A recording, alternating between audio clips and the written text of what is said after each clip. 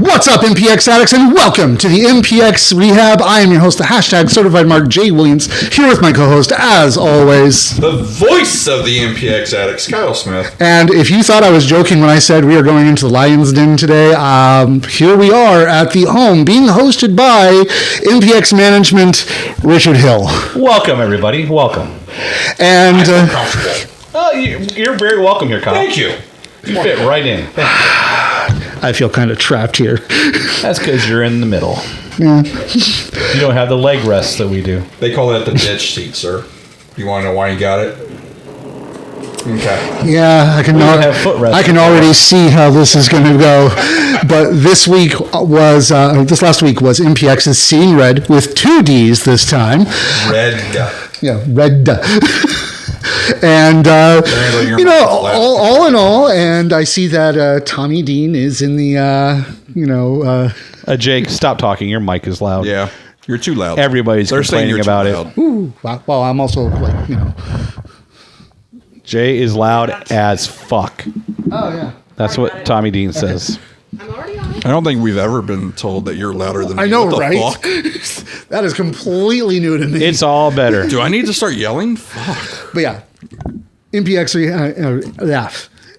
is Seeing Red.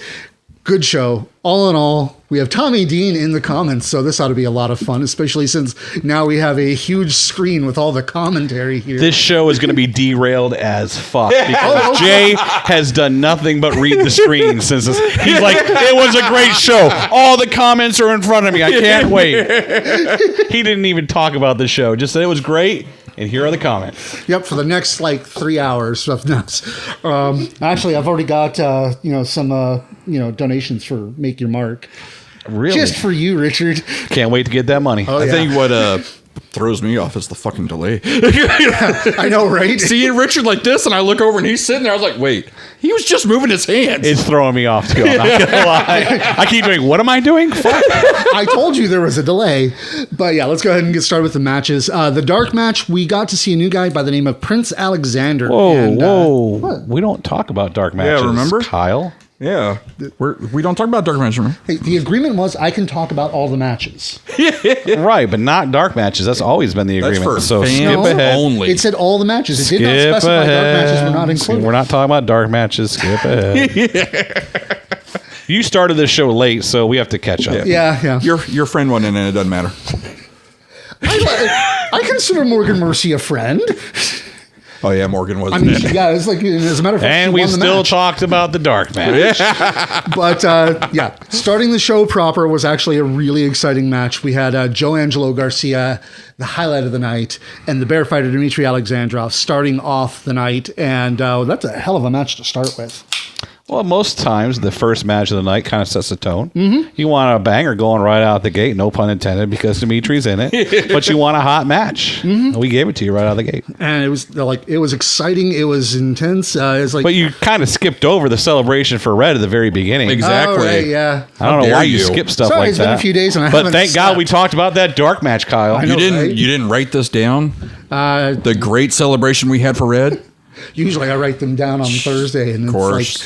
The celebration for Red did happen, in which he was told that he didn't deserve to have the broken, crumpled original MPX championship as his belt, and instead was given the old prospect title. Well, and to be fair, that's the way it always should have been. I think I don't say we. I guess maybe we forgot there was a prospect title beforehand. Or we forgot where it was. I was going to say, or that. It's like things can get misplaced in the back. But I did it's like a how real they big fixed that. area in the back. I mean, what do you want me to do? Yeah. I mean, you have to go that whole locker room. Exactly. Because that was the thing. Like, when they first did it, I was like, that's awesome. That was never the prospect title, but all right, cool. I like that belt. That was never the Addicts title until it was the Addicts title. Well, true. Honestly, I will say that the vignette on Destiny did have a lot of gravitas to it, with him pulling open the. Yeah, you didn't talk about that in the Destiny recap show. That's fine. Oh, we did. Yeah, because I even mentioned, I was shocked because coming in, I didn't even realize it was lit there. And then you showed the video, and I looked back. I go, "Holy shit! Yeah, the box is gone. Yeah, the title's gone." I do remember. I apologize. I do remember you saying that. And it's like because there was a security guy standing there the whole time, so we're just like we didn't have a chance to look and see. Yeah, so because I normally do. It's one of my weird things. As soon as I walk in, I look at that security title. guy. If anybody has any ideas about coming on stage and trying to slap somebody, we have security. Yeah. We're spinning. That is actually the biggest question I have not seen asked is like, where the fuck was security? That is a weird ass thing we're stuck on. Are we really? Is it stuck on there? Or? No, I think we're going. Okay, That's YouTube. They just brother. hear me talking. Yeah, Well, you do have a cursed name for your password, so I do. That's quite old. You can tell how old. haven't changed your password since 2000. Well, let's not give a whole lot of clues out Right, about my password, Jay. Jesus. You were right. You can't tell Jay anything. you can't. Everything gets spoiled. I were didn't just say- Or released. They were here for a half I hour didn't before say you, what- Jay. And one of the conversations was, you can't tell Jay shit. He will fucking kayfabe nothing. He will fucking hint around at it. Here's my password so you can get on the Wi-Fi, Jay. Well, your password hasn't changed since... It's like, leave it the fuck alone. Too many people in wrestling are going to guess that. Mr. Keep It Kayfabe never keeps it kayfabe. Mr. Keep Y'all It should know Kayfabe. that. If you knew what I don't say, then you know. Really? Give an example. No. What has Iron Belly told you this week? Actually, it's not even Iron Belly. Oh, come on. He isn't in town. You don't talk to anybody but Iron Belly. Come on. He's your only friend. I was going to say it, but I was like, yeah, that's a little mean. PR said that was Jay's only friend. So where were we? So we were talking about the celebration in which Red got the original prospect championship. And that's all belt. that happened. And then And we Tommy saw- Dean comes out. No. We remember saw that. you're skipping over. We saw the brand new Tommy Prince, the reinvented. He's a nice young, as the fans like to say, he's a nice young He boy. is a nice young man. He and everything, I guess. No, but, boy. Someone's eventually going to tell him. Tell him what? Yeah, you can't tell him the me. truth about Hilda. No. I've already told him the truth. Yeah, about Hilda's that. on a farm and it's Yeah, lovely. I'm sure. She gets to play with dogs and cats. You're a dog and cat person. You should love that. Yeah. It's true. I'm sure you've sent many dogs and cats to the farm, Jay. What kind of psycho do you take me for? I don't know, but I did it with the deadest eyes I can manage when I said that. So freaked out Liliana. So But Tommy Dean comes out and basically throws out a challenge to Red that if he wants to call himself the prospect champion, Tommy is willing to go one-on-one with him for it. because Tommy wants a title match. Beg much? Hey, Well, hey, let's be honest. If we do look at the history of Tommy Dean here, he does just I call was going to his say, title it's like it wouldn't be the matches in first MPX. time he's done that. Yeah, and you guys have bitched about it every single time except this He one, has. Jay. He has. I don't know. Jay. I don't bitch about it. He bitches about it. Kyle's right though. I'm not gonna lie. I do like that. Apparently, he just calls whatever match he wants and he Yeah. gets. So we got the setup for Tommy Dean versus Johnny O'Mara, and Red got a second defense, which, the math on that is a little wonky. No, What he's 'Cause he beat Tommy Dean in one Exactly. defense. Wasn't the Even though it was supposed to be Noah, but they changed the match, so we went with but it. wasn't the Yep. match with Noah supposed to be? Did you see the event 4? poster? right? Was he actually listed as MPX prospect champion? He was. Wow. Yeah. See, I mean- facts. You don't listen to me. I'm the fact checker, but you don't listen to me. So now, Well, you don't do the fact checking all that often. Oh, I do. Red Chambers has defended his title twice. Yeah. Yeah. Two times. But that was later. Two times. That was later on in the night. But the match with Joe Angelo Garcia, Dmitry Alexandrov, great match. Dmitry coming away with the win. And then after that, we had we talked about the match already. Oh, okay. Everything. No, we didn't. But all right. Then I got griped at for skipping over the celebration. And then Dmitry Alexandrov talked about his match for this weekend. But I guess right, you yeah. don't want to talk about Yeah, that no. right now. He You want skips to talk that about that too. later? Normally, we just talk about the matches. He Oh, doesn't okay. want to fight. He's fighting an actual bear. Yeah. I normally have Brian Pulver complaining about how his name's not being mentioned enough on this show when I watch this show on Thursdays. Well, so okay, I'm sorry, I don't no, hear that is- everything. that is- Dimitri? No, Brian Pulver. Oh. Yeah, Brian Pulver. Always wants his Okay. name voted mentioned. best. Every wrestling 5 photographer minutes, I'll set a timer. Every 5 minutes, we'll mention Brian Pulver. Okay, first of all, Courtney Bug, I am not gaslighting Prince. Okay, I don't even know if you know what gaslighting means. I actually did until about 3 years ago. You ought to be ashamed of yourself for saying I'm gaslighting somebody. What's wrong with you, Courtney Bug? Maybe you need to look inward. You've known what gaslighting is for a while. You just, forgot. There's something wrong with your head. No, I literally did learn that phrase during calling out. I was like, what the fuck does this mean? Oh, yeah, no. And then you have to look inward and be like, shit, have I done that?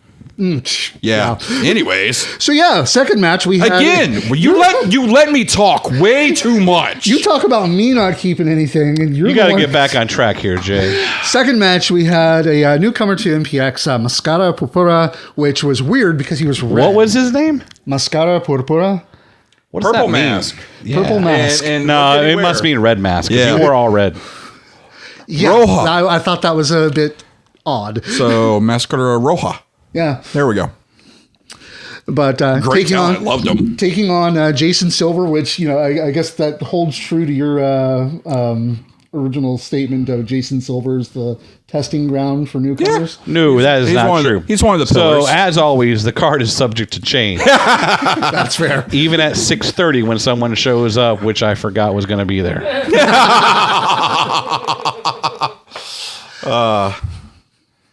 Yeah, I can see that Things happening. have to be shuffled around sometimes. Also, we kind of got thrown a curveball when the Carver from Cutter's Alley had to cancel all his bookings this weekend. Yeah, and throw our matchup with Sky de la Cremosa from Sky versus the Carver to Sky versus we don't know. So it kind of threw a big monkey wrench in most of the plans. Yeah. That's what you really should have named the show. Card subjects change, because we're obviously going to talk about that a lot. Oh, yeah. But yeah, no, this match was really good. Obviously, didn't know much about the guy until we started researching. No, Mascara Purpura is good. Yeah, he's been around for a while. He's been around for a while. He's CMLL, Chikara, thing all over the place. Apparently, he trained Phoebe. I guess that's what she said. That's one acclimate you can claim. I believe he trained Nathan Estrada for sure. There we go. Oh, really? Yeah, I don't know about Phoebe. I can't comment on that, but for sure Nathan Estrada. That's awesome. Chris, you need your glasses checked. It was not reddish purple. And no one's gaslighting anybody, Chris Fulmer. How dare you try to put the blame on me when clearly you're the one over here trying to cause problems. And Mr. Legs. But no, the biggest thing out of this obviously was that backbreaker where Silver looked like he was about to be Batman for a minute. Oh my Bane God. broke his back. Oh my God. That was beautiful. And there was a sold out crowd in the back for that one, and all you heard was Silver's fine. Yeah. Yep. Because we all know he's going to get right back up. Vampires regenerate quick. Yeah. He's probably went to the back, nipped up, and he's fine. Yeah. And that sounds like him. And then he hits somebody for no reason. Yeah, exactly. But, or, walks on a show when he's supposed to be dead. It happens. I'm the one who doesn't keep a kayfabe. Well, I mean, if you want Silver's excuse, he's been hit in the head a lot. Oh, shit, I'm dead? I forgot. Shit. No, what was funny is he came up to us after after we were done recording. He's like, you may want to edit that out. I'm like, yeah, of course. Thanks, man. Seeing as how we got 3 people messages being like, did he really do that? Yeah, don't worry. We're taking care of it. But yes, the match was good. Yeah, the match was really good. Jason Silver coming away with a win on this one. I actually hope we get to see Mascara Purpura again. The only complaint I have about Mascara Purple was other than his name, nobody told him about the ceiling as we're all watching it, and I hear somebody go, I hope he doesn't touch the ceiling, and I hear, I didn't tell him about the ceiling, and I'm thinking, I didn't tell him about the ceiling. And we're like, oh shit, Nick, tell him not to touch the ceiling.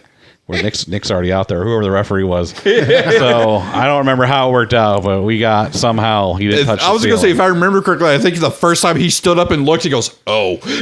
Yeah. At least he didn't go like this and reach out. We could have major problems. No, Jason did, though. Well, Jason knows where to touch the I was going to say, True. Silver always He's a does. pro. He's got a space that he knows, okay, I can touch here and it's good. Yeah. That ceiling fell, and Jason Silver, in the back had to go, I was going to touch there. That or Silver's like, oh, God, it wasn't me this time. Yeah. I was just, honestly, when the ceiling fell, my first thought was, wow, Tommy Prince is trying to outdo Jason Silver. Okay. Well, that one wasn't as funny as ours, but that was a good try. Right. Swinging a miss. Yeah. But yeah, after that we had the match that was supposed to prepare the Texas Chainsaw Sky de la Cremosa as he took on the rugged Gabe Wilder and the Tommy Becker. It prepared him. I mean, we'll get into it later, but it prepared him. You prepared him? You sure? Now, of course, I was torn, obviously. As someone mentioned me the next day, is like, how did it feel to have your three favorites in the ring? I was like, thanks, asshole. No, this match was great. Like, it was one of those where, you got, obviously, Sky comes out, you're like, awesome. Gabe comes out, awesome. And then it's like, oh, I guess I didn't hear Cody at all. I didn't know it was a triple threat. I immediately was like, oh shit, Gabe and Sky are gonna beat the shit out of each other. Awesome. Yeah. And then Tommy comes out, I'm like, oh shit, it's a triple threat and I don't know what to do. Oh, damn it all. Yep. That's all right. But it was a good match, and with Gabe and Tommy having obviously Tommy Becker, we should probably say. Yeah, Tommy Becker having the we have too many damn Tommies. the forethought to try their best to keep Sky out of the match as much as possible because, well, I mean, it is Sky de la Cremosa. Well, is that not a smart thing to do? I said they had the forethought to do that. Yeah. See, there is too many Tommies. Yeah. That's why Mad Prince is Mad Prince. Mm-hmm. Yeah. Although, if you've got him on medication now, is he really the Mad Prince? I mean, he likes the name. Yeah. I'm just trying to help guide the poor guy in his career. I'm not trying to change him, Jay. Just being you're doing there. a good job of it, though. Someone to counsel him on his way to the top. Yeah. Like you had Carl when you started this. Carl, Trey Mack, occasionally. Oh shit! Brandon he touched this. Oh yeah, he was. I was going to say, it's like we were on the Offshoots Network for I forgot about year, that. Dude. What do you got against poor Trey Mack? Nothing. Okay. He gave you a Hall of Fame, so I like him. Feels like you were really trying to shoot on Trey No, Mack. not at all. No, Poor Trey, he didn't do anything. You got to remember, I say things and don't really mean them. I was going to say, Trey Mack we like. It's Mike Tatum that we There we go. Who's Mike Tatum? mean Mike Tatum? Wait, I know that name. Yeah. It's the guy Why do I know? it's the guy that he got us in trouble with. What? It's the promotion I said's dead and apparently wasn't dead.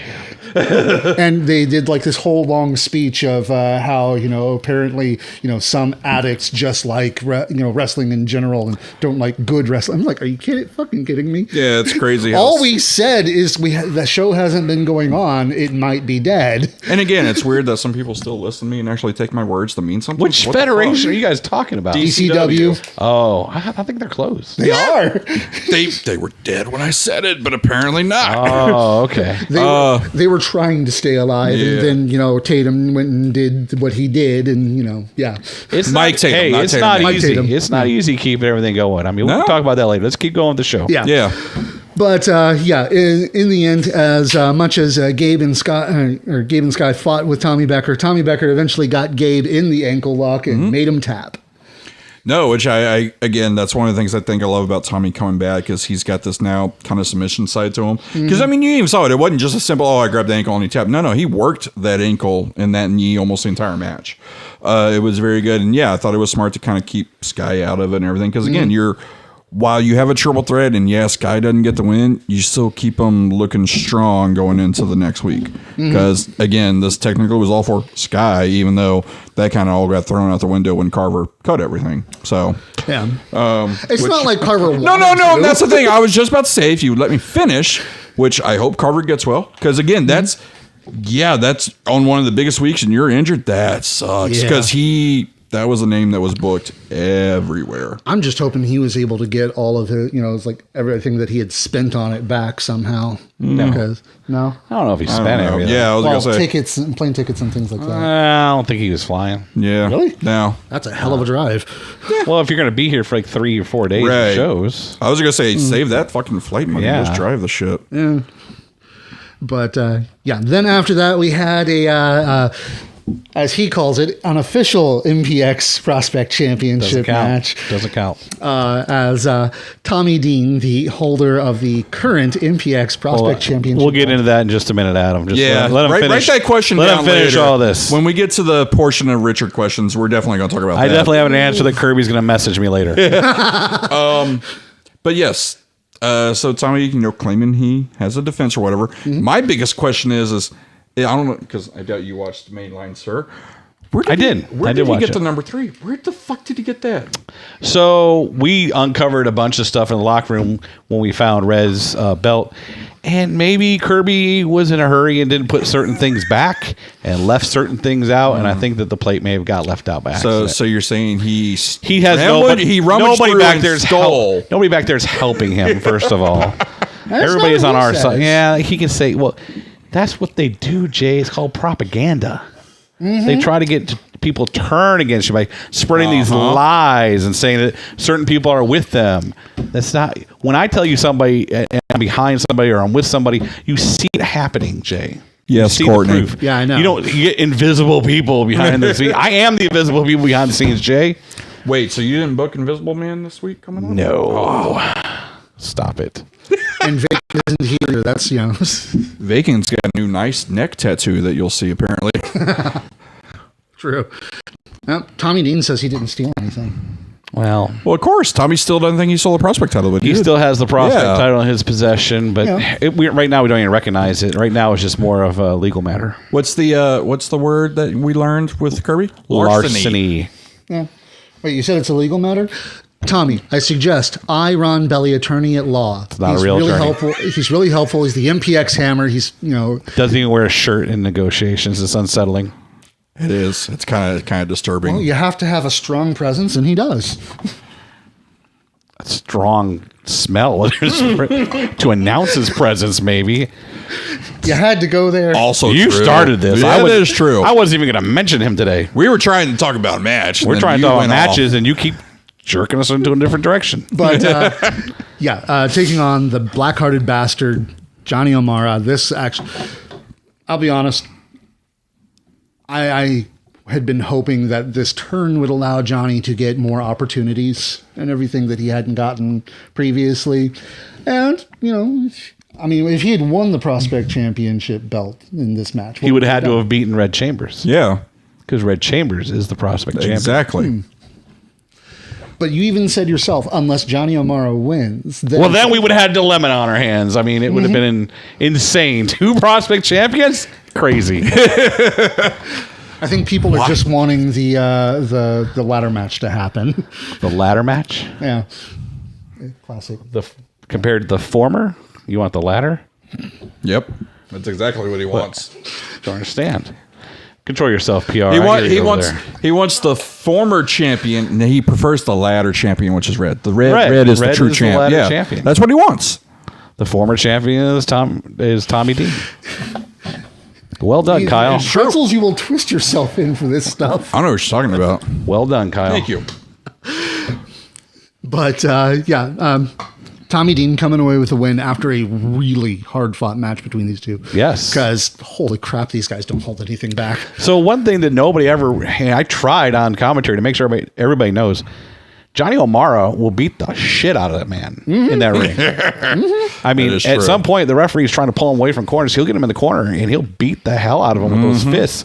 And that's why the whole reason the referee is in there is to prevent injury on another wrestler when Johnny's got him in the ropes. Yeah. Because Johnny's boxed before. He don't give a shit about the ropes. Nope. We constantly have to remind him. You would know about that, too, yeah. Yeah, we'd have to constantly remind people that, you can't mess with Johnny. He will knock you out. Mm-hmm.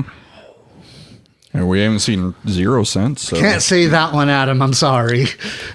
Unless you want to send to, the Make Your Mark program, we'll happily say it on air. How dare you, Adam Chop? But Tommy Dean coming away with the win on this. And apparently he now has the 3rd plate. So no, he it doesn't. says that he's stolen the 3rd plate. And what happened next? He even quoted a rule book. What happened? Show me the rule book. Exactly. I actually wanted to see that since I'm supposed to be the fact checker. I would like a copy of that stuff. Let's move on to the next match, Jay. Yeah, the next match was Afro Circus, represented by Stevie Hendricks and Nathan Estrada. Afro Circus? Wasn't it the Prospect title match? No, that was later. They were on. Yeah, it was after. Yeah, that was after. Oh, but if he wants to talk about the Prospect title, we should go ahead and do. No, we'll talk about Afro Circus. Yeah. What happened to Afro Circus? I thought you'd want to. What happened to Afro Circus? Afro Circus took on the team of the Mad Prince and Nasty Nick Nash. Yes, a team that their first time ever tag teaming. A team I like to call Father Knows Best. Sir. Dumb. We don't Sir. put labels on. First of all, don't put that's labels. dumb. And first of all, I'm you not forgot. I'm not Nick's dad. And you forgot Nasty Nick Nash and Matt Prince with Richard Hill. You forgot to mention Richard was there to make sure and keep everything in line and help that team do what they did. And spoiler alert, they won. Also, the Mad Prince talks so much during his matches to me, I get blown up out there. He talks a lot. He is a talker. Damn, he talks a lot. He talks a lot. He wants to dance. We have slightly, checked the medication, made a slight alteration to it, so you just see less of that. Isn't Ritalin supposed to calm you down and let? Well, he's on talk less? he's on several different meds Okay. right now. Ritalin is not one of them, by the way. Oh yeah, no, please no. Which I do like how he's finally got a brother that will help him. Nasty Nick is He has a father figure now. He has a brother figure Exactly. who's kind to him. Yeah. I mean, he's starting to get a pseudo family put together. Exactly. Jay, there's a mommy spot open if you're available. Really? Yeah. It's true. But the Mad Prince and Nick Nash coming away with the win on this one. And then, afterward, you wanted me to make sure that I said that this team with you won the match. But it's what happened when you were asking me to, telling me to, that I have a problem with, sir. That you were looking at your phone. That you is put true. your hands on me, sir. Oh, I can put my hands on you. I can't hurt you. Hell. I can't hurt you. It says violation of my person or property. No. You're sitting next to me. Our feet are right next to each other. Our legs are touching. I can touch you all I want, but I can't And hurt you. deciding to wipe your beer-covered hand on my First of all, face. that fan threw beer on me. Which also, because you did it to me too, it's very gross beer taste. Oh my gosh, I had to get that beer off of me. I didn't gonna say- realize that was you guys. I thought those were dish towels. It's- But I tried to get that beer off me as fast as I could. And as people know, I like beer. That beer did not taste or smell good at Skunky all. smelling beer. Yeah, it was horrible. Terrible beer. Apparently, they still want justice for it, though. They threw beer at me. It's their fault they spilt it, It would have been worse if Tommy wasn't there. right? And because we'll see later on in the show, you don't mess with Daddy Hill. Well, you don't have to call me daddy. He doesn't call me daddy. He calls me dad. okay. Yeah, he calls He me calls you daddy. daddy, though. Well, He loves it. maybe he does. Makes sense. And then after that, we had the other MPX Prospect Championship match as Red Chamber made his... Not the other, the Right. prospect. The match. Prospect Championship match. Yeah. No, he didn't. Oh, yeah. Cody Really? Cox. He did the air quotes and everything. Oh, we're going to have to relook at the Cox. film and then go ahead and make sure, because he's going to get reprimanded for that. But That's a fine. Red Chambers taking on newcomer to MPX, Maui Mike, and his incredible talking coconut. Yeah. That coconut lost an eye.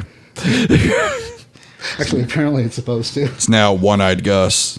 I expected better of a coconut. That is true, right? Really? I'd heard a lot of stories. A Red Chambermaid? Sir. I did not. You got to...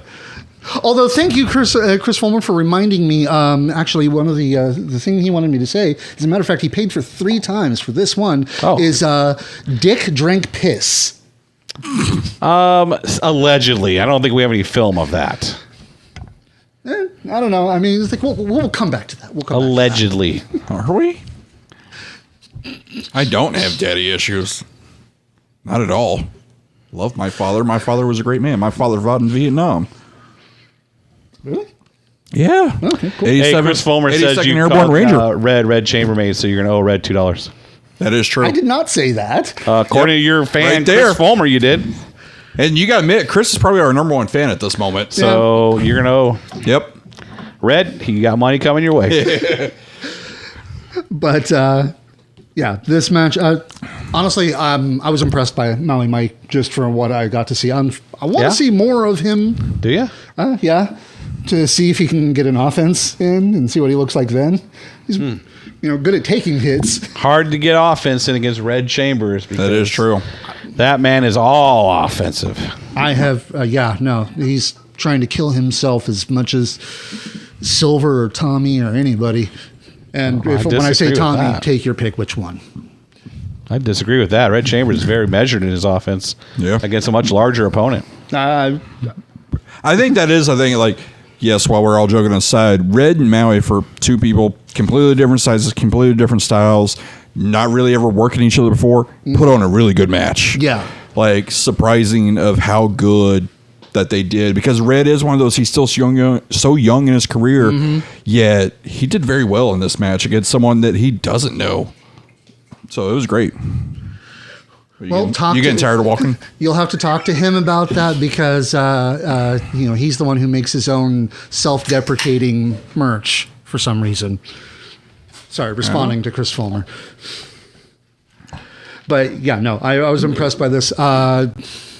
Like I said, I want to see him again to see if he can get offense in and see what it looks like then. That's right, Courtney. You don't. But it sure helps.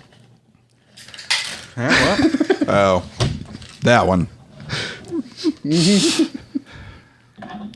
Yeah, that is true. Yeah. And then after Red Chambers came away with the win on that one, so therefore, I guess being his second win, according to MPX Management. It's 2. Dos for the Spanish-speaking population out there. Mascara purple, yeah. Yep. Courtney, please stop.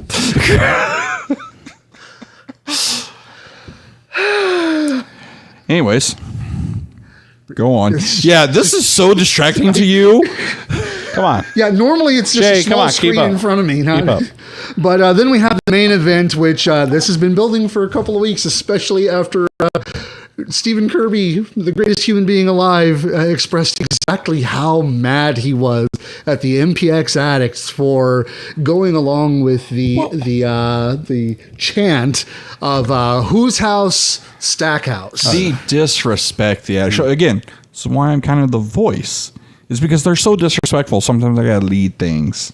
And Kirby demanded this match. Yeah, I'm not surprised. Rightfully so. I mean, if you watched the MPX Rehab with him, he was angry. He spent, what, 10 minutes at least griping about that? Very loudly, I might add. He's very drunk, too. Well, yeah. Mascaras, not mascara. Mascaras? Yeah. Yeah, purple. See? Again, get your stuff right. It's true. But yeah, no, this match, I was happy because while the last time we saw Sam Stackhouse, it didn't necessarily do a lot. So I was like, oh, I'm cool to see a singles match and how he works. And no, him and Kirby was great. I loved the build up. I love obviously things are probably planned to change. I don't know if this match would have been the main event per se. Just because it's the whole kind of a comedy type match thing.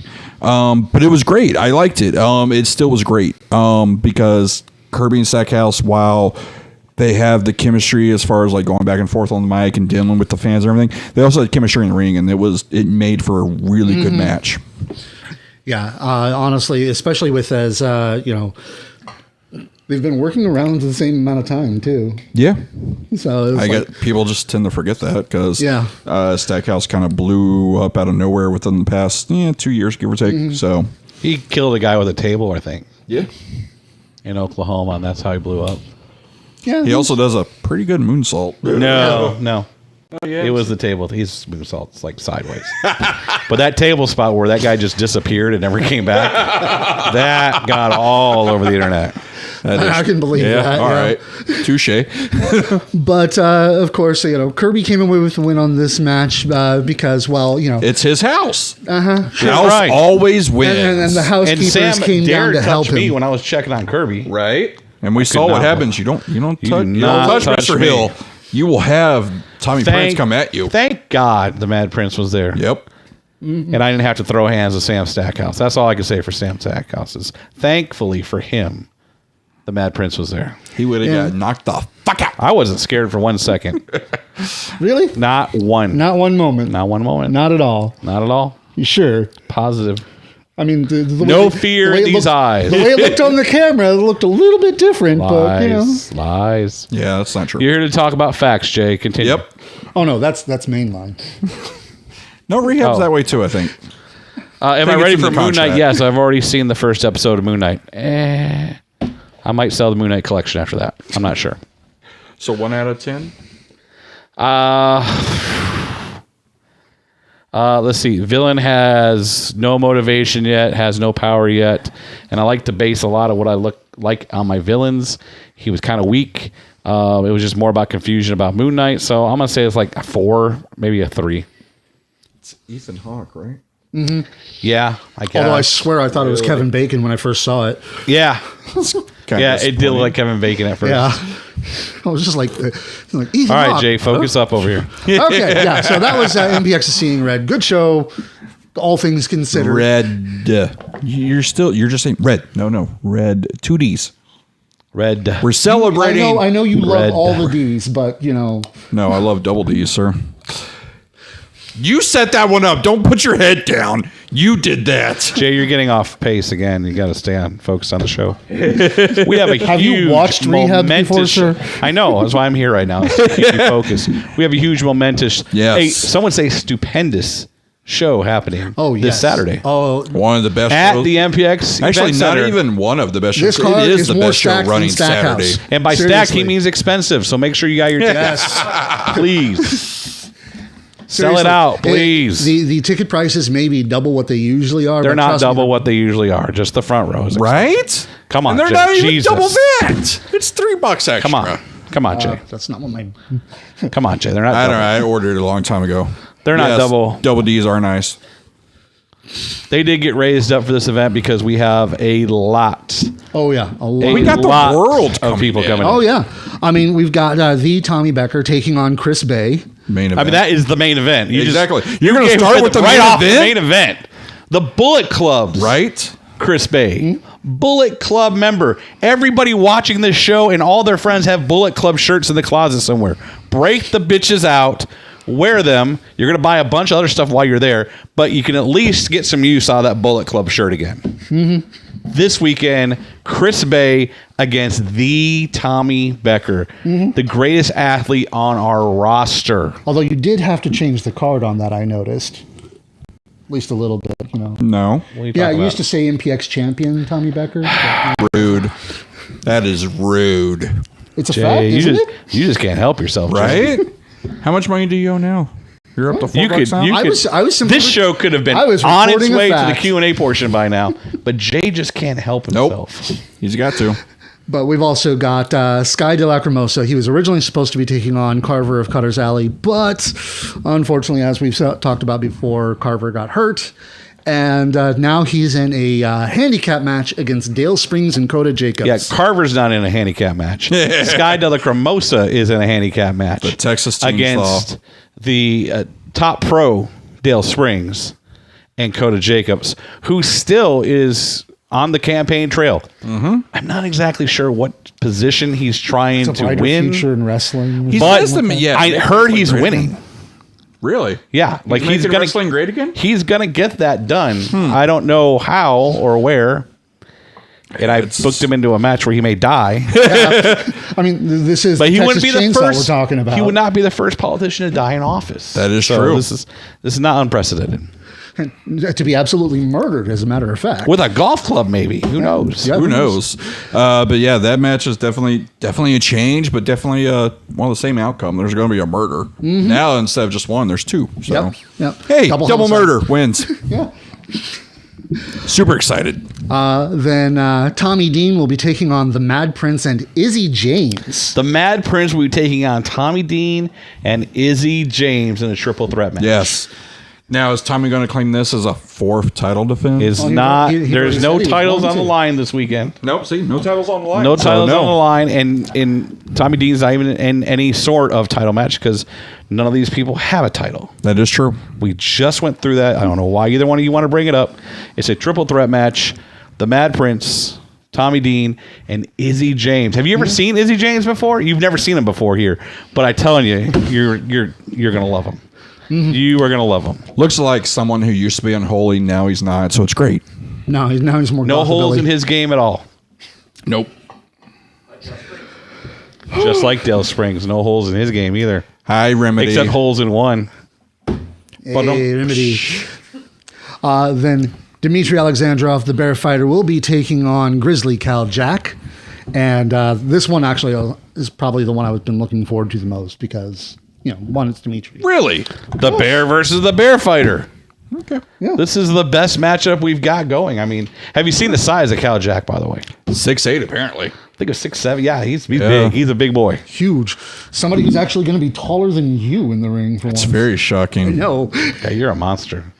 Yeah, it's always surprising. I always forget how big I am until I stand up next to one. I'm like, oh, yeah. That's why I was told I can't be an announcer or a manager or a ref. I'm too big. All Because right. when you're taller than the monsters, it's really hard to, make But them see, look shouldn't impressive. you having a monster enforce the monsters? I think that just makes the most sense. Yeah. Who else can pull Hardacus or Sky off than me, right? Hey, yes, I'll die in the process, but it's okay. But I'm looking forward to this match because, like I said, it's I went and looked up Grizzly Cal Jack and just damn, and Dmitry Alexandrov getting to fight him at MPX versus the World. That's going to be incredible. It was the closest thing to a real bear we could get. Yeah. Unfortunately, it's illegal without certain licenses to get a. You don't know any working bears? No, my catalog of working bears has run out. They've all retired. Oof. Yeah. But then we've also got a 6-man tag team matches. Our own Civil Disorder will be taking on Viva Los Amish. What do you know about Viva Los Amish, Jay? Not a thing. They have a chicken. They have a live chicken. Yes. A chicken. He'll be there. A live chicken. Not, He not, will not be a, there. She not will a be fake there. chicken, not a rubber chicken. Oh, it's a she? They will be there. Yeah. They. Political. See? Look. Say he's gaslighting. He's not gaslighting. He even said they. Politically correct. That is not an app anyone should download, Courtney. Well, I guess I shouldn't say any. Some might. I was going to say, it's like, let the people who want that. I forget. Man, see, you give me a live mic and I forget what I say. That It's was pretty funny, 2022. Courtney. That Fuck. was pretty funny. That was a good one. That was very good. But, this is Civil Disorder, and you know how they work. And I've been told, at least, that Viva Los Amish is... I think we should make a thing right now. No one should read the right. We should just be reading the left.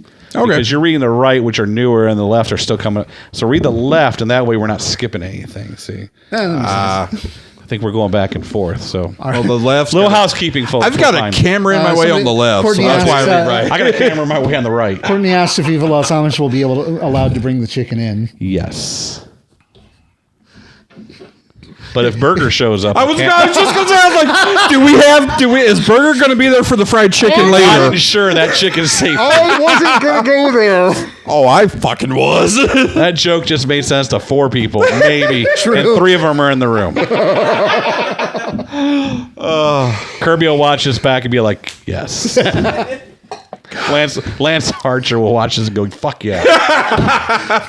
If Lance I was going to say, wait, Lance does not watch our shit. I'll send it to him. if Lance Archer watches this, you can ask him. I'll mark I'll it have up. Leave a Bait show him. It'll be fine.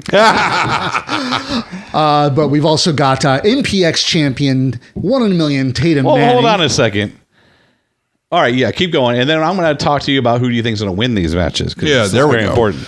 Keep going. Taking on Gary J, which after some Poor of the stuff he told me fucking about it, I Tatum. went and looked him up, and holy, yeah. I'm sorry, Tatum. You've You never mean seen it was Gary literally J? just the last week I had to tell you, go look at Gary J? You've never seen No, it Gary was 2 J? weeks ago. Oh, okay, whatever. Gary But J's fuck, been around Gary J's here since, amazing, like, yeah. 15 years or something. Exactly. What? You uncultured swine. Wow. I thought you went down to Talked Anarchy about and all my that. lack of knowledge in some of this stuff. I thought you went down to Anarchy and all that stuff. Yeah, once years ago. Well, Gary J was probably on the show. He was always Yeah. down there. Gary J, Pierre Abernathy, and there was a third guy, Evan Gelastico. That's right. Yeah. Which, None of those names ring a bell. Wow. Yeah. uncultured swine. No, Gary J is going to be amazing. And again, poor Tatum. Yeah. His chest, his jaw. It's going to be a very rough night for our MPX champion. Yeah. Don't worry, Courtney. We'll tell the burger story here soon. We'll hear it again. Okay. Kirby has told us every time we've, He wasn't even here. but he still told us the story. He may have done it at MPX too. That's entirely possible. That's probably what Kirby's talking about. Yeah, it was the bucket of fried chicken at MPX. Oh, I've got a better one than that. All right. Oh, Stay tuned. Yeah, and then of course the reason I put this last match in the Chris Bay versus Tommy Becker match first is because this is the match that I know the addicts are really excited about. It's going to be the greatest human being alive, Stephen Kirby, that guy, and MPX Prospect Champion, Saturday Night Savior. You keep forgetting that. I know I don't. Saturday Night Savior is the best thing. As a matter of fact, I do not forget that. I promise you that. It is the best thing he's done. Taking on the Monster Hunter, Matt Palmer, and Athena. Which, first of all, none of these are monsters, so why are they even fighting? Because we're playing D&D, and there's a lot of monsters in D&D. Oh, okay. Also, Jay, you don't know him. It's Matthew Palmer. Right? I've seen it both ways. You've seen it wrong. Right. And then you've seen it correctly. The Monster Hunter, Matthew Palmer. And I think it is very, while yes, they technically represent the world, I think it's coming home. Mm-hmm. This is home. You guys had a glimpse of a disagreement over a role. A few roles during a dungeon. Don't make a big deal out of it, Jay. This is 4 friends. I'm sure they'll all shake hands and be just fine with each other. They're probably beat the snot out of each other too. Beat the hell out of each other. Athena will probably try to cast Fireball. While Matt's in the ring. Sure. Definitely while Matt's in the ring. But I am very much looking forward to that match. There was a lot of hoops we had to jump through to get that thing done. Yes. Yeah. Obviously, if you don't know, and I don't know how you would know, Athena, formerly known as Ember Moon from WWE, former NXT Women's Champion, former NXT Tag Team Champion. NXT Tag Team Champion. Yep. Former MPX Champion. She's got a storied history at MPX and well loved and everything. So her coming home to MPX and actually, getting in the ring to actually be in a match rather than just, kick the crap out of Mayhem Mafia and take her husband back home. Well, he shouldn't have been there. I thought he was cleared. I know. He was telling everybody that he's cleared to wrestle. I mean, once you're married, yeah, sure, everyone else can see it clear. But if you don't clear it with the wife, it doesn't work. True. So, I did that. But, I know the addicts are really looking forward to this match because, it's people they love at MPX. Yeah, all 4. It's the greatest human being alive. Yeah. It's our Saturday Night Savior. Everyone loves them. They're the best. And then, we have Matthew Palmer, the Monster Hunter, and then world-renowned Athena coming home. Mm-hmm. So, it's going to be amazing. This match is going to be great. I had already made the joke, which someone else apparently already did, but I said it first. Yeah, if this match doesn't start with a D&D roll of a nat 20 for Kirby, it just starts wrong. The referee rolls initiative for the party. There we go. Whoa, exactly. The referee does not roll initiative for the party. The referee tells them to roll for initiative. Jay, I thought you played D&D. You played this game before, I've played D&D for over 30 years. People don't have somebody roll your initiative. There are DMs who roll initiative for their party. Well, there's D&D and then there's wrong D&D. Right. Sorry you had to play that way. That is wrong. What would you know? You played 2 games? Doesn't matter. I still know the right rules, apparently. Way to go, Kyle. Thank you. But MPX Barbarian who just likes to fight. Is going to be a... you play with Tyler Jett. No, that was me. Tyler Jett, every game. New campaign. I'm a barbarian. New campaign. I went with barbarian this time. Somebody lives the Viking part. Oh, my God. He just wants to have an axe. That's all he wants. That makes sense. You can have an axe as other classes. We tried to tell him that. I had 2 axes. That doesn't surprise me. I mean, your name is Kyle. You having axes, Shut the fuck up. Fuck you. I don't like axe. I don't like monster, and I don't punch walls anymore. No, I've said it before. You are the least Kyle that I have ever met. There was a mosquito flew in my house. I asked Kyle to kill it. I literally thought he put his hand through my wall. Okay, that is I'm true. like, thanks, Kyle. You saw that, right? Whack. And I was like, fuck, there goes my wall. I forgot his name was Kyle. But MPX vs. the World is going to be an incredible show. Make sure you get your tickets if you don't already have them. Front row sold out? I was going to say, it's like the front row sold out? Man, I don't handle this ticket thing. I think it might be sold out. Yeah. If not, it was the other super rows close. Are available. Make sure you get your tickets. We need everybody there to support us. There's a lot of competition going on, and we do what we do. We went and got the guys who are hot, who are relevant, and in some cases, like with I know no one on this show watching this has seen Cal Jack. I know that. But the ability to get the Grizzly against the Bear Fighter was the first fucking thing I did. Next to Chris Bay, that was the first thing I signed. Wow. Nice. Because to me, it was just so much fun to have Dimitri in that type of match that we could bill as the Bear Fighter and the Grizzly. It's something that we don't have the opportunity to do down here normally. And we'd actually spoken to Cal Jack before. He's from Vegas. So immediately, the first message, are you going to be in town for WrestleMania? He goes, I am. Done. So I'm really excited over that one. Yep. And the Chris Bay thing was the first thing we went for because, again, the opportunity to have a relevant Bullet Club member on your show, I thought was too big of an opportunity not to go for. Yeah. That's not going to cost, hundreds of $1,000s like fucking Jay White or the Tongas or something. Yeah. I asked, was it Tama Tonga one time? I gave him a price that was close to 4 figures. He told me I was not in the right ballpark.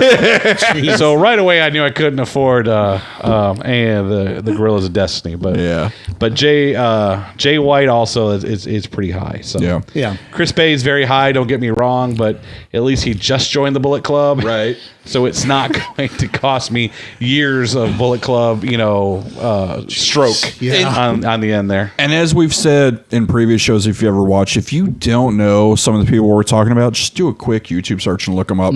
Chris Bay is a phenomenal talent, and him and the Tommy Becker, it's hands down probably one of the most athletic matches of this entire week, to be honest. And that's, people say I'm biased or shilling or whatever. Fuck that. Chris Bay versus the Tommy Becker, hands down, probably one of the most athletic matches in this week going. Yeah, I got to see Chris Bay down at Sabotage in 2018, and it was in this 2-story bar. And he's only gotten better. Yeah, and it's like, dude decides he's just going to go upstairs, climb over the balcony, and just jump. And this weekend is a perfect opportunity to bring your friend who's always on the fence. Oh, do you want to go to the indie show with me? They don't want to go to the indie show because they don't think they know anybody. This is the week that there's plenty of people there that you can say, this guy was in WWE. This girl was in WWE. This person's on Impact Wrestling. This person used to be in... We've got everything here. Bring them, show them, make some more addicts for us, help us out. We love having you guys there, and everybody knows the bigger the crowd, the more fun it is for everybody involved, I think. Yep. And it's like I've always said, it's even Kirby even said it, MPX is one of those places, even if you don't like wrestling, you come to MPX, you're going to end up liking MPX. You're going to have fun. Because it's always something for everyone. Considering how many stories we hear from, addicts of, it's like, well, I really wasn't all that into wrestling until somebody brought me to MPX, and then boom. Yep. I mean, hell, the screamer section, as Lugo calls it. Oh, they're great. I love the girls. I was going to say the best thing that's happened in MPX. And now we've got the guys that are over there yelling too. So now I got the counter to the girls finally. I wish they'd try to get themselves over a lot less and try to actually get the wrestlers over. But they're at least energetic. I can tell you this: most times I don't know what the hell they're saying. I just know they're loud. Okay, and as long as they're loud, that's all I care about. Okay, good. If you can't understand what they're saying on that side of the I can't understand what the girls are usually screaming either. I don't think anybody. I mean, when you're out there and you're yelling, you don't hear what they're yelling. All you know is there's noise coming back at you. So that's fine. That's what we want. Yeah. But don't forget, ladies and gentlemen, this is an early start time for MPX this week. Doors are going to be opening at 4 o'clock for a meet and greet, which is going to be free with the purchase of a ticket. Fuck. I meant 4 on this hand, 4 in the hand. 4. Wait, Chris Benoit. 4. This is the only show we get to talk about him on, so. But, it's like I have all broken fingers, so my pinky really does lay that way normally, so I got to make the other ones do it. But 4. But, the show's going to start. Bell time is 5. And it's going to run until 7. I read there was going to be a watch party for WrestleMania afterwards. Yes. Because those are fun. Because if you don't have any plans after the show, stick around. Watch WrestleMania. One of my favorite memories was watching the Rumble with you and being like, "Oh, that's fucking dumb." At one point, people come in, I go, 0 chance of winning this match. 0 chance of winning this match. I think that was my favorite. Is your percentages 0, and I think Riddle came out and you're like, you know what, 25%. Yeah, Riddle, Randy Orton, and then Brock Lesnar hit, and I just got up and I walked away. Yep. As soon as Brock's music hit, you go, I'm done. That's 100%. Hell, actually, it's like how many people got up and were like, nope, I'm done after he walked in. That women's Rumble was fun. I know Cole was like, no, I hate this already. Tyler and I, because you can bring in food for the WrestleMania stuff, so Tyler and I got like all these tacos. And we're in the back eating the tacos during the women's match. But that women's match was fun. But this time I think we're going to order some pizzas for the groups. And we're going to sit in there and eat some pizza, I think, maybe. Hey, pizza's great. Yes, we were eating tacos during the women's match. How dare Why wouldn't you? Remember, ladies and gentlemen, Rehab is rated R. I had cheese on them. I like cheese. It's actually not bad. I'll put that on a shirt. You're terrible. There's a reason why you don't have a microphone. There is a lot of times, yes. Yeah. There's a lot of reasons PR does not have a mic right now. The mics died when we were with Kirby, and it's like suddenly he said something after we had to unplug them. I'm like, you realize they could hear you now, right? Oh, my. You were stumbling over your words. Let's say get a cock out of your mouth. But yeah, no, it's going to be incredible. Come on down, hang out with everybody. And so I guess we'll go ahead and get to the reason we're here in the first place. Well, there was a lot of Richard stuff Hill. going on there, and I just see on the screen, Brett McKenzie currently is not going to be at the show this weekend. If you notice, he did not appear last week. Brent still is processing what happened during Destiny, and at this time will not be in the corner of the Tommy Becker. So it's not. So the rumors aren't true. It's not because he's afraid of what Travis will do, because he actually knocked Travis out. He's not afraid of repercussion. I don't even know if he knows he did that. I don't know if he cares. I'm pretty sure he does not. But also, thoughts go out to Brent. He lost a close friend earlier today, or I think it was today, in Ken Johnson, the Mad Dog. So I know Brent's hurting right now. So all our thoughts are out with him right now, buddy. Definitely. So let's talk about you. Let's do it. So the first question is we always start out. All right, Sagittarius. How did you get into wrestling as far as a fan, and then how did you get into it as a business? Wrestling as a fan. I grew up in Detroit, Michigan. And I had access to World Class Championship Wrestling on TBS in the mornings at like 9:05 or something, 10:05. And then, of course, the WWE weekend shows. And I liked Hulk Hogan. I was young. And I was going to say, anyone our my age my first wrestling show was at the Michigan State Fair. My mom took me. And they had WWF was going to be in Michigan State Fair. And I remember I had to stand on the seat the entire time because there were so many people there. And Hulk Hogan wrestled Greg Valentine. Didn't see a minute of it because I was too short. But I heard it, and it was awesome. And I remember I was next to a kid who was in a wheelchair, and I felt really bad for that kid. And I tried, during the whole show, I would tell him what's happening. And then Hulk Hogan came out, and I never saw anything again. But on the way back, we stopped by. We didn't have a lot of money because it was expensive to get there. I'm moving your mic. So we didn't have a lot of money. We played a dart game on the way out, and I won the dart game. I bullseyed the dart game, and I won this big frame picture of Hulk Hogan. Nice. So that was it. I was involved. That was it. Wrestling was the thing. And then I saw Ric Flair on the Four Horsemen, and then I got introduced to the Road Warriors, and we were off to the races. Oh, yeah. I definitely understand that one. Do you still have that picture somewhere around here? Because you got a lot. I do not. It was a very large. It was about as large as those pictures. Back in my youthful Richard Hill days, at least, that's how big it felt. But no, that's unfortunately been lost to time and many moves to Texas and stuff. That sucks. So, yeah, but that was my thing. It was Hulk Hogan State Fair. My mom got to take me, and she took me to one other match. We got to go to Cobo Hall, which is kind of like Joe Louis Arena, which you guys don't know about. It's kind of like the American Airlines Center down here. And the main event was Hulk Hogan and Ricky Steamboat against the Magnificent Morocco and Mr. Fuji. Wow. And I was like, why is Mr. Fuji wrestling? He's a manager. This is obviously they're not going to win this match. And they didn't. They did it. But also on that show, George Animal Steel took on Randy Savage in a steel cage match. Ooh. So, and then the one show my mom didn't take me to, by the way, was a WCW show the first time in Detroit. And I begged to go because the Road Warriors are going to be there. And we didn't have any money to go. And I was so mad at my mom for that. And then Ronnie Garvin beat Ric Flair for the world title. And I was like, see, Mom? I didn't find out about it until Saturday, but because back then you didn't have anything that you could look that stuff up on. But man... held quite a grudge against my mom for quite some time, unreasonably about that. Sorry, Mom. Well, when you're that young, it's really hard to think. It's like, oh, well, we're broke. We can't do that. Yeah, that wasn't the exact answer, but that was the answer. Yeah. Boy, do something, get some extra money, Mom. What the heck? Yeah, geez. How hard is it? Snap your fingers. The amount of times I said that to my mom. But that's actually really awesome. So what got you into, it's like I've been told that you were a boxer before you got into the business of pro wrestling. No. No, I wasn't a boxer. So I trained with Mike Bussey, boxing with Mike Bussey. Mm-hmm. So that's how I know how to box. Okay. But no.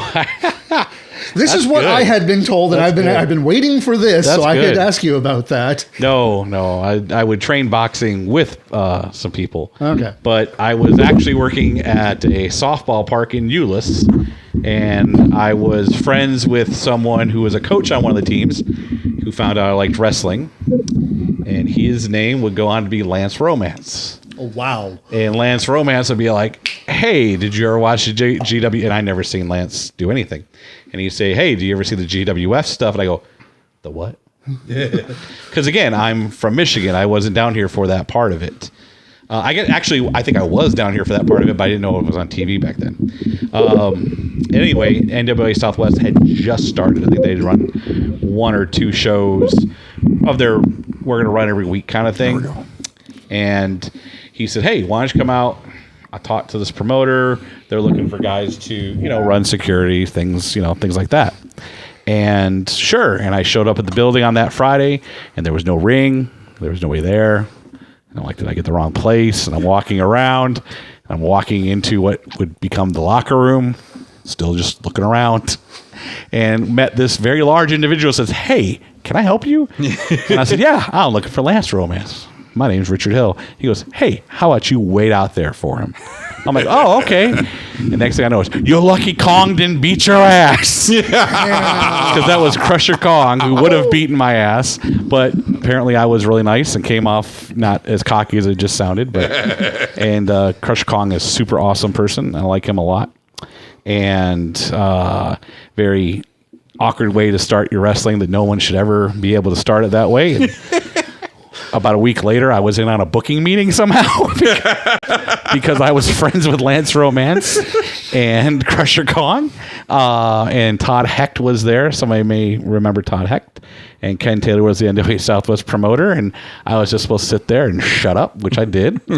And then I got invited to another one. And then I got asked a question, and I answered it. And everybody liked it. And then I accidentally ended up staying for more meetings, and then a big rift created between Crusher Kong and Lance and Ken, and they quit. And I go, am I supposed to quit? And they go, because I didn't know. Should I quit too? No, you stay there. So I stayed there and just stayed with Ken for about 2 or 3 years. He went through some different bookers. Kit Carson, Chris Germany booked for about 9 months or so. And then Killer Tim Brooks came in, which a lot of people have heard stories. Killer Tim Brooks and I did not get along very well. Mm. And then Killer Tim Brooks was out, and I was in as the booker there. And that lasted for a while until I left to go to another organization that started called Extreme Sports Entertainment. So I left them, left NWA Southwest at that time. So, but had a lot of fun there. Cool. NWA Southwest was really cool. Yeah, but I've never boxed in a match. Do I know how to fight? Yes. Okay. Have I had a pro boxing or amateur boxing match? No. Like I said, it's like somebody had told me at one point that you were a boxer, like a legit boxer, and then I mentioned it to Kirby, I think it was. I can fight. Yeah, I was going to say, I think it was Kirby. Kirby's like, he'll murder someone. There's a lot of stories. Kick everybody's ass. There's a lot of stories of a lot of fights that would happen at the old PCW. Yeah. Because you have to remember, as I just told you the story, I'm not a wrestler. Yeah. I didn't go through a bunch of wrestling training. I didn't go through years of paying my dues or whatever you want to put it in terms of. I'm a big anomaly as far as what most bookers get to do. Not promoters. I could go out there, anybody can go out there and just throw the money at it and have, great people on the show. Money mark is a term for we've been to shows where we walk in and go, what's the finish? Oh, what do you want to do? Oh, shit. Shit. Okay. And then everybody on the show does the same fucking finish because nobody's, really taking care of it. Booking a show isn't just calling people and getting them to show up for the show. You've got to have a plan of what's going on. Right. And then you've got to express the plan to them and what's going to happen with the plan. So that position is and has always been reserved for someone in the business. WCW famously had Kevin Sullivan, Dusty Rhodes, J.J. Dillon, you guys who have been there. Right. Definitely not somebody like me. Definitely not. I'll be the first one to tell you. I got into the position because Lance trusted me, Kong trusted me, and I was not dumb. And I will shut the fuck up. That explains why he won't let us help or learn anything. Oh, yeah. If I had done what you guys had done, I never would have touched a pencil. Not even close. You can't do that. So it was very, you don't see other people going to it. Rogelio. I love Rogelio. But Rogelio's doing a promoter's job, trying to do the booker's job. And that's because he's paying the bills. Yeah. Right. That's why he's got that job. As much as I like Rogelio, I'm not trying to diss him. That's what's going on there. Yeah. I don't promote shows. I push the show. But I don't promote the shows. Kirby's the promoter. I'm the booker. And that's where I like to do it. I'm not good at trying to get you to come, it's this Saturday and blah, blah, blah. If you watch my posts compared to what the MPX posts are, theirs are much better than mine. I'm at work. I send it really quick, and hopefully somebody comes out and says that. Courtney, yes, I am a Sagittarius. So there's a lot that goes on in what we're doing in a show that you have to be responsible for and how you have to think. And you have to also remember that somewhere there's a budget going on. And one of the favorite things of this show is I want to see more of that guy. And I said, if Jay and Kyle had their way, we'd have 100 guys on every show because they haven't seen these guys enough. And it just is not something that's possible. Right. Well, we understand that. It's just, Which I guess that is, while you're at talking about the difference of promoter and booker, how does that work? Where you're like, oh, I want this guy because I think I have a great storyline for it. Yeah. But then the promoter's like, yeah, we can't really afford it at this time or something like that. So that's going to depend on your promoter. So I've worked with several different promoters. Richard Hunter, Austin Kellerman, Ken Taylor, Mike Bussey, Thomas Bussey. I guess you can put him in there because Thomas did have a lot of power. Yeah. Chuy Martinez, I booked a show for him for a while. Blade, Big Papa, I booked shows for them for a while. I'm sure I'm forgetting somebody. And then Kirby. And Kirby, I think, told this story before. He came over for a D&D game. Palmer was all like, you got to get Kirby in on this D&D game. I'm like, really? He goes, oh, man, he's going to be good at it. And we had a D&D game. And I think it was the second D&D game. He's like, hey, I got to talk to you about something. And everybody's like, oh, okay. And Palmer has been trying to grease these wheels for a while. And I remember everybody leaves except for Nigel Rabbit, who wouldn't take the hint. And if you've ever been with Nigel loves to just have conversation for conversation's sake. And he's so friendly. And he just would not leave. And I remember I had to go to the bank still to draw out some money for something. And I'm like, Kirby, I got to go to the bank. Do you want to just go with me? He goes, yes. And that's how we shook Nigel Rabbit that night. I was going to say Nigel and be like, oh, I'll ride with you. I think he was going to try. And I think Kirby at one point was like, I got to talk to business with Richard. And Nigel's like, And he had gone through several bookers and was having some doubts on whether or not he wanted to keep going because it was a struggle. Right. And I think they were bi-weekly at that time, I think. I know that they were not monthly. They may have been monthly. Yeah. I hated monthly. There's no point in me coming and do monthly. Anybody can do monthly. Yeah. You can do a spot show. Patrick can do a spot show right now just as well as I can.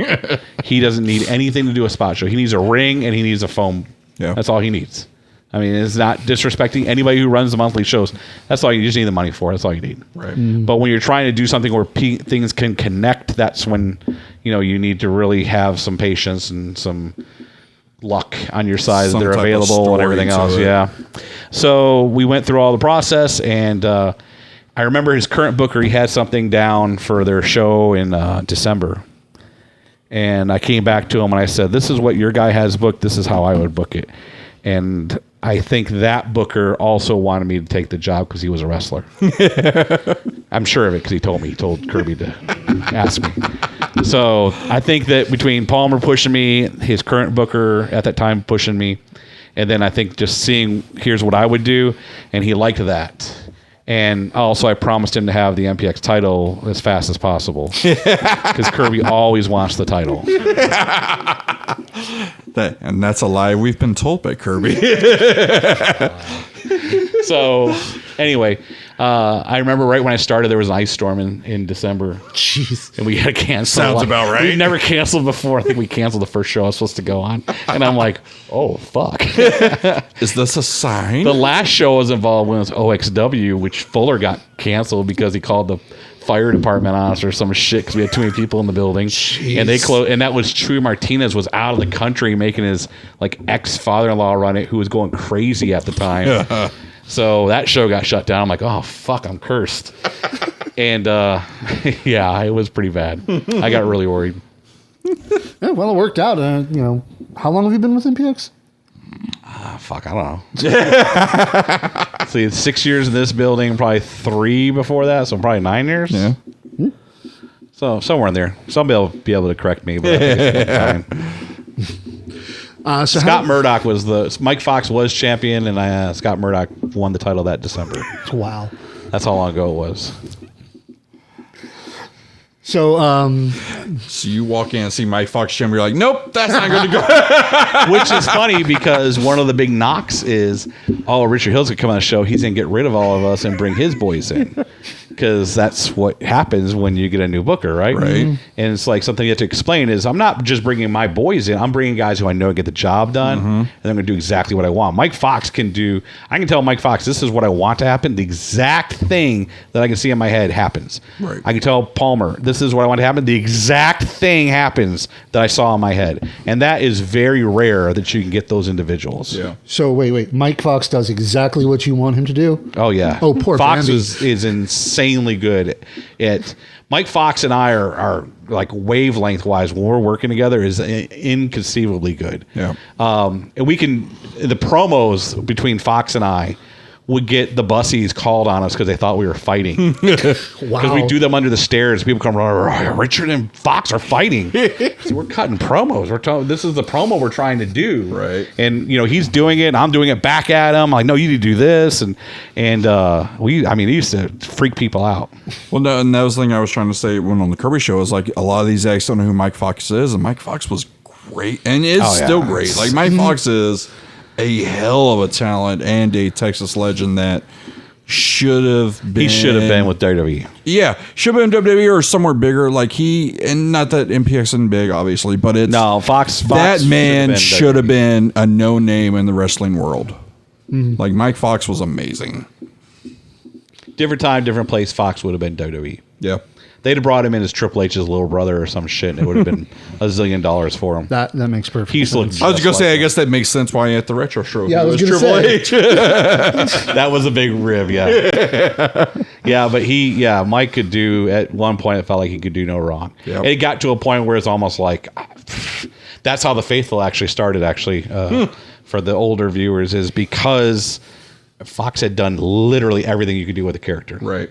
Everything. Yes, Chris Fulmer, Ahmed Johnson did get hit by an SUV, I believe. What was that? Ahmed Johnson. Was that you're doing? That may have been Ahmed Johnson's doing. Ahmed had a lot of crazy ideas. Ahmed Johnson also had the biggest stomach with like a 6-pack. It's like he swallowed a beach ball but had abs. It was insane. Like so bigger than X? Yes. Is it Oh, Daniels? Yeah, way bigger. hands down. Wow. If you go look it up, oh my God. Yeah. That's one thing I remember I'll when be he perfectly He had a honest. stomach like that guy we just watched on MLW. Bud Heavy. Buddy Heavy. Bud Heavy? Yeah. Bud Heavy. Look, that guy, Budd Heavy. He was on the show. He's a huge stomach, like Playboy Buddy Rose, but it had abs. And of course, Ahmed's arms were gigantic. Well, and that's the thing, like Ahmed, like a lot of people for older viewers who actually watch WWE and stuff like that in the older days when he was good, when he left WWE, he got big, but was still also fit. Like, it was very weird looking. I'll never forget the one time flipping through channels, found PCW on some random channel. And I'm like, oh, it's on my chest. Oh, Ahmed ate Ahmed, but like, still looks like Ahmed. What the fuck? Ate, but he still, like, he would murder you if he got a hold of you. It's insane. That's right, UPN. Fuck. It's on UPN. PCW. That's how I discovered it. Well, let's talk more about MPX. I think we're going to lose people we keep saying. Well, I was actually going to ask how you got involved with PCW, but I mean, if you want to skip that, that's fine too. Yeah, we'll do that on another show. I think that you may lose some people this weekend if we go that far. Yeah. Actually, what is our view count? 0. I'm sure they all did. They all quit commenting. So I guess I have noticed that it all quieted down. I guess you kind of touched on it a little bit. So you found MPX through a D&D game, or did you know of MPX kind of before that? Oh yeah, I knew about MPX before that. Yeah. See, we lost everybody. Wow, we only So even old. So even before the D&D, you had kind of known about MPX, even because like you said at that time, there may have been mainly monthly, give or chance. No, I don't like monthly. No, but I'm saying that's kind of when you found them. They were running monthly. Yeah, I knew about them before that. Yeah. And it was pretty much Palmer that bridged it all because you went to follow your friends. We went to a show. I mean, you want the real story. We went to a show, and James Johnson was wrestling Victor Tadlock, and ooh, I almost said something really mean. And Tadlock got laid out by somebody afterwards who had no shoulders. That's what I remember. But the guy was like, he'd walk around like this because he had no shoulders, no build. And I go, who the fuck is that? And why is he laying out Tadlock? And I got up and I left. And I never went back to that show. And then I did go back to that show, watch Athena wrestle like one time or something because we had a D&D game. Because we would play D&D Saturday nights after if they were at that show. So Palmer would be like, I'm in the main event. I'm like, what the fuck, Palmer? I was going to say, make a move it. Super late show. Yeah. Make a move it or something. Come on, we got to play. Oh, we play all night long. It wouldn't matter. Yeah, I miss the days of being able to do that. But it's like 9 years ago, Jay. I was going to say, yes, I know. You don't even have a job, Jay. You should be able to do that every night of the week. I wish. Dude. Hey, it's the whole problem of trying to game as an adult. You know, it's go from being able to have a 72-hour game marathon. Now you have fucking computer screens. You can play 24 hours a day now. I don't like playing with randos, though. Yeah. So has a lot of your wrestling come through D&D then? No. That's it. We have a group that plays on the weekends. I have 3 groups I play with, and the main one is Red, Kirby, Athena, Palmer, and a couple other people. And are you always the dungeon master? I'm always the dungeon master. You're too good at something, you don't get to leave it. You're just good at writing, apparently. No. That is why I forced Iron Belly to be dungeon master at our Tuesday game because I was done. How while you were talking about booking and writing and stuff like that, was that something that just came natural to you as far as like the writing and pitching storylines or stuff like that? Yeah, I really like doing that. That was my thing. Yeah. Yeah, and then when I started, remember NWA Southwest was weekly. So I'm in. I'm every week. Right. I don't understand anything else. Monthly. Oh, fuck you. I can book greatest match of all time every month. You know, who cares? There's no story to get there. There's no build to it. It's just 2 guys going out there. Yep. It literally is what this weekend is. I mean, this weekend is... There's great matchups. There's only one hastily thrown story on this whole show. Who would you say, because you talked about it a little bit with your NWA experience, who was your like kind of biggest influence, I guess? They kind of, I don't want to say mince-ear, but the kind of you really took to and you're like, okay, this is what I need to do this, and this. I don't know. It was a lot of putting the dots together when you sit down and when you're booking somebody, you've got to watch, you've got to kind of put your personality aside, your ego aside, and you think about the whole show. You've got a bunch of people you're doing stuff for. Right. And sometimes you'll notice there's like 4 stories going on at once. And that's a lot of parts to juggle, a lot of pieces to keep moving. And then if you'll notice, you've got to book all those people together, but you don't really want them together at the same time. Right. So it's a real juggling act to go through. At one point, it was like everybody could have something, and then it becomes No, that's too many rando bookings that are going to get lost in the shuffle there somewhere. Someone's gone this week. They can't be here for 2 more weeks. Wesley Crane goes online and says, "I'd like to wrestle so and so." Goes, "Yeah." And hey, Wes, when are you available? I'm not available for another month and a half. Thanks, dude. Thanks. That's helpful. Yeah. Yeah. It's not. It's funny. Or my favorite is when the wrestlers are going there. I've got a list of guys. I have to wrestle these guys. Oh, I'd love to see this match. That guy lives in Oklahoma, has no desire to drive down here, John Cross, and I'm never going to get that match done. Tarantula. Oh, hey, Sydney showed up. Just now? Yeah, apparently. Well, she's a working woman now. Yeah. Oh, she got her job. Yep. Congrats. All right, go on. No, I remember a conversation we had a couple years ago in which I told you, it's like, I really do want to be a booker at some point. I want to, It's very. I used to have a full head of hair, Jay. So did I. Glorious curly brown hair. But he's like, you're like, no, you don't. The analogy, I guess you gave me about it is it's like trying to put together a play set of the Star Wars Hoth. No, it's like you don't get all your toys. Yeah, it's like as a kid and you're like, oh, I want to play with all these toys.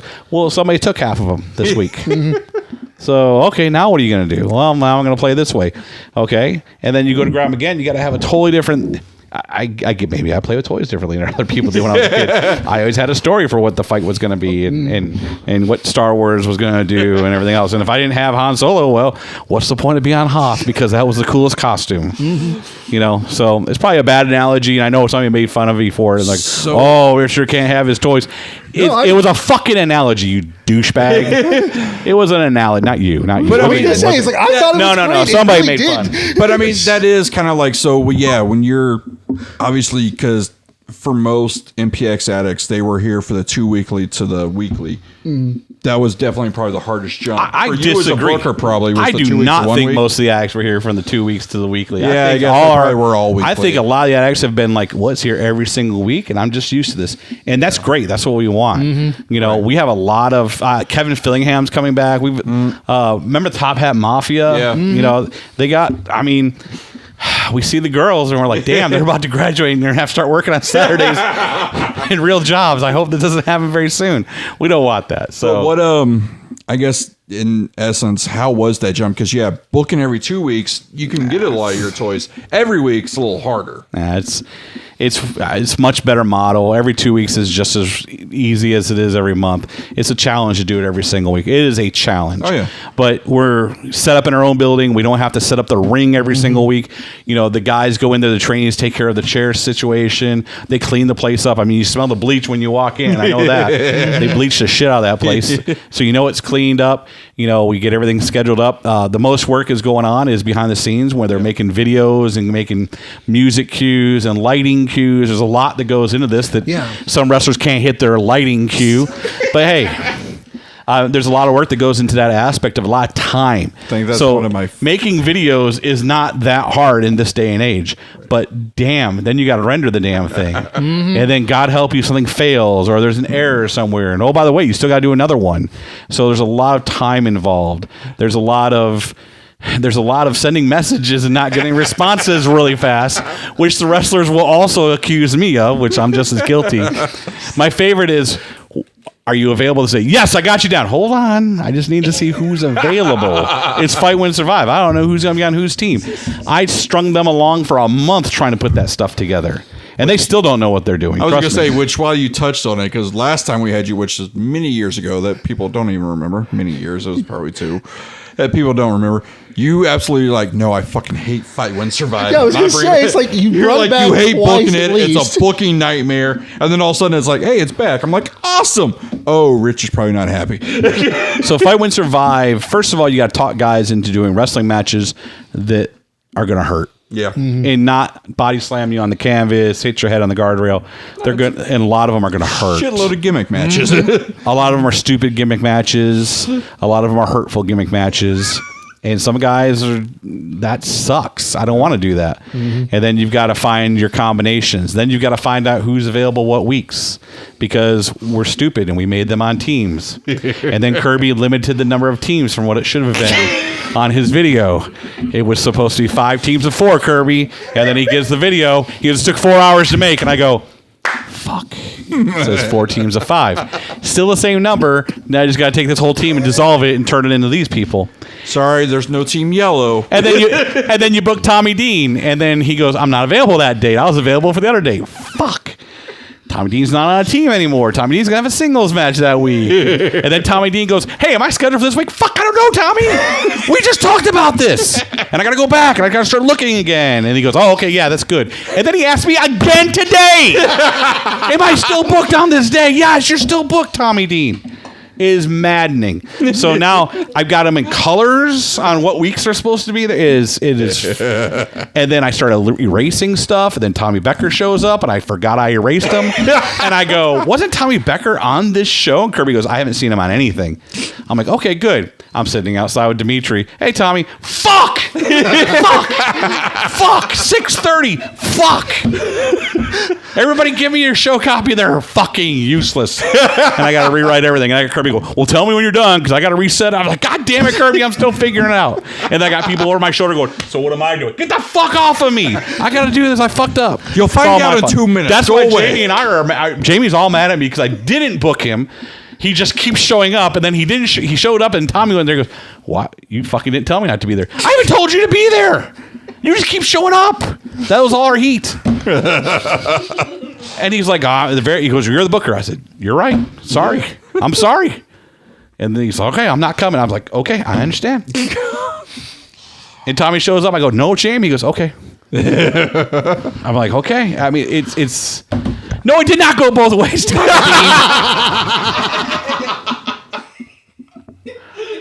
Literally today he messaged me. Am I still on for this day? Fuck, I don't know. We talked about so many dates. You know. But yes, you finally did fight Winch 5, which again, yes, from when I look at it through your eyes, I'm like, oh, it's a fucking nightmare. But as a fan, it's everything I will love. It's a tournament, it's gimmick matches, it's teams, it's strange bedfellows. It's amazing. And last time we did it was during the pandemic, which was so hard. We did the drafts for it live on Facebook, I remember, which was a lot of fun. But then the matches with no addicts in attendance was so rough. Yeah, I believe it was so rough. Hated that time period. That was just such a down. Obviously, everybody hated it. Well, and I think, and we were taking such chances, you know, trying to make sure nobody's sick, nobody gets sick. You know, and I actually got COVID somewhere right after that, so somebody there may have gotten it. I don't know. That one almost put me down, but it was such a weird. I hated that time period so much. And that's the thing I think a lot of people did. I think at least fan-wise, a lot of people realize is that, oh, no, having a crowd and fans is actually a huge part of wrestling. Because I'm like, oh, yeah, they don't need a crowd. They can still do what they do. But then you watch and you're like, oh, no, this is very different. You do need a crowd. It's crazy. Oh, just watch the WWE shows. I mean, the piped-in noise is okay. Right. I mean, that at least helps you watch it. But, you know, first of all, those video screens, just hated that. Hated the piped-in sound. And I thought AEW did a really good job with putting the job guys out in the crowd. That was fun. Dark and elevation people out there, yeah. That was that. I think they won.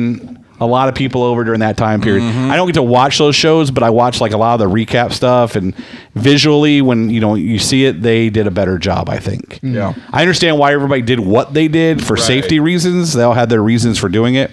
But I think that if they had tried to do the video thing like WWE, they'd have lost that. No. They may not even be around right now. Well, and it also helped that obviously being Khan and owning the building, they had their own kind of place they were at. Oh, yeah. Which they could, they obviously had everything set up, COVID safety and stuff like that with their, dark and elevation guys. While WWE, set up in the Performance Center, but it was also different. Shut up, Tommy.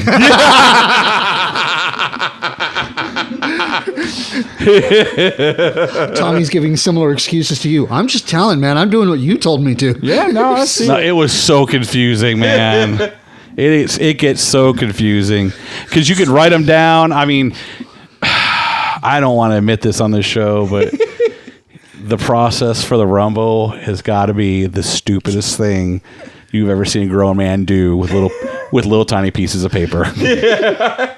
It's literally wherever you just say, you're like, okay, this person's good. Got it. And you just have like all these pieces of paper, like, okay, this person. I was going to say, are you ever tempted It gets a little dumber than that. Are you ever tempted to just draw a name out of a hat and it's like, okay, this is who's winning. I don't care. That's who's winning. No, if anything like a Rumble, it's you work backwards. This is our winner. Now we got 29 other people. So in the Rumble, there's so many. This is weird to talk about this. In the Rumble, there's so many things that, like, we watched WWE one together. Mm-hmm. The men's Rumble just was atrocious. Yep. Nothing happened. There was no ooh, or it's not even a matter of the surprise people. That's fun, but.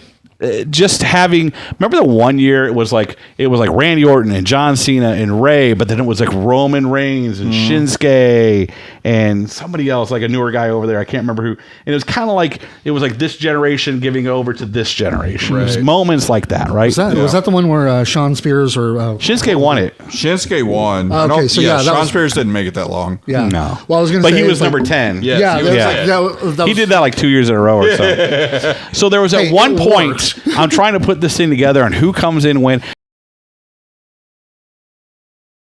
Like Gabe Wilder was in that thing for like 40 minutes, like 30 minutes. Kirby went all the way. Gabe was in there for like 30 minutes. He may have been in there longer, but we kept changing some things. But at one point, I remember one of the big things I was trying to set up was I had Brixton, Tommy Prince, and Gabe in there at the same time as I had Sky, Jason, and Hardakis.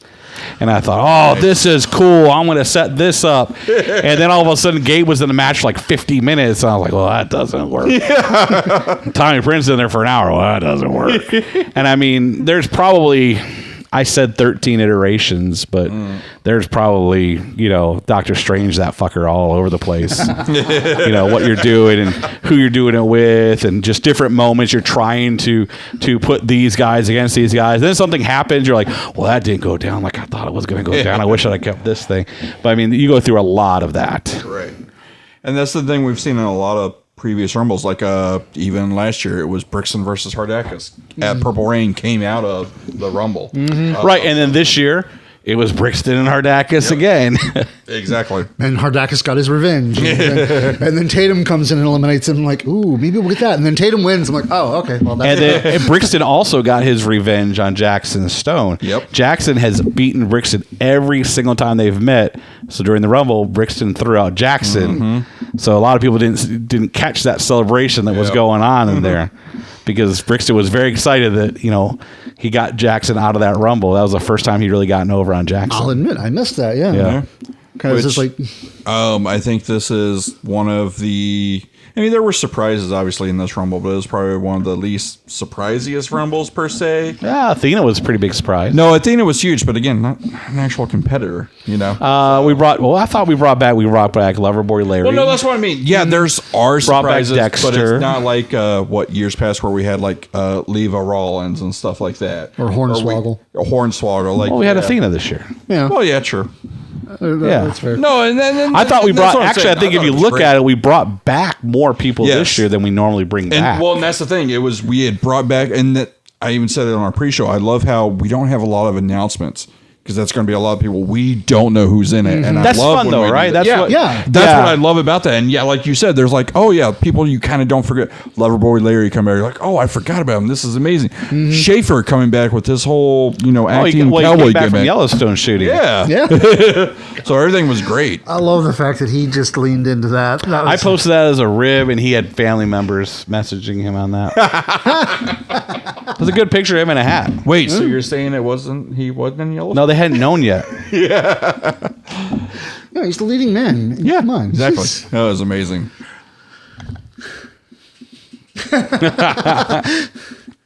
Yes, Athena was all over. The Twitch followers ratted out Palmer. Oh, man. Yeah, they did. The fact that she's there recording her Twitch stream and it was like PR was all over my ass. I was just gonna say, I was like PR. I was like, man, I lied to PR for so long, which is a normal everyday thing, actually. Yeah, for people who think we know shit we don't, Richard tells us nothing at all. Lie. Ever. Lying is tell what us something. It's usually wrong. lying is 95% of what I do. That's why we keep saying it's like we don't work for MPX. We don't actually work directly with MPX. So everything we say is conjecture. And that's the thing. People will be like, "Oh, well, you said that." Yeah, because I fucking guessed because I watch wrestling a lot. I'm like, "Oh, this is kind of," because everyone's like, "Oh, you said Tatum would win." Because I had an idea. It didn't mean that it was going to happen. I wasn't told anything. I just had an idea. It was the one main storyline we kind of had going. It made sense to me. And that got just shredded on us when Casey got injured. Yeah. Because remember, Casey was the one that took Tatum out. And that whole thing, Destiny, into the dumpster when he walked in the door. And we went, fuck. I was actually impressed with him for being in the match as long as he was with that injury. It's like if you watch it now, knowing that he's hurt, it's real obvious that he's hurt. Yeah. It's like watching Gangrel on MLW. We watched that before. And Gangrel clearly should not have been in the ring. He was hurt. Which I think is also because watching MPX as long as I have and knowing you, I think it's a testament of how good you can change on the fly. Like we always joke, one of the greatest things ever. 6 p.m. One of the greatest things ever is Leber Larry winning the title on Menage a Trois and going that way because Hardakis broke his wrist. It's like, oh, okay, this is going to be interesting. Hey, I'll tell you this. There was a giant staff meeting that week that happened. Yeah. And it was like, fuck, what do we do? Because we didn't have any. Because Hardakis was set up as the heel. There was no other heel that had the heat that he did. It was made to be that way. It was like, and he got hurt down in Florida at a tryout for what was that show? Evolve. Yeah. He got hurt at the Evolve tryout. That sucks. And it sucked for us because that was our champion. So we had to figure out what was going on. And Brent was the clear choice, which everybody thought it was going to be. But it was all like, do we want to give the clear choice so we don't have to throw a curveball? And I'll give credit where credit's due. Jamie Haller goes, fuck it, put it on Larry. Almost as a dare. And everybody got really quiet. And he goes, I said it.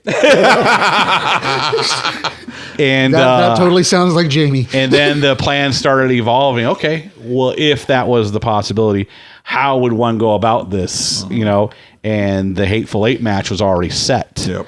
And it was like, oh, well, look at the pieces we have involved here and what we would need to do to get there. And it didn't go down exactly like I wanted it to, but it was close. Yeah. So that's where the idea of putting Lizzie in with Menage a Trois came in? Yeah. Yep. So that's how Lizzie ended up joining Menage a Trois. She was in the middle of the Menage a Trois. And which I'm sure Dave I have to dispute somebody's story. Menage a Trois came up on the stairs out back of MPX, throwing out names, and me going, because you're so dumb, you guys don't know what it means. It just means 3 friends. And we don't even know how to spell it right. That's how Menage a Trois came about. That was always one of my favorite things is the spelling y'all did for Menage a Trois. I was like, oh, it's great. It's like that was probably my favorite part of Menage a Trois. It's like they kept trying to put innuendos out, but they were just so bad. CJ is so good at it. He is. My favorite Menage a Trois moment is when they kidnap Jamie in the shed. And Tatum says, and then I'm going to stretch him in a bunch of different ways. And everybody just stops. Jamie's face while being tied up and have something in his mouth. So that is an inside just joke. Stopping and looking. That's an inside joke. Gerald Briscoe, they said, used to be able to take guys in the ring and twist them into different and stretch them in different ways. And they go, but Pat can stretch you in a whole different way. And I remembered that joke, and we gave it to Tatum. We shot that at my mom's house in their shed. We had to clear out all the pool stuff because they had this above ground pool back in the day for my stepdad to do exercises in, and we put them in the shed. And I mean, sweated our asses off, blocking out light and everything else. Oh, I believe it. Oh, no, I'm sorry. That was the garage. The shed was somebody else's vignette, but it was in their garage. My mom's place has been a home for a lot of vignettes. All the Dave Sagan Christmas stuff we shot was at my mom's house. I was wondering about that. That was my present that they were shaking. Was the shed the Baby D Malico thing? No. Baby D Malico, oh my God. Baby D Malico was in the women's bathroom at MPX. There were 4 people in that room. It was Malico, Baby D, who was terrified of clowns. God bless her heart. She agreed to do this. When you say you're scared of clowns, okay, I get it. No, I did not get it. And I was filming it, and I had a guy running a light. I'll say his name, Cody Cox. He had the one light in the room, and he was up on the sink in the women's bathroom, shining this light down. How did the sink not break? Do you have anybody on it, to be honest? He was like standing on it. He was like leaned up. And Baby D is like, "Are you sure?" We're like, "Sure you want to do this?" She's like, "Yeah." "Are you sure?" "Yeah." He comes in there. She's supposed to, she's in the corner and everything. She doesn't even see him. The first thing he does is comes in and he pops that balloon right on her. And the shriek that she gives when she sees him is 100% real. Yeah, no, fuck that. She is terrified. And he's on her, and he's like touching her face, and she's legit crying. And I'll never forget this. I look over at Cody. He looks over at me at the same time, and it's like, oh, we should stop this right now. But then that look goes, but it won't be as good on the next take, and she may not even do one. And then we just resolved to watch this slasher film get made. And she finished that. She bolted out that fucking door. And she admits she wouldn't talk to me for a week. She was so mad at me. And I thought she was going to beat the fuck out of me when she saw me. And she wouldn't take a call. Yep. She wouldn't answer a text. She was pissed. And it was like, we could have stopped that. And we made a conscious effort not to until the very end of it. And Malico felt really bad. Malico's super nice. He loves it. And he's like, oh my God, I felt so bad. He did, but he didn't seem sincere in his feeling bad. I think he liked it a little bit too. But it was like, we walked out of there. It's like watching what was the porn where they would kill the people in snuff films? It's like we watched a snuff film and we weren't supposed to watch this. It felt bad. I felt really bad. No, that was immediately got it edited and put it up online. Yeah, I was gonna say, I remember being in Maine, watching that. I'm like, holy shit! I was like, why were you in Maine? I moved to Maine for about a year and a half. I missed MPX for a while. That was when we were in the old building. No, the old building. I was there. I missed the last show. Literally 2 weeks after I leave, y'all had the last show. Oh, okay. Then y'all went to the new building, and I wasn't there. I lived in Maine for like a year and a half. Oh, okay. So when I came back, because I'd see this stuff online, and I remember Malcolm, I'm like, and I even thought, I was like, man, if I ever come back, I hope that clown's gone. And I come back, and my first show, I forgot what it is. I'm sorry, Richard, I know you're having trouble. I forgot what the show was, but Malico came out from under the ring to attack DTF. And I remember, and he climbed out right in front of me. I'm like, what the fuck? And I was so terrified. That was a Tommy Dreamer, Brett McKenzie match. Yes. Yeah, so we chained, they attacked Malico, who's going after Brent's title, and they threw him in the casket. They wrapped the casket in chains, and we drug it out into the rain and threw it in the back of a truck. And we followed them. They threw it in this ditch and let it fill up with water for a week. And then that week of the show, the Tommy Dreamer show, we showed the hand coming out of the casket. And that was picking Tommy Dreamer up at the airport. So what are we doing? So we run a weekly show, so we do a lot of weird shit. Okay, what's the plan? You're going to get beat down in the ring. Good old-fashioned Tommy Dreamer taking ass kicking by 4 guys. And then the lights are going to go out. When the lights come back on, you've rolled out of the ring, and there's a clown standing in your place. I fucking love it. Let's do it. I was going to say, that sounds like of all people, Tommy Dreamer's probably the best one to be like, yep, fucking do it. I'm pretty sure that was our second time having Tommy Dreamer. So he's already well aware of our insanity. Yeah. So, but he's like, oh, yeah, fuck, I'm in. Let's do this. Oh, you want something news? Tommy Dreamer comes back April 30th. Holy shit. Yeah, nobody knows that yet. Awesome. That got done yesterday. Yeah. Awesome. Which, I guess that was going to be one of my next questions is that probably one of the ones you've worked with that has been, I guess, I don't want to say nice, but the one that's worked with y'all the most? No. Leva Bates we worked with the most. Oh, yeah, that's true. Well, not it's not Leva, by the way, or Leva, or whatever you know. It's Leva. Not the one that's necessarily worked the most shows, but the one that's been willing to work with your ideas the most. That is Leva Bates. Still.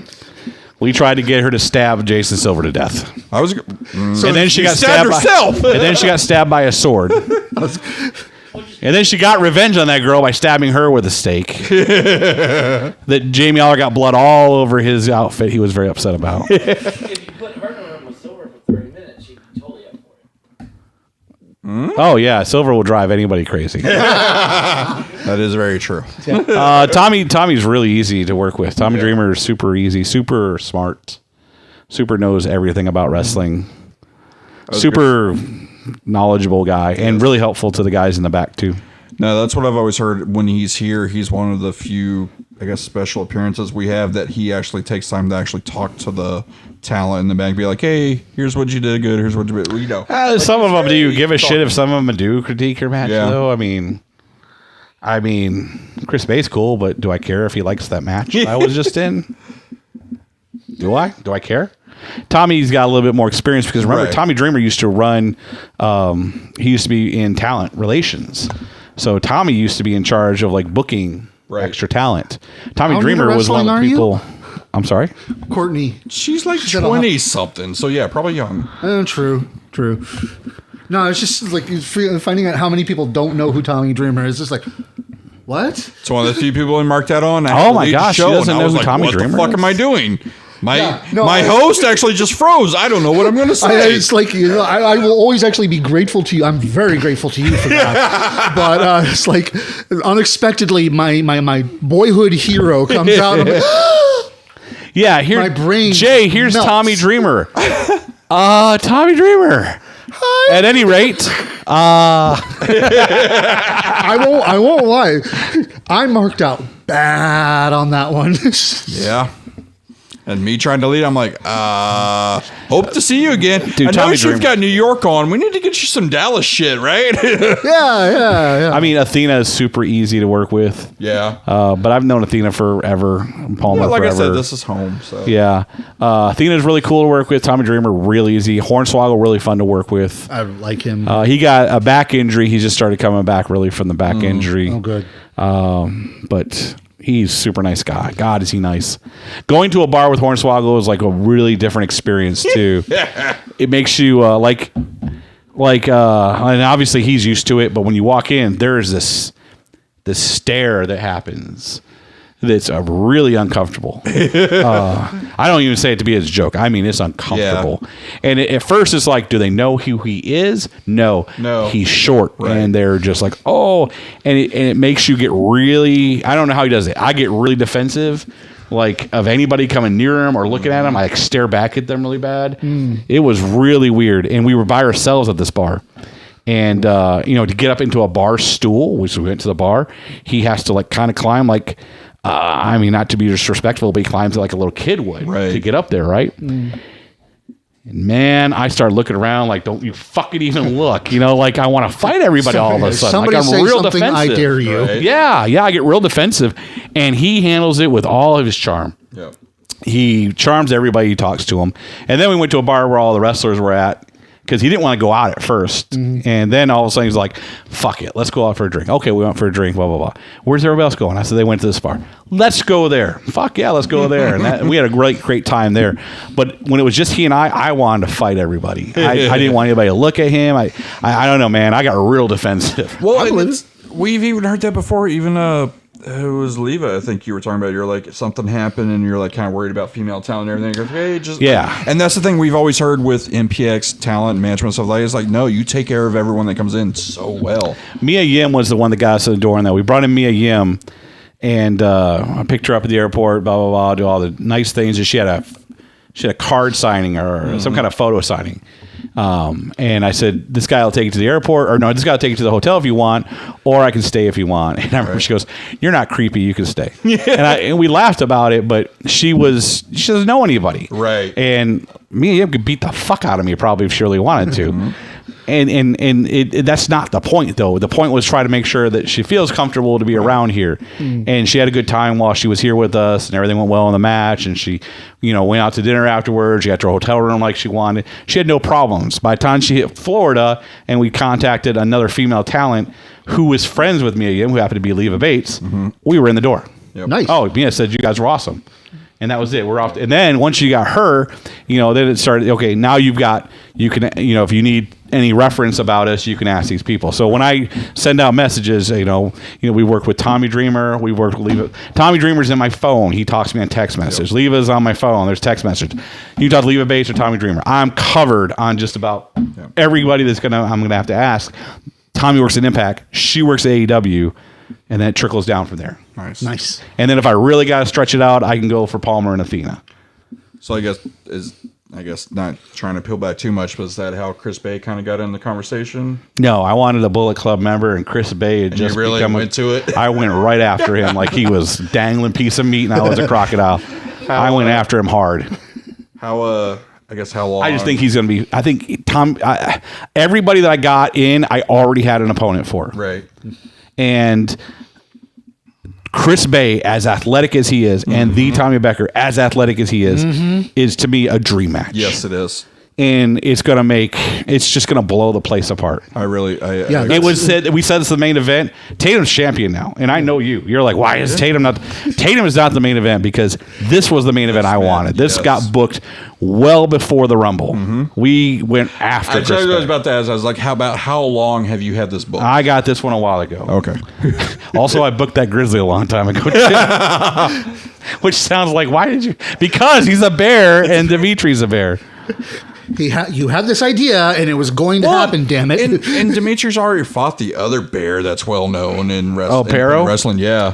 Pero almost murdered him. Jeez, yeah. Yeah. Like, legit, man. I get so scared when they dumb shit like that. I was gonna say, I hate saying because you're not a hardcore fan because you've even disagreed. You're like, no. If it makes sense in the story, I'm okay with it. I don't want to do a hardcore match just because we have.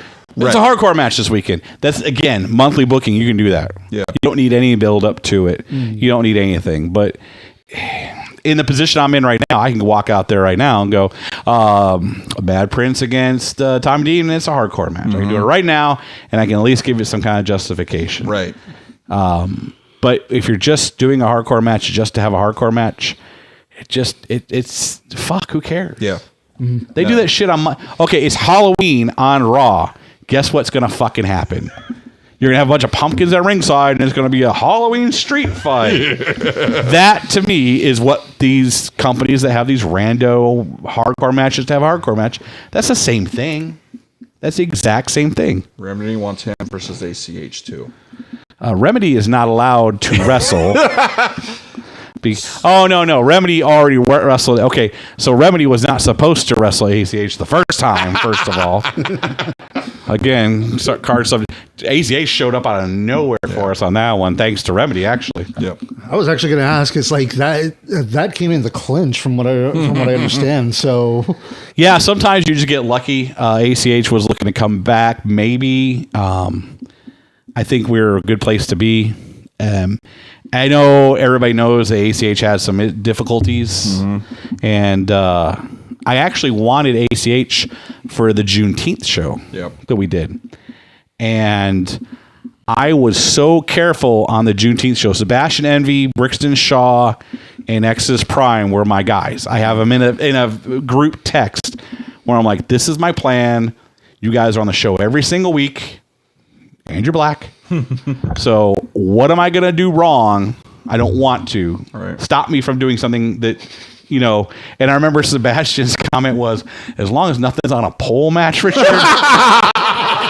I think we can count on you to be okay with this. And don't tie anything to anything. Yeah. He says, no stereotypical, and I said, no, and I'm not trying to, but what I'm really trying to get at is, is there some, and Sebastian really took the ball on this. And Exodus was all in it and then goes, fuck, I'm booked on that day. I'm like, God damn it. Brixton wasn't as involved. Brixton's work schedule was really weird compared to ours, so I think that kind of kept him out, but Sebastian took the ball and really ran with it and was very helpful. Just making sure that why I was doing what I was doing. I explained why I was doing. I know what Juneteenth meant. I didn't. I swear to God. I knew it was some sort of unofficial holiday, and that was the year it became a holiday after we did this. So as we're setting it all up, it becomes a national holiday. We're like, oh, fuck. That is like a major bonus for them. Yeah, I was like, oh, shit, now this is a real holiday. So now what we're doing feels important, even more special. I was like, I think and I remember ACH was the last guy I was trying to lock down, and I said, and it was the week that Sean X passed away, and he was already really bad. And I said, hey, man, I still haven't heard of you on this date. He goes, why are you doing that show? And I knew that question would eventually get asked. Right. You're white. Why the f*** do you do this show? And I said, my answer was, because I didn't know what it meant. And then when I found out what it meant, I wanted more people to know. Yep.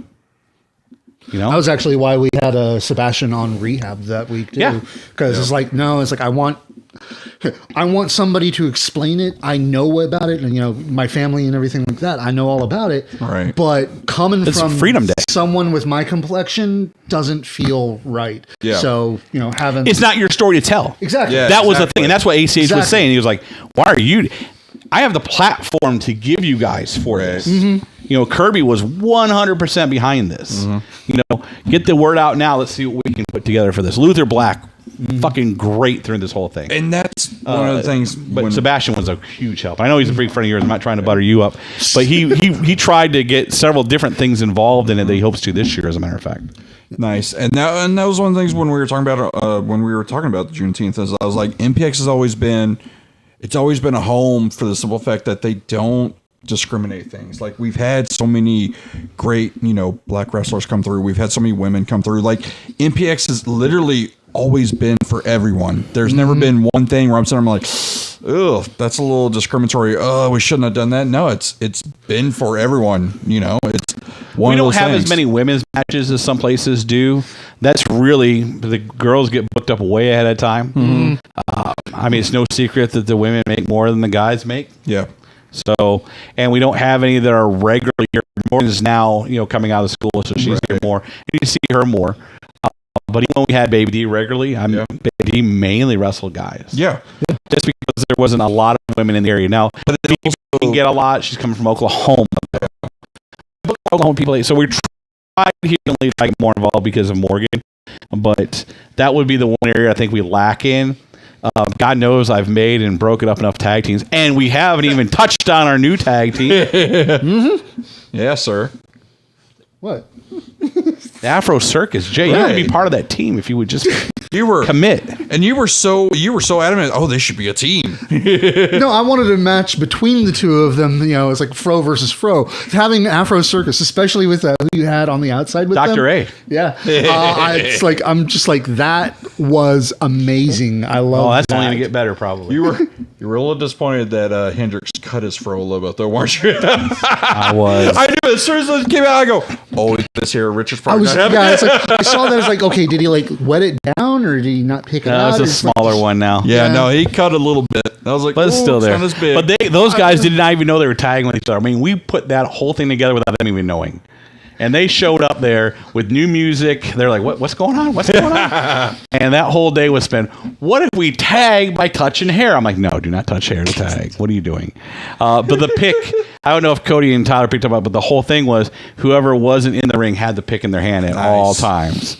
So that's good. They did a lot of cool stuff. I was really happy for them. They were a hit backstage. Yeah. Our feed's been kind of weird all night. Sorry about that, ladies and gentlemen. Uh-oh, what happened? Apparently our audio's like in and out. Of course. Remy, you are black. You were on the show.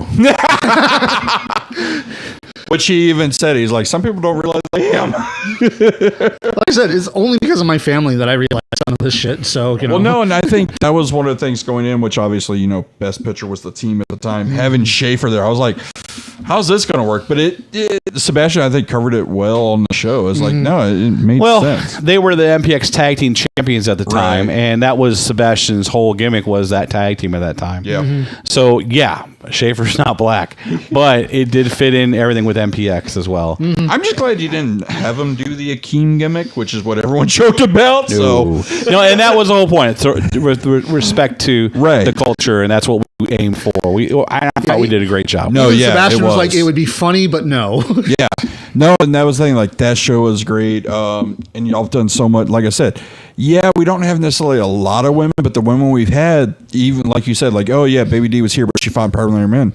That was to me, that's good though. That's also the whole empowering women type thing. Like it Baby D was MPX champion. Well, and that's the thing. I know some people will be like, "Oh, I don't like intergender matches." If the intergender match actually, if Baby D can kick most people's ass, if it's believable, fine. Now, if we have what's her name, the really skinny, the new trainee, Haley. Yeah, Mendez. Yeah, Haley if Mendez goes out there against fucking Hardakis, not that believable. Not great. Well, but if Baby D against Hardakis, which we did see, somewhat believable, but still happened the way we thought it would happen. So you didn't think Machiko versus Hardakis was all that believable? Not at all. When did she for? It was her and Sebastian in a triple threat against Hardakis for the belt. Well, that didn't last long. No, it did not. He destroyed them. It's exactly what should have happened. Well, yeah, that's what Hardakis was doing. He was just destroying people. Exactly. Even when he fought Baby D. And Baby D was not. It was not. Literally, I think it was the claw slam, and that was it. Like, I don't think there was much to it. And again, that's what it should have been. But that's what a lot of Hardakis' matches are. They're shorter matches. Right. There's reasons behind why Hardakis' matches are so short. Yes. The further into his career we've gotten. I know that there was a big complaint over the Bricks and Shaw from you guys. Bricks and Shaw and Hardakis was really fast. Yeah. There's a reason why we do some of these things. Well, we understand that, but at the same time, we're also looking at it from a perspective of somebody who doesn't know anything. Sure. And we approached it from the same perspective of, we know there's limitations involved, but if we keep it this long, you don't have to hit the mat this many times. Right. Yeah. And that's Rumbles are easy. He doesn't even hit the mat. Yeah. You know? Even when he gets eliminated, he lands on his feet. Yeah. And, that's, not that Hardakis is ancient by any means, but he's definitely a senior official, if you will, in the ring, a veteran of the ring wars. So it does take a wear and tear on your body. Yep. I think he's actually younger than me. I don't know. Yeah, I don't know. I just know that when you're that wrestling age adds, several years. When you've got a bump card with marks on it, it's totally different time. And when you've got a bump card and you're that big, remember, Kyle knows. God, the knees, that makes me respect. Your knees and your back, man, they go a lot faster. Well, this guy throws his back out. I was gonna say knees, back, shoulder, they all hurt. Yeah, they go pretty quick. I have not been in the ring that long, and it hurts. So let me give you your Burger story. Burger. So it's the WrestleMania where The Undertaker is facing Brock Lesnar. 30. Okay, 30. There you go. And there's a bunch of people over this place. Actually, the setup was different back then. Lance Archer's here. He's really disappointed that he's not on the show. And the word gets out that I'm having some people over. One of the people that hears this and shows up is Burger. Burger sat right there where your feet are. He brought with him a bucket of KFC chicken. This is the first recorded documented case of Burger against a bucket of chicken. Lance Hoyt was sitting right across from us, right where the TV is. TV used to be over here. And during the show, we watched Burger devour. I don't mean eat. He devoured this bird. But he had the bucket down on the floor in front of him and was just letting the crumbs drop off in all directions towards the bucket. Most of it hit my floor, it feels like. He was covered in the skin from KFC chicken. And Lance Archer's face. Remember, Lance helped train Burger. Not the official trainer in the beginning, I don't think, but he took on the training. And he's like, Burger, what the fuck, man? And Burger's like, oh, and he stands up and he's got like shaking it off his shirt. And he gets up and he cleaned up after himself. All due credit. Oh, Hero didn't get a meal? No, Hero doesn't come out when there's people here. Hero's a trained killer. I can't have him in room for But it was so gross. Angry. I had to clean the floor after him. He did a good job. I went after it because, this was so disgusting and so distracting. The Undertaker lost, and we weren't even watching it. Lance is in the middle of ripping on Burger for chicken, and you hear ding, ding, ding. Wait, what? And I remember we made eye contact like we just missed a big thing, right? No, surely we... Here is your winner And we went, fuck. We missed a wrestling memory. Burger literally just walked right by us holding the bucket. I mean, it was it was the most distracting thing. I've been at a wrestling show with Burger, and Burger is not known to probably some people on here. Burger's about 350 pounds, kind of scary looking in the face. He likes to have this persona where he's scary. He'll wear like a black hoodie with the hood up all the time, like he's in like a Sith Lord or something. And he's very quirky in his attitude. He tries to come off as very creepy. Does a good job of it. And we've been at shows. I remember I did a show for John Famous at NAWA, and it was at a church athletic thing. And during intermission, the guy comes back there and says, "We've got a problem." Because we've got a guy out in the crowd that's scaring. Look at fucker over here with his head up. So like that? Yeah. He goes, "We've got a problem. There's a guy out here. He's got this wearing a long black jacket. You know, he's really starting to creep some of the people out." And I go, "Is the hood up?" He goes, "Yeah." I goes, "You're a real big guy." God damn it, Burger. I walk out there, and there's this recessed stairway where I find him. "Hey, Burger. Hey, man. Hey, Burger. You're kind of creeping out some of the people." He shakes his head. No, it's really starting to freak him out. They think you got a gun or something, man. You got to come down off of there. So, I mean, and that's not the first time in my life I've had to tell Burger that. God. He is a case. He is a unique individual to have around. We don't have him around anymore because he was too unique to keep in our area. But we've got a lot of individuals who can. The Mad Prince is quite the unique individual. Yeah. That's not a gimmick. Have you felt one of the stiff hugs, apparently? They're not stiff hugs to me. Snug, that's right, yeah. They're not snug hugs to me. He's very sweaty. The day we hugged in the ring, he was very sweaty. I had to clean a lot. Really? It was so sweaty. But he's got a lot of to say in text messages. And I'm not even working. He sends you text messages. They're like that long. I've had conversations with him. He can go, man. He can go. You know. No, I was just gonna say because a little bit of what you're talking about. So we talked about how you got in as far as like the booking and everything like that. How did the announcing and commentating kind of come about, or was that just kind of like a need? Where you're like, oh, we need someone. It'll be me. So at one point for several years, I was booking it. Jamie was there, was doing most of the production stuff, and then Kirby. Some of those people in those groups may have a temper. Really? Some? Not all three? And sometimes it was one of those jobs of one of those people to calm the other two down. It became. I was gonna say we've actually heard stories where y'all kind of rotate. Yeah, we had. It was a rule with y'all that only one of you was allowed to be mad at. There it is. And sometimes I would get mad that I wasn't the first one throwing chairs. Jamie was quick on the trigger just to be an asshole. And like, what? You're not even really mad. You're just acting out to get some. So in case you have to act out later, you've already got the spot reserved.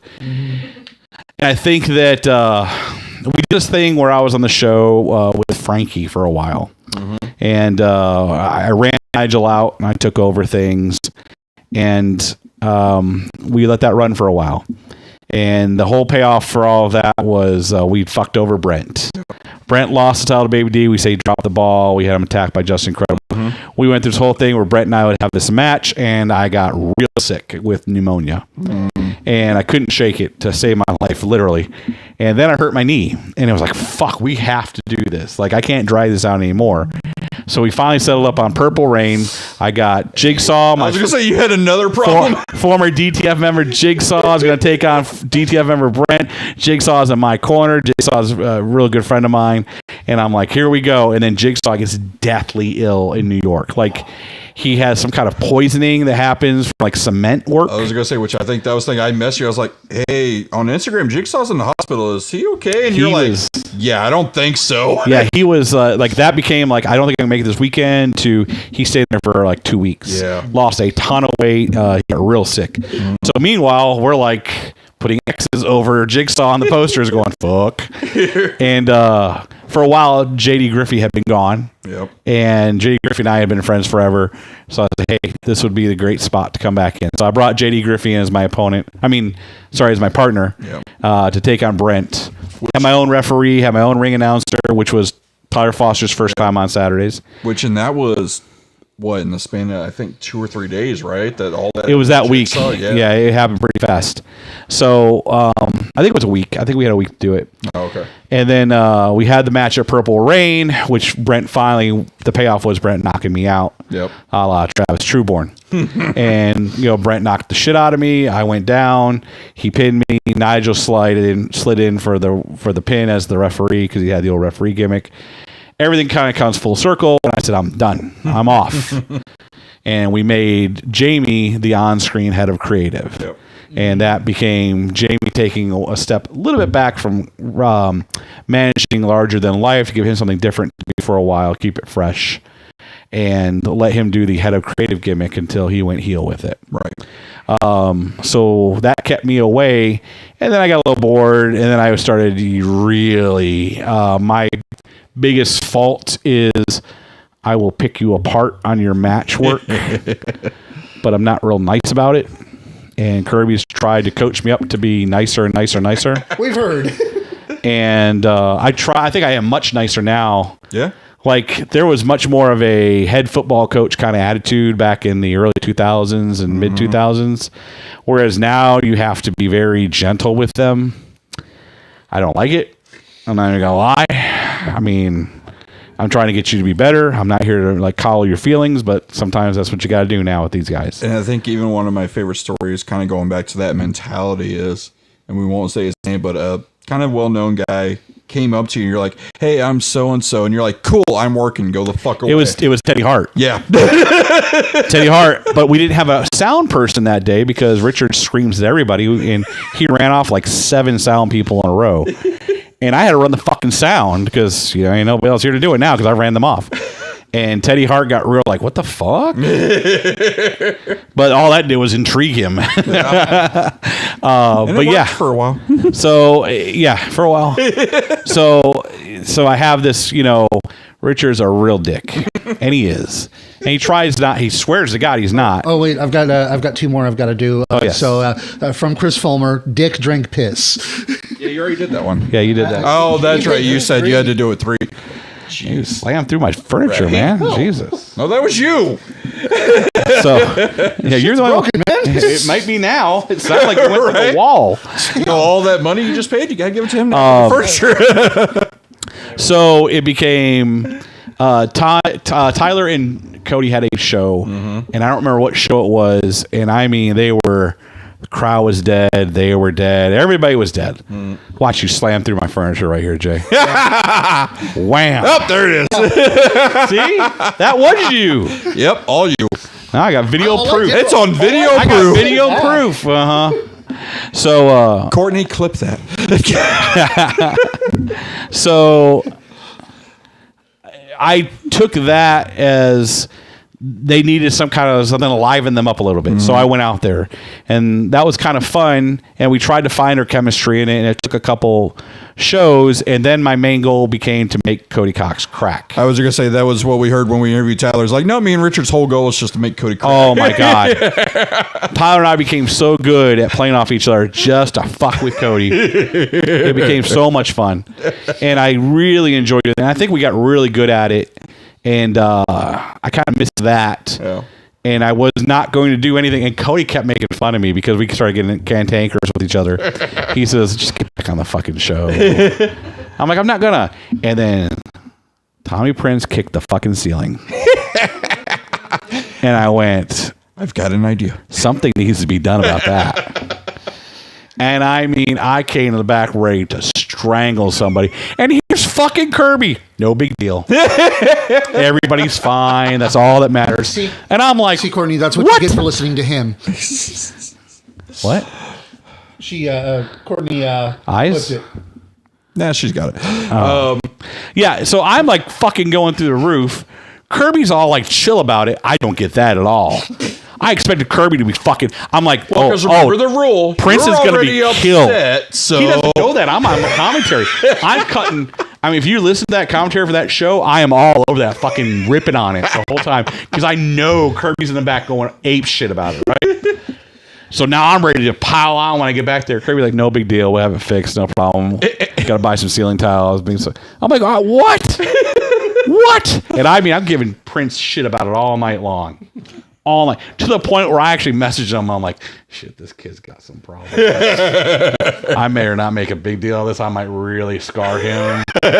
So I need to wake up in the morning. I'm like, Argh. So I sent him this message. So I was like, some shit has to happen out of this. So it became something little that the fans blew up. So I'm like, oh, you want to blow that up? We can blow that up. So really, it's the fans' fault. Yeah. And then they started telling on him for everything. He did break the ring apron. He did a little slip. What so you going to MPX, that was your time in the ring. What actually got you in front of a camera at first? Because originally you were all booking behind the camera, right? Yeah. I did one thing in NWA Southwest where a wrestler had amnesia. He would forget who he is. He would think he was Stone Cold Steve Austin. He would think he was The Rock. He would think. So I did that little skit for like 5 weeks. It got really well. But I didn't really want to be in front of I don't want to be in front unless there's a reason to be in front. I think right now we got a good reason. Right. When we did it the first time was when Nigel was general manager, and we did a small 2-month thing with him and I. I'm the head of creative. He's the general manager. We had some clashing.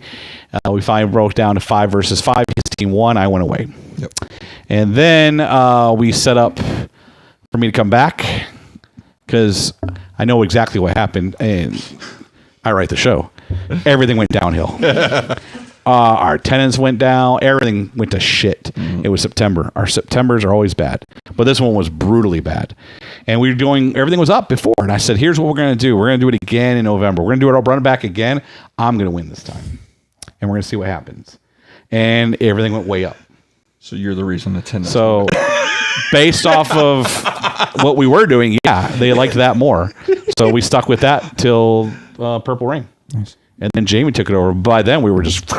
Yeah. So this time it wasn't about that. It was, again, the Mad Prince. If the Mad Prince never kicked the ceiling, I'd still be with Cody and Tyler. Right. Because there was no reason to not do that. Well, and that's the thing, at least for me as a fan, talking to you more, not even on this, but just talking with you, I like you always have to have a plan. There always has to be a reason. There always has to be a story. Don't do something just to do something. Like you were talking about with the hardcore matches. Don't do it just to do it. No. Have a build. Have something to go towards. Like I think that's one of the things I've always loved. One about MPX, and then just you and talking to you is no. You have to have a reason to do something. Why do it just to do it? We may come up with stupid reasons to do it, but there's a reason. Yeah, the fucking first ladder match in that whole building was the dumbest reason ever. Yeah, but we were told not to talk about it anymore. But we figured out how we could have a ladder match there without everything falling apart, which later on happens anyway. Yeah. And so we were like, it was not in the place that it was. And then we picked the fucking guy who's never been in a ladder match and is one of the tallest guys we got. And Silver, who just doesn't give a shit. Right. And we'll tear the whole place down. So we did. Oh, they got chambermaid on like fucking loop over here. Yeah. So we picked the wrong people to do it with, but it worked. It did. So, and we gave them a reason for it to work. So. No, and it was great. And then, I mean, yeah, because that was the first ladder match. The actual ladder match, I guess, was the Fight One Survive with Nate Collins and Dimitri, which wasn't a ladder match. It was just ladders as weapons. Ladder war. Oh, yeah. that's right. Yeah. Yeah, we had ladder wars before where they could use ladders as weapons. Right. Oh, Nate Collins took a tumble through a ladder on that Fight One Survive. Mm-hmm. I thought he died. Yeah. I was so scared. I hate when guys are doing stuff they're going to get. Everybody can get hurt in every match at any time, right. But when they're doing specific things, that's like, hey, here's a ladder.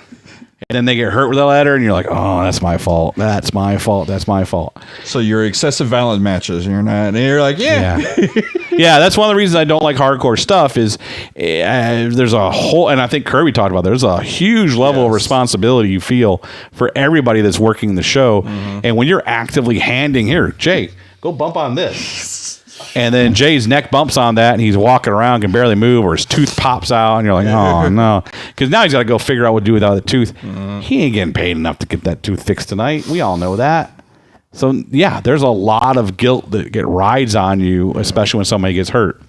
When Bambi got hurt, Kirby was the first one to roll out there. Yep. Richard was the first one back going, he's sounding like shit, or he's really knocked out. And Kirby goes, oh, shit. And Kirby takes off there. And when we get to the ring, Bambi's snoring. And I go, yep, he's knocked out.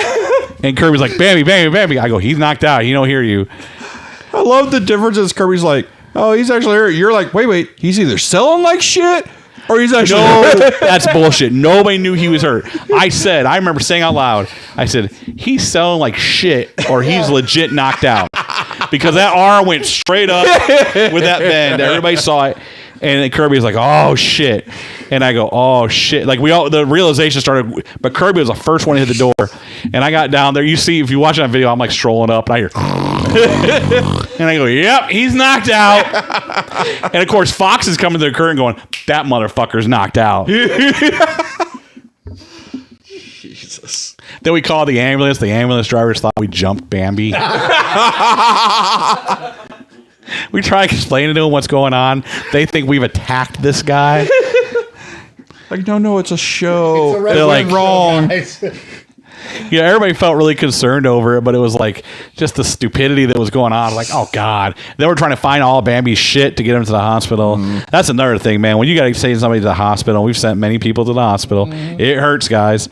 Man, finding people's shit, like you should have like a locker buddy or something. Like, where is fucking Kyle's stuff? Jay's like, oh, I know right where it is. And that would help so much. You haven't implemented that rule yet? I think Bambi had like 3 sets of keys. Oh, Jesus. I'm not even kidding. I'm in his car and I'm like, why do you have all these keys? Why are they all on one keychain? What the fuck? That was crazy. Poor Bambi. Man. And then they know that he knocked himself out. It happens.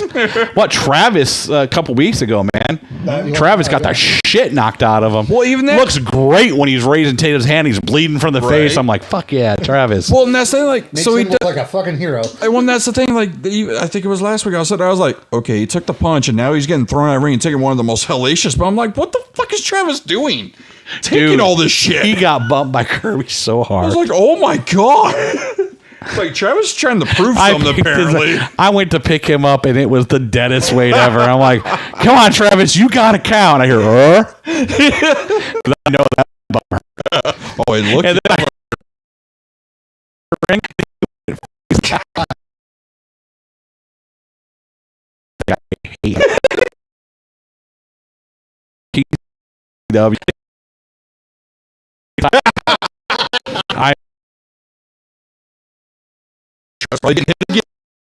Like, so you're the reason why he's like, oh, I think I might retire. Dude, I'm Travis not a vignette or Travis.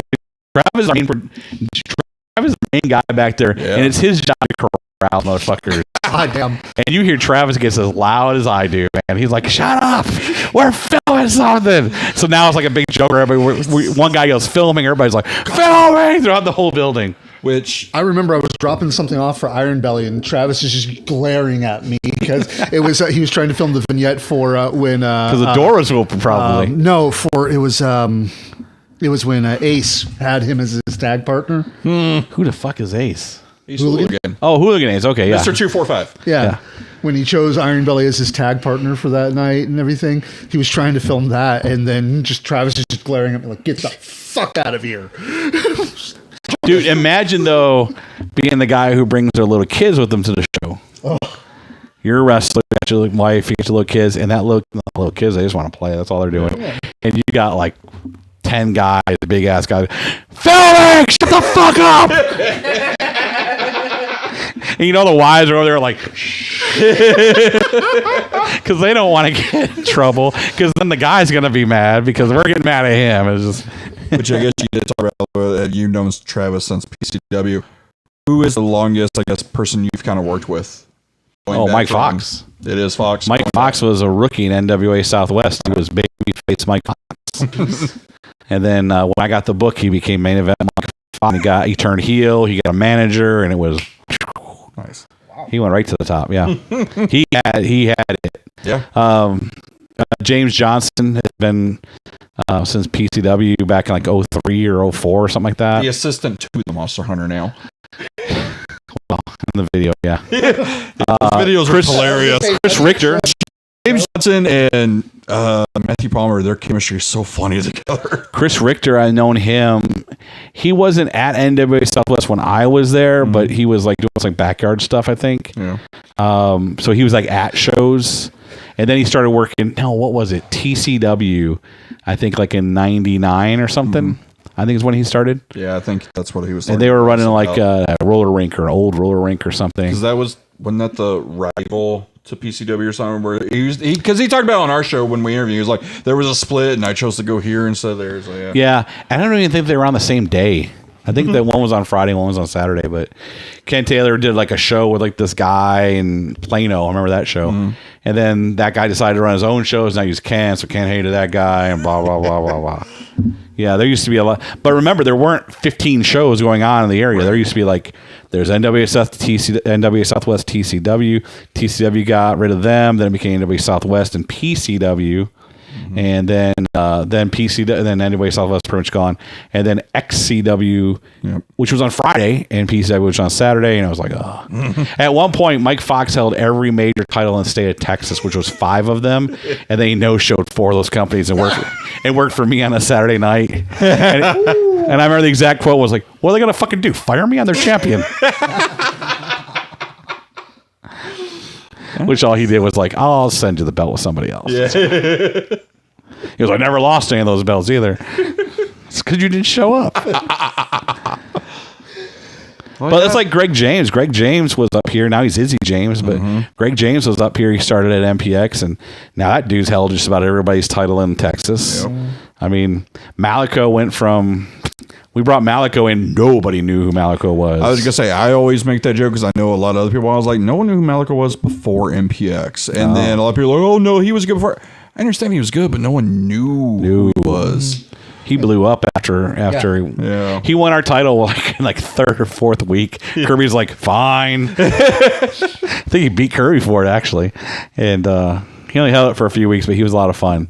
But then he just started getting booked everywhere. And it's like, geez, his availability sucks. But that happens to him. I mean, X's Prime was always available. Now he's never available. He's blowing up. And it's another one. Like I'm like, yeah, he did things. And yes, he was other places. But X's really kind of made his name for himself at MPX. That's how a lot of people saw I don't know if he made his name for it, but I'm going to tell you that, and we've talked about it too. I mean, X's and I have talked about it. X's Prime's first match to now, that's not even the same guy anymore. No he looks 100%. He's bigger, looks better, and he wrestles infinitely better. Well, you go to our first show when he first debuted. I was like, man, I don't think he's going to come back. Well, and then he came back, and I'm like, oh, he's gotten better. Oh, he gets better. Like every week, he just got better and better. I saw X's Prime. The first time I saw him live was at a restaurant, wrestling in a Mexican restaurant. Oh, man. And against the Camachos, I think. It was him and somebody else. I don't remember who it was. And he was not good. Would it not have been Kari? And I'm like, no, it was not Kari. Okay. And I'm like, oh, I got Kari. Thank God. I was smart about that. But then Kari won the DFW All Pro title, so I couldn't use him. They wouldn't let me use him. We talked about that. I was like, Kari's the one's like, oh, that's the star. That's the one we want. He had a title, couldn't come a lot. We get Exodus. So then we get Exodus, and I was like, oh, well, he's all right. And Jason's like, eh. And then it's the repetition. And I think that he would tell you the same thing. Being there every single week for a while was just making him a better wrestler in the long term. It was. And that happens to a lot of those guys. Look at the Mad Prince and Gabe Wilder now compared to what they were. Yep. And then look at Casey Clay. Yeah, all of our students. Yeah, I was going to say all the students, obviously, but people kind of come in. Yeah, you like you said, Gabe, Tommy, Exodus, Kari. You see those guys that they don't necessarily run weekly, but then they come here and you see them. You see it develop. Like one of my favorite things about Exodus, yes, in the ring, amazing. But watching Exodus realize the heel, realize the crowd, like seeing his mannerisms and his character, seeing that development, I was like, holy shit. This is and his timing in the ring has gotten so much better. So much better. Yeah. But it's going to happen when you're there every single week. Right. Now, you can go different places and you can form chemistry with different people. But with our roster, the way it's built, you're seeing a lot of, I know you did this last week. Can I do this again? I know you did this week. And you start building off of things. And you start putting things together to make sense. And all of a sudden, your game becomes even tighter. And that's happened to a lot of them, frankly. Yep. I mean... And then you see some go other places and they kind of fizzle out. And they're just not getting the attention sometimes that they need. And sometimes who can't? Okay, Chili Boys. I cannot get the Chili Boys right, no matter what I've done. I just can't. Yeah. I can't get them to be mean enough to be heels, and I can't book them right as baby faces. I don't know what I'm doing wrong, but I'm doing it wrong. First to admit it. And their availability is... If they're not named Corey O'Neill, it's hard to knock them to latch onto them and get them right. Corey is very easily booked. Everybody else, when I need to book them, they're not available. When I don't need them, Dylan's always available when I don't need him. I'll be the first one. Dylan came right and said, no, but I can make every other date that week or that month. No, don't need you then. Whatever the thing is, I need it to start right now. I need it right now. This is how I'm going to start it. Well, can't do that. Well, hold off. And it's just been, and I told them, I remember telling them a text message, hey man, they knew Tatum. Tatum loves those guys. Right. And I was like, just tell Tatum, Tatum will tell you, just once I get latch onto it, I got you. It'll be a good ride from there.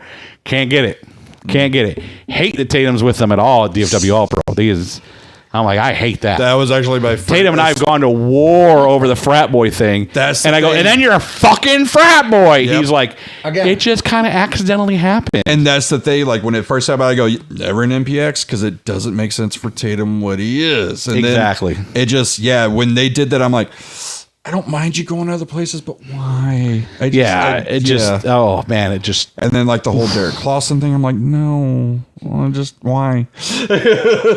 Yeah, I don't get that at all. That's very odd. The VIP thing. There's that they've actually got a frat team at VIP that Luther Curtis and no, that's Lucha Brutal. Lucha Brutal? That's Lucha Brutal. It's him, Luther Curtis, and someone else. I saw it as they're like a Kai Pi. They're fucking frat. And it's like again, Tatum. Lucha Brutal is what? It's Lucha Brutal. It's the WrestleMania show at Lola's Saloon or whatever.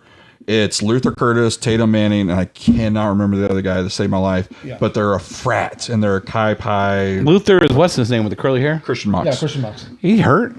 Apparently he's healthy enough to do this. Man, that kid's going to come back too early. Go, fuck that knee up. As always, I'm sorry. He is actually saying that he's not going to be in the ring, but he's going to be there supporting the rest of the team. Man, they better not run a spot with him. Yeah. He fuck that knee up. He's going to be good as gone. Yep.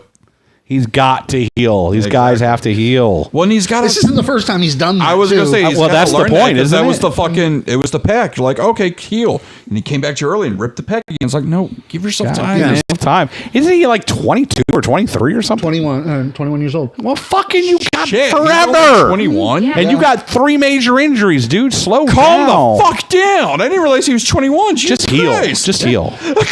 Just heal up, buddy. I get it's hard because he's such a nice kid too. Yeah, no, he's a great guy. But that's the thing. Like we hear that from wrestlers. No, it's like a fucking Casey Clay.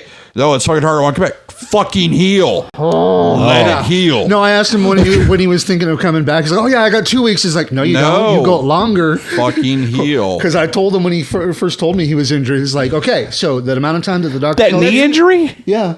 No, Luther Curtis? No. Casey.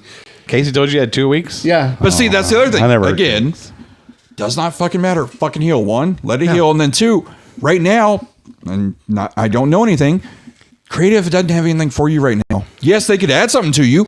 To let it heal. Give it time. Because we've done certain things with Casey based off of what he can do. He can do. Yeah, it's but that's definitely not planning on any match right now. And it's also, think about it this way, is the further you're away, the more people forget, and then when you come back, it's a bigger surprise. Give it time. Don't rush fucking back. And if you let them go, they'll just destroy themselves is what they'll do. Like, especially the ones who like Luther Curtis who just live wrestling. I didn't even know Lucha Bertal was running this weekend. Isn't Yeah. Helio really sick or something?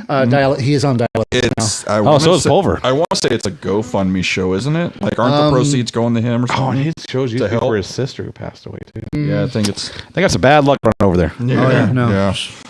But no, it's I don't remember. It's Sunday, right? Yeah. I'll be at that show. Rahilio's a good guy. I like Rahilio. Yeah. I don't like that he's got Tatum Manning in a frat house, but Yeah. Honestly, Yeah, there's for a a- while, there's a- Lucha Bertel was our Well, other there's also show. a couple of guys that are in Control Your Narrative. I'm like, why are you doing that? Don't do Control Your Narrative. Fuck. they're getting a payday out, or they're getting something out of it. Yeah. Maybe not a Oh. payday. I don't know. Yeah. I don't know how well that thing's going to go over. It'll be people like last It's- time. I heard it was really bad last time. it was horrible. I have certain opinions about this show that I've been told I should I not think the say thing that loud. made me sold out standing room only. No, you literally see the footage. There's 30 people there. Why are you No, they don't saying put down that? chairs. EWA. They don't put down chairs. You have to stand. Yeah. That's That's how they got into Yeah, it. that's Like, shoot. oh, They yeah, don't we're have any standing room chairs only. down. Yeah, they didn't have any chairs down their last show. That's ridiculous. That's how it was standing room only. It was Yeah. nobody could sit. No, I hope it works, but it's Well, different. And that's the thing is, as It might be too heady. Yeah. It might be too intellectual. Right. For guys in tights beating up on each other. No, they're real fights. Remember? Yeah. And They real fight. And the fight is with yourself. Yeah, it's very very Flips, no dramatic. super kicks. Yeah. It's very dramatic. I feel like there's a lot of. I feel like that's a good one show thing, but I don't know. They're going to try something, and they're not afraid to use guys who got bad reps. So. Yeah. Not saying they've used anybody from here for the bad rep. I'm saying like Austin Aries and a couple Aries, other guys. Yeah. EC3 doesn't have the most sparkling reputation as being easy to work I was with. gonna say even Braun has been told that. Yeah, I can see that. But yeah, no, and that's the thing is like Are you going to any other shows this weekend? yes, I'm going to Inspire right after MPX. So Biss runs Inspire, and yeah. Biss is awesome. Yeah. We're Love doing Biss. Zoa on Friday. Zoa on Friday. So who's on Zoa? Dimitri. That's all I know.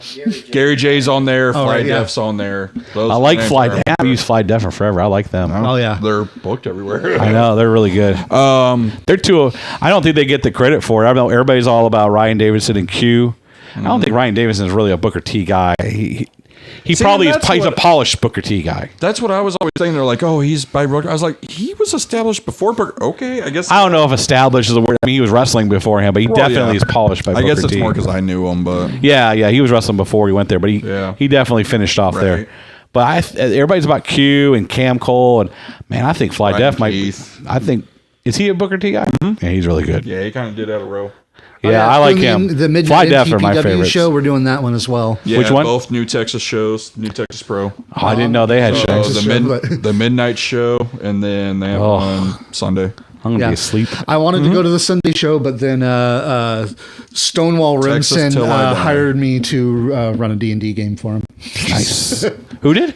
Stonewall Rimson? Remy? Remy. Oh, okay, cool. Yeah. God, he's tearing it up at League of Lions, though. Have you seen it? Yeah. Richard's a lot nicer now. Yeah. Yeah.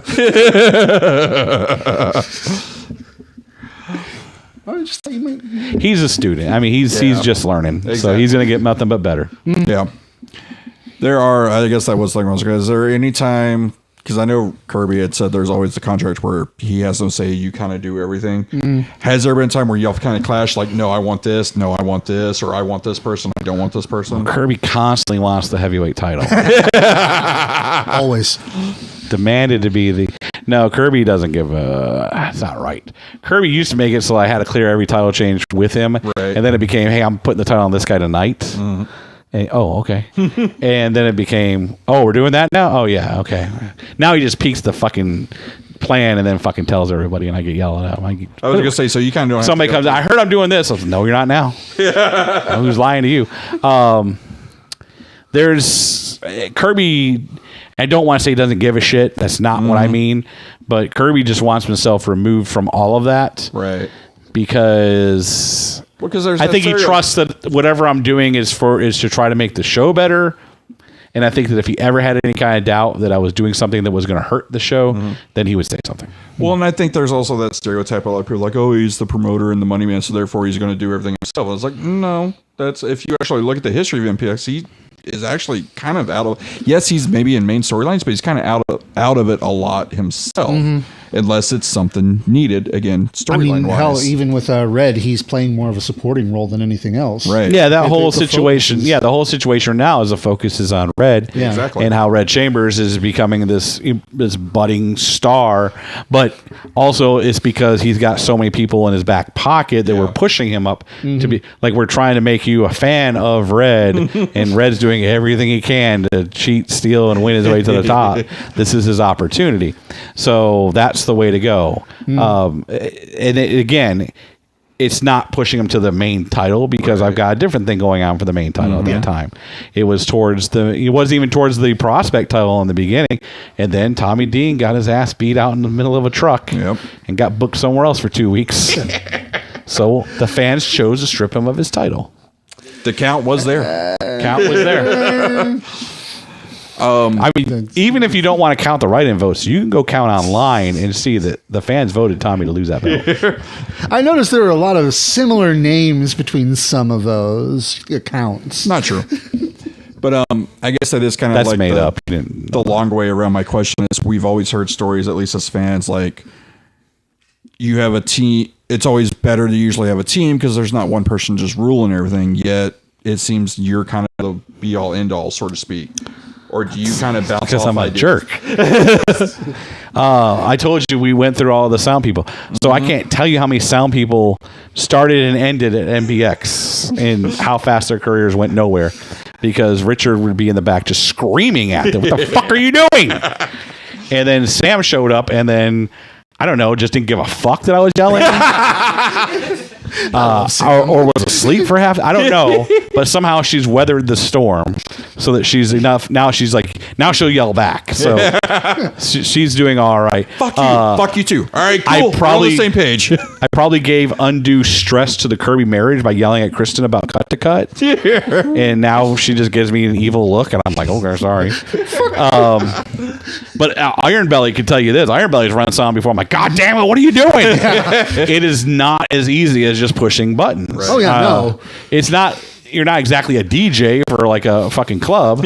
I'll admit, whenever something doesn't seem like it's going the way it's supposed to, I'll do a message. Like, are you here tonight? No, that's my first thing. If something missed, I go, Sam's not here. Yeah. And he goes, let me message. I go, why message? We messed up. We know she's not here. Oh, if you were live in the crowd and during the vignettes, if something's going wrong, just look at me. I'll be like, what are you doing? I forgot what it was. There was one show. You were at commentary and something was going on. I see you grab your phone. You're like, and I was like, oh, Richard's yelling at someone. Oh, there's been matches where I just lay out because all I'm doing is texting. Go, what the fuck's you know, the lights aren't turning on right, and the fucking lights will come on in the mid-match. I'm like, God damn it, turn the goddamn lights on. And I forget the lights aren't coming on right because we've got all these systems that are supposed to turn lights on and off and on and off. And we'll be halfway in the match, and the lights will go, and I go, motherfucker, who didn't turn these lights on? But it comes on commentary, it's like, well, it sounds like somebody in the back just woke up. And they're like, and I know they're back going, fuck you, Richard, because they hear me make all the snark remarks to them. Now I'm backstage. Now I come and hit the fucking door. And what the fuck are you doing? So that's gotten a little bit better. They just don't want to get yelled at. So it's not like they can really get in any trouble. They just don't want to get yelled at because I'm a jerk. I was gonna say, I think one of my favorite stories about life. But yeah, that's the truth, though. I mean, you wanted to sit here and book a show with me? Sure, you'll last 5 minutes.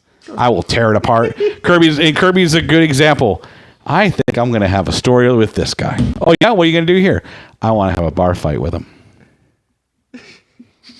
Why? Why are we doing this bar fight? Well, and then he'll come up with something, and I'll be all like, I think I'm really good at this. I think I'm underrated as far as this goes. And Jamie would, if he was here and being honest, would tell you, you can give me an idea that you're really passionate about, and I can go, okay, that's really good. Thanks, Lily. But what if we took that idea and we turned it like this and we started doing this with it? I think I'm really good at taking something and making it bigger and better. Yeah. Not every idea we've ever used has ever been mine. A lot of the guys are allowed to, I mean, they talk to me all the time. I'd like to do this. I'd like to do that. Great. Let's take that, though, and and see if we can build it into something a little bit bigger, because a lot of times you don't have everything fleshed out. Right. It's kind of like when you talk about when you used to write. You talked about you don't have everything fleshed out, and as far as you write it down, you go back and go, well, that sucks. I can do this. Oh, that's much better. And that's basically all I'm doing. It would take me a couple days because I'd write the first draft and then come back and look at it. Like if I was in Hollywood, I would get my name on the movie as the last guy who touched it. Not the guy who came up with it originally, but I would go down as the writer because I was the last guy to touch it and go, oh, look how much cooler this is. And everybody like, that's great. Meanwhile, 4 writers ago, that guy's going, motherfucker. I got paid, but Richard's going to get the credit because he's the last writer on it. So I'm really good at that aspect of helping guys with ideas, I think. The Mr. Legs character, the reason he does why does he do fucking squats? He's Mr. Legs. Because Richard didn't think doing lunges looked good.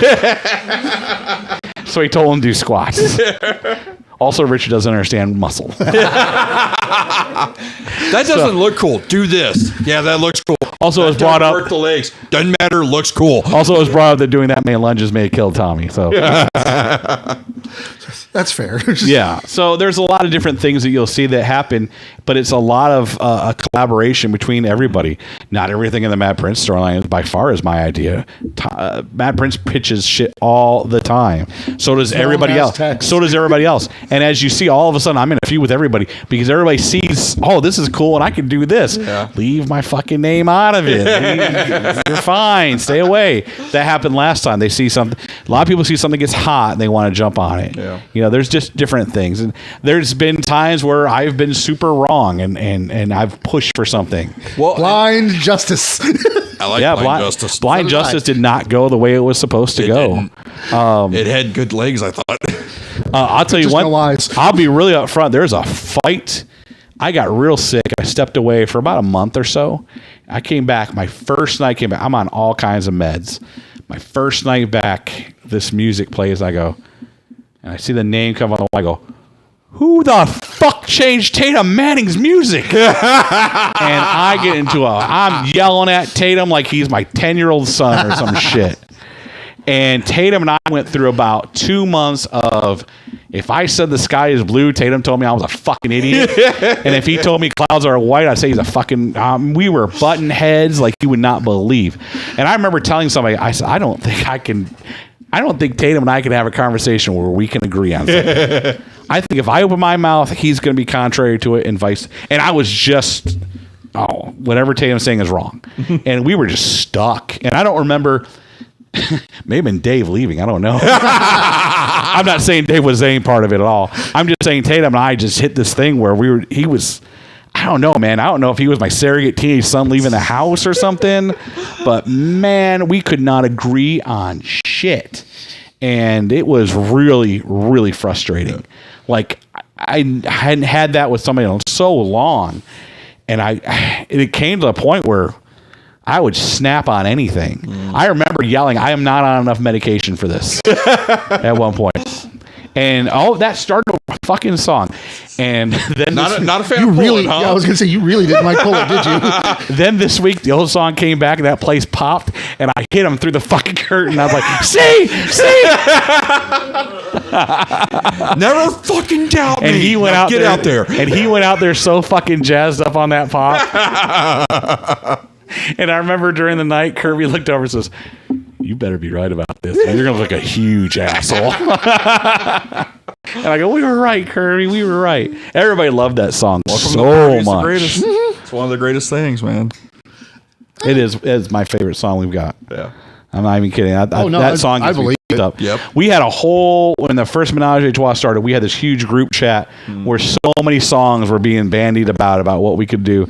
And I found that one on like Deadpool or some shit. Deadpool 2. Yeah. And then I listened to like the full song. I was like, oh, we got to cut a lot of this out. This has got a lot of fucking. And I was like, man, this is pretty cool. Yeah, I'm a big fan that he brought that back. That was his choice to bring it back, so he won that fight. But Pull It was good. Yeah. Pull It was good. It was good. But man, that song had so much personality to it. Yeah. And it had so much Tatum to it, felt like. Yes. That was just Tatum. I can't even remember what his first song was anymore. Nobody can. Yeah, no one does. Because it was just so, Nobody it, can. it I was was going to so say, before Menage a unremarkable. Trois, no one remembers. Yeah. It was Well, so Tatum was really, he was a piece of clay before all that. He was trying to do the rich kid, and he was graduating, but he wasn't there yet at the same time. Like, he wasn't figuring it out. And when we put him with Larry and with CJ, and he got to do more tag stuff, he really started clicking, and he really started getting some stuff.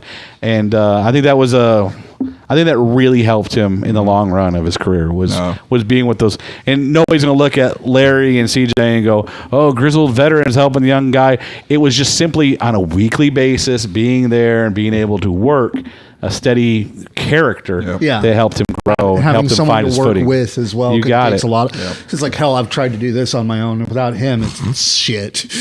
Yeah, you're like have these blanks that don't get filled in, and when you've got a partner there that can fill in some of the blanks, it works.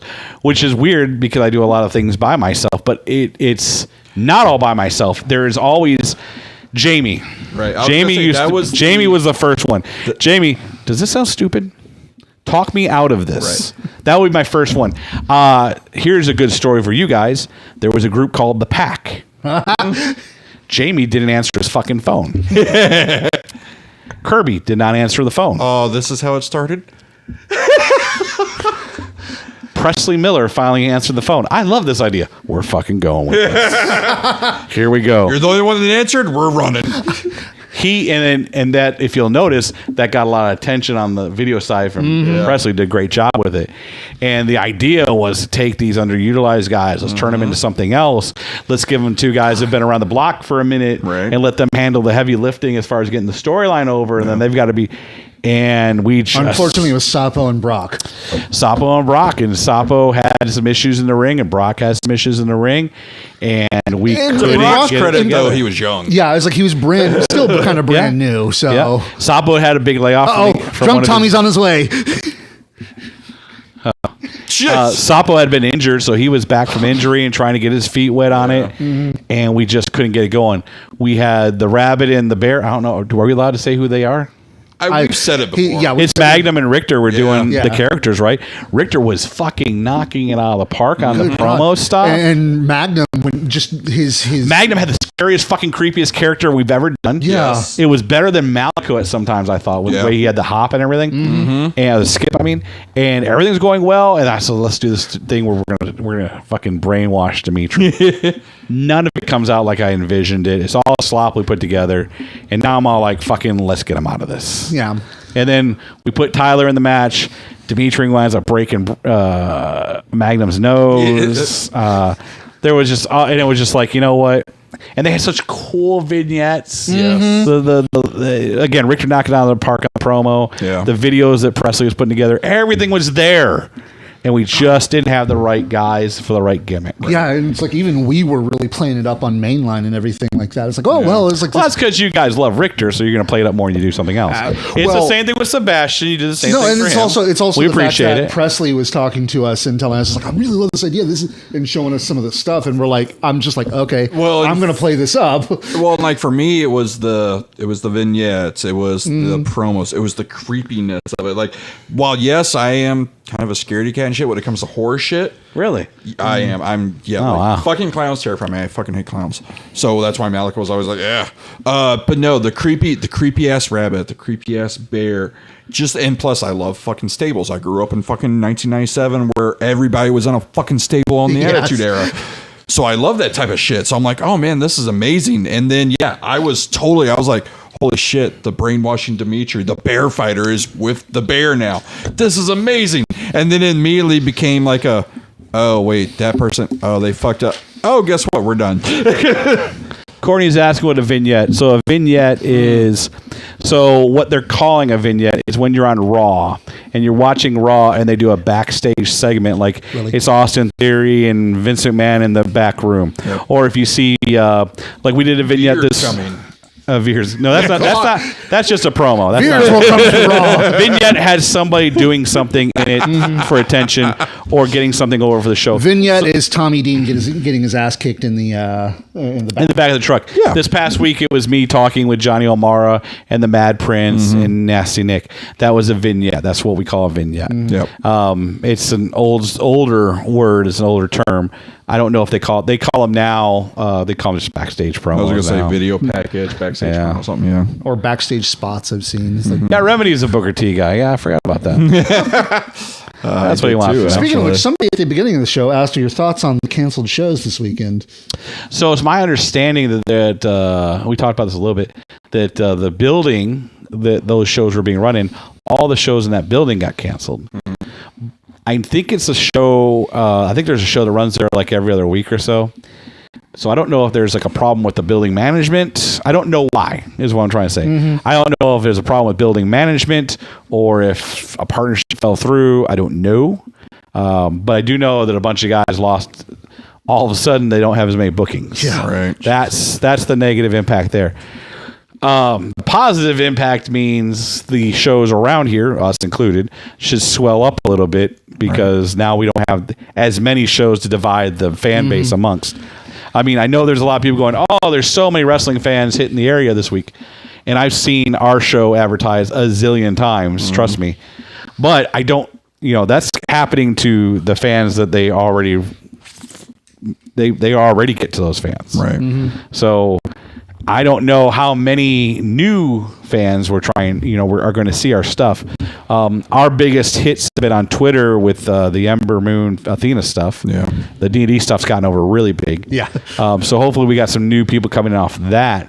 But that's why we're talking to everybody to try to share it, because if you know people coming in town, we want to make sure they know about our show, because we're fighting against WrestleMania, because that's when WrestleMania starts. People will be going to the building to WrestleMania. Yeah. So we know we're going to lose some of them. We're trying to get everybody. There's a lot of fan base that will come in just for indie shows. Right. And that's what we're trying to snag. And we know that there's going to be a lot of those kind of people there. We want to get as many of them as possible. And then they can start watching the network, and then they can start buying merch for these guys, and so on and so forth. Which, I guess, since you did touch a little bit about losing Bill and stuff like that, what was your kind of mindset and idea when MPX lost the old building and trying to find a new one? Like, were you involved in that at all, or? Kirby's in charge of all of that. Yeah. And involved by getting a phone call from Richard every other day. Hey, did you find anything? Because the longer we were down, you had a clock, I think. Yeah. And the clock's ticking. And if we hit about 3 months. I think if we hit 6 months, we'd have been done. Okay. I think it just becomes a point where you're just like, where your hands just drop, and you're like, okay, well, this is over. Right. Yeah. And I think that's what was happening there. So we hit it at about 3 months or so, 4 months, and then we had to get the building ready, which was really exciting. And we got in there. I was there when Kirby signed the paperwork. We were literally at Home Depot that day and buying stuff that we needed and getting things ready. And we can have this thing ready by this weekend. And then we had to get and then it just drug. We had to get the fire marshal thing. We had to get this coded. We had to get that coded. And then the ceiling. We had to figure out what to do about the ceiling. And Kirby and Frankie Fisher built that ceiling square. And it was like, oh, why didn't you go off? And they give you looks like, you motherfucker. If you only knew the trouble that we had to figure this out. It was like a geometry problem or something to them in the very beginning. And they admitted that once they got it towards the end of it, oh shit, we could do this all day long. But really it was like, we're fucking done. This is as far as this thing can go. If they'd gone like 6 more tiles out this way, that probably would have been cooler, and you would probably see a different product. And we talked about this the other day. How many wrestlers would have been injured by now on a weekly basis working without that ceiling? Yeah. With all the dives they would have tried. So we've probably saved a few careers along the way. And great moments like, Silver hitting the AC duct. Silver hitting the AC duct. Silver hitting the AC duct was ceiling down. I have a lot of guilt on that one because I jerked Silver off the ground and drug him to the back. Didn't even think about if his neck was hurt. Didn't even think about it until I got him to the back and went, shit, I hope his neck's not hurt. Luckily, it's Silver, and he was. He was just skidding from here to here because when he did the somersault over the top rope, his face slipped against the top of the AC grid and just like a cheese grater went down his face. It was like it was like pizza. He looked like pizza, right? Yeah, it looked like pizza. Well, like you tear the cheese off a pizza. That's what it looked like. Yeah, no, he told us that when he tried to go back into the ring, and I went nope, and I grabbed him and I drug him to the back. Do you know how much those canvases cost us? How he didn't know how hurt he was. Right? Oh, yeah, that too. It's more. It's more a saving him. Oh yeah, man. Jason's got so much adrenaline in his body. First of all, that guy don't gain any weight. No. When's the last time you said, "Oh, Silver looks like he's putting on some weight"? Never. He's got a metabolism going 100 miles an hour. He's got all this adrenaline going. What's going on? Drunk Tommy is starting in. Richard looks like a soccer coach who doesn't know soccer. I love Drunk Tommy. Drunk Tommy sucks. Drunk Tommy is wonderful. Asshole. He's not really drunk. Probably not. It's Wednesday. That's just Tommy. It's Wednesday. But yeah, going back a little bit, talking about the bill and everything, when you lost, was there a time when y'all were out that you were thinking of like, I need to find somewhere else to go? Or were you like, nah, if I'm done, I'm done. I'm good. No, I was done. Yeah. I was done if Kirby was. I like working for Kirby so much. I had a lot of... Ken Taylor was very difficult to work for. Ken Taylor, somebody would cancel on Thursday, and you show up Friday, you wouldn't know it, and it'd be like, oh, I got so-and-so to take his place. Well, he's a babyface, and now he's wrestling babyface. Yeah, but they're about the same size. That used to be the why he would just replace so-and-so with so-and-so. Jeez. X and Z were the same wrestler to him because they were the same size. But now you've got two heels facing each other, or this guy's in a storyline with this guy, and he didn't care about that. So that was frustrating. It was. He can't make it, so we'll just Silver out there, right? It literally, it would be okay. That makes a little more sense though, because I mean, it would be very years ago. It would be very frustrating, and it would be very demoralizing because you were. I mean, back then I was, oh my god, I gotta make this. It's like fucking raw. I make this perfect, and then I show up and it'd be like two things change. It's like, well, why didn't you call me? Oh, I gotta make a decision. Okay, I get it. So I quit there, and then I went to Extreme Sports Entertainment. We had two shows. Got sued by Paul Heyman. That's a whole thing. Huh? For Extreme? Yeah, he tried to. Well, he had a Bronco Bull show that he had canceled due to ticket sales. Okay. Their tickets weren't selling. Richard Hunter worked for the ticket. He already knew the guy at the Bronco Bull. Yeah. They canceled the show. They barely had any ticket sales. We had Mikey Whipwreck, Tajiri, and Sandman and Steve Carino booked on our show on Thursday. Their show was on Saturday, and they blamed us for. I was in the fucking stage coach ballroom. I remember you telling that story because you were talking about how... And then Mikey and all them bailed out on us. Yeah, because you were going to put the belt on Carino and just have him lose it. No, Carino was going to put the belt on Fox, and Fox would lose it back to Carino that night. Yeah. That was our big plan. And then Mikey called us, and Paul Heyman made them all drop out. Jeez. We got legal papers served at Austin Kellerman's parents' house because that was his address. So his parents found out we were getting sued. That was fun. Wow. He was, oh man, Costin was like 22 at the time or something. And that was funny. And that's how we met Rob Black from XPW.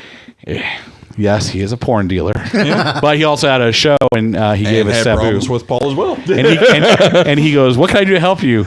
He goes, "I'll send you Sabu for free." And we're like, "Okay, that works." And that's how I met Sabu and became friends with Sabu and had him on several shows. He was pretty cool. Yep. But yeah, there's been lots of. Man, there's been so many weird things that have happened. Drinking beer with Abyss at a party where someone gets injured and everybody runs out of the party and they leave all their beer that Abyss tries to drink by himself, basically. And drunk Jamie Aller trying to drive Abyss to the airport was probably one of the most terrifying things I've ever seen in my life. I guess he is drunk. He can't even type. Tommy says, how dare you accuse me of soberness? Yes. That's what you took away from all that. Remedy debuting for the coach. Yeah, Remedy was not somebody I thought that the Addicts were going to get behind like they did. We had all kinds of plans for Remedy to be the big bad, and he turned into the big bad teddy bear. Yeah. Which I wouldn't say a teddy bear, but definitely he was the God. If he'd kept wrestling, I could have seen putting the championship on him, the big one, and it being like one of the biggest things. Oh yeah. Eventually, yes. Oh. Well, I mean, you never know. Yeah. We'd have to really work on that. Yeah. Well, he can't wrestle now because of the whole sheriff thing. He's a sheriff. He's a do-gooder. He's he's the man now. Yeah. He's the man. Right. I remember you telling us that. That was awesome. What's that? His entrance video is COVID. If you watch it, it is. Yeah. No, I remember telling us that, and I was like... His video is the COVID symbol falling all over the place and replicating. It's terrifying when you think about it. Yeah, but he was the remedy, so... Yeah. Well, that was the whole point. Pat, how are you doing over there? PR. Yeah, you're out of beer, aren't you? Yeah. That's why he doesn't know what to do with himself over there. Not getting that coin anytime soon, is he? Jay, how long you been sober? Since that one MPX Rehab show? That's the last time I actually got drunk, and that's actually the first time I got drunk in a long time. I stopped drinking in 27. Last time Kirby was on, you're all like, "Oh, I can't drink with you guys because I'm driving." Well, no, last time it was because I was on. No, he was on cold medication, steroids, and all he had to do was take a couple shots of Robitussin, and he would fine. It'd have been just like he drank. No. God, no, I can't do. Lily gets drunk all the time. It's crazy. Yeah, no, it's funny. Lily is Jay's significant other. Can we talk about you being so upset over this Will Smith thing? I feel bad for you. How come you let that get to you so much? There's nothing that you can control in that situation. I know, whatsoever. no, and it's not even the Will Smith thing. Like I said, it's like I don't really, it's fine by me. However, if people feel about it with the, whether they agree that Will was right or Will was wrong or anything like that, that doesn't bother me. It's just the whole, the Will is a cuck jokes going around that I'm just like, fuck you guys. Isn't he like in a forced polyamorous relationship? I mean, he's had enough partners of his own. So it's like, it is a public. They split up for a while. I don't care what the fuck they do. Yeah. But that wasn't even the point of it. The point of it was that she was bald. Yeah. No. And that's the other thing that pisses me off. It's like, hey, welcome. Had nothing to do with the welcome back, Kyle. We're talking about Jay and his obsession with this Will Smith thing online. He's posted at least 10 posts online. Yeah, I felt bad about it. I don't know why. So, if Lily has some kind of medical condition and someone makes some offhanded joke about it in a large public forum like national television in front of you, would you feel the need to go up there and do something? I mean, probably. Yeah. But again, so you don't have a problem with Will Smith going up there and slapping him? I think he could have handled that more privately, but other than that, well, privately, so you don't want the world to know that you would stand up for her. I have no dog in this race at all. I don't give a shit one way or the other. It's like you're doing that contrary to be contrary thing again, damn it. Because if you just said no, I wouldn't. Yes, I would go out there and slap the shit out of him. I was like, do you think that you could handle this in a better, proper way? Maybe Chris Rock didn't know she was ill in some way. So I have an argument on both sides. I have no right answer. I'm just really interested in what your answer is because, like I said, when I read your post, I can't tell if you're for or against. When it comes to the situation itself, I personally feel that he was perfectly justified in his reaction, but I understand why people are against it, and I'm not going to tell them that they're wrong on that. That wasn't what was pissing me off, though. I don't understand what the big outrage was. It was all a fucking work. I mean, I've watched way worse so get planned. said. Look at it. Chris Rock leans into the shit. It's one of the weakest slaps in the fucking world. His eyes are closed. Wait a minute. The hand even comes. No one knew the Oscars. He's just like, look at all the wrestlers online. No, I'm serious. You were fucking too look into at it. it. Okay. I did watch it. Wait. What's the end game?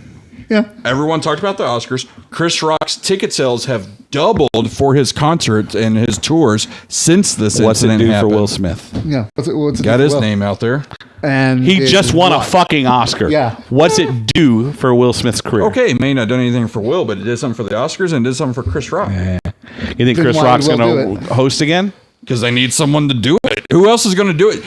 Because you have the insult right there because Will Smith and Jada are already in the fucking spotlight because of their whole relationship of how she bangs other dudes and shit like that, and he bangs other chicks and blew it up. Because I don't hear anything about him. Yeah. They've admitted they're in an open relationship. I haven't heard anything. Name the chicks. I haven't Why heard can't Will you name say the guys? anything. Yeah. Also, Tupac would have shot Chris Rock for her. Oh yeah, exactly.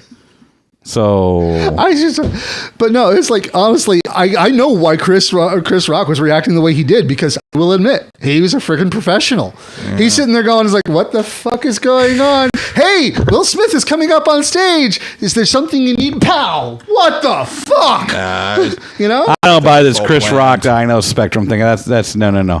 I don't think he thought a smack was coming. Yeah. I think he thought that Will was going to lean in with some funny ha-ha bullshit. Yeah. And then got fucking slapped. Like, what the fuck? Yeah. And that was his reaction after the whole thing. He's like, I just got the shit slapped out of me. Will's not trying to knock him out with that slap. Yeah. And you can see him, he slips in his dress shoes on that stage, too. You can see that. So maybe he was trying to hit him harder. I don't know. But he's not obviously not going for, you could have punched him to go for a knockout. Right. You can knock somebody out, but I don't know Will Smith going to knock somebody out. Are you kidding? Judd Apatow says he could have killed him. You'd have to, yeah. It's not the worst take I've seen on that, but it's funny as hell. This man was Ali. I'm pretty sure he knows how to punch someone. I know. It was like, he could have thrown a punch. He didn't. He went up there to show a very disrespectful, bitch. You need to feel this one. Yeah. And that's all he did. He wasn't trying to knock him out, and he calmly walked. He even gave a look back to make sure he wasn't going to get jumped from behind. And he went back and sat down, and he's all like, keeping my wife's name out of your fucking mouth. He goes, it was a joke about G.I. Jane. And he goes, keep it. He's like, I will. And they look to the side and like, are we good? Correct. Are we still? We're here to give away a documentary. I mean, an Oscar. Yeah. It's like, and that's how I knew it wasn't a work, because Chris was having a hard time. It's like, where the fuck am I? Fuck. It's like, I have a hard enough time keeping shit together on what I do. Can't imagine having to deal with what he did. So and again, I don't have a dog in the race. So if all the people are, like, oh, Will Smith stand up for his woman. So will those same people calling Chris Rock a bitch because he didn't slap him back or go after him? Yeah. I mean, you're on national goddamn television, man. I think I'd have laughed my ass off if it turned into a slap fight or some shit like that. I mean, best scenario, at least let them fall down and tumble around a couple times. Let some fucking guys in tuxedos come. Fucking Denzel Washington and Samuel L. Jackson pull apart. Medea's in there pulling them apart. Fucking Tyler Perry's diving in there. No, and it's like there's also the people who have the whole thing of, well, Will was laughing at the joke. It's like, no, he was laughing at the previous jokes, still laughing, and then he realized that was an insult. Looks over at his wife, sees that she's hurt, and is like, no. And where the fuck is the cameraman getting the shot of both of them at the same time for us after Will sits down? There's the shot I want. Instead, I got with security. Instead, I got the chick from Black Panther going, Conan. It's his Conan omnibus selection. What? Tommy Dean was asking. Know your books, apparently. Yeah. What book do you have over there? A lot of Conan the Barbarian. Big John Buscema fan of Conan the Barbarian. Which is why Iron Belly wasn't allowed to use his real name. Oh, yeah? His real middle name, Conan. No, I never told him that. See, again, you're told things. I mean, there's a whole wrestler called Conan. Maybe that was why. Yeah. But he's not Hispanic, so it doesn't count. It's not like there's like a zillion Tommies in wrestling anyway, but there's only one Conan. So yeah. I have a lot of comic books, Tommy. Those are just trade paperbacks over there. And these aren't really comic books. These are posters. This is a poster of a comic book, but it's like signed by the editor-in-chief at the time and everything. He's drunk. It takes him a bit to rip. I gotcha. Well, there's other people that will eventually watch this someday. Yeah. The bestest kind. Definitely not the most entertaining jokes on my part from booking sideways, but I don't have a lot. Most of it's me just like staring at a screen going, this is fucking stupid. This is... Jamie, you like Kirby? What if I do this? Yeah, I like that. Okay, good. Tell me something I like. And then when they don't answer, like I said, you get the pack. So that's all Presley Miller. That's Jamie Aller's fault. That's Stephen Kirby's fault for not answering phones. That's Presley Miller's fault for answering a message. If he doesn't answer that message, I just move on. I look at the Pat. Blind Justice's fault. Yeah, I was gonna say that was Kirby. That may have been all our fault. So like. I know Jamie was not a fan of Ray Ortiz. Yeah. I liked Ray Ortiz. Jamie did not. Joey, I love Joey, and I had a lot of success with Joey in the trust fund. Yep. So boom, and then Kirby was going to be, that's Kirby's group, so that's fine. Kirby had been blinded literally by Scott McKenzie. He has poked him in the eye real bad. He was out for several weeks. And then we had Riker James, who we're trying to find something for. Big, powerful guy, looked good in the ring as far as size-wise. We just need to, again, you need those reps for him. Put them together. And we had DTF at the time, and man, did it fucking suck. It sucked, suckier than... God, it sucked.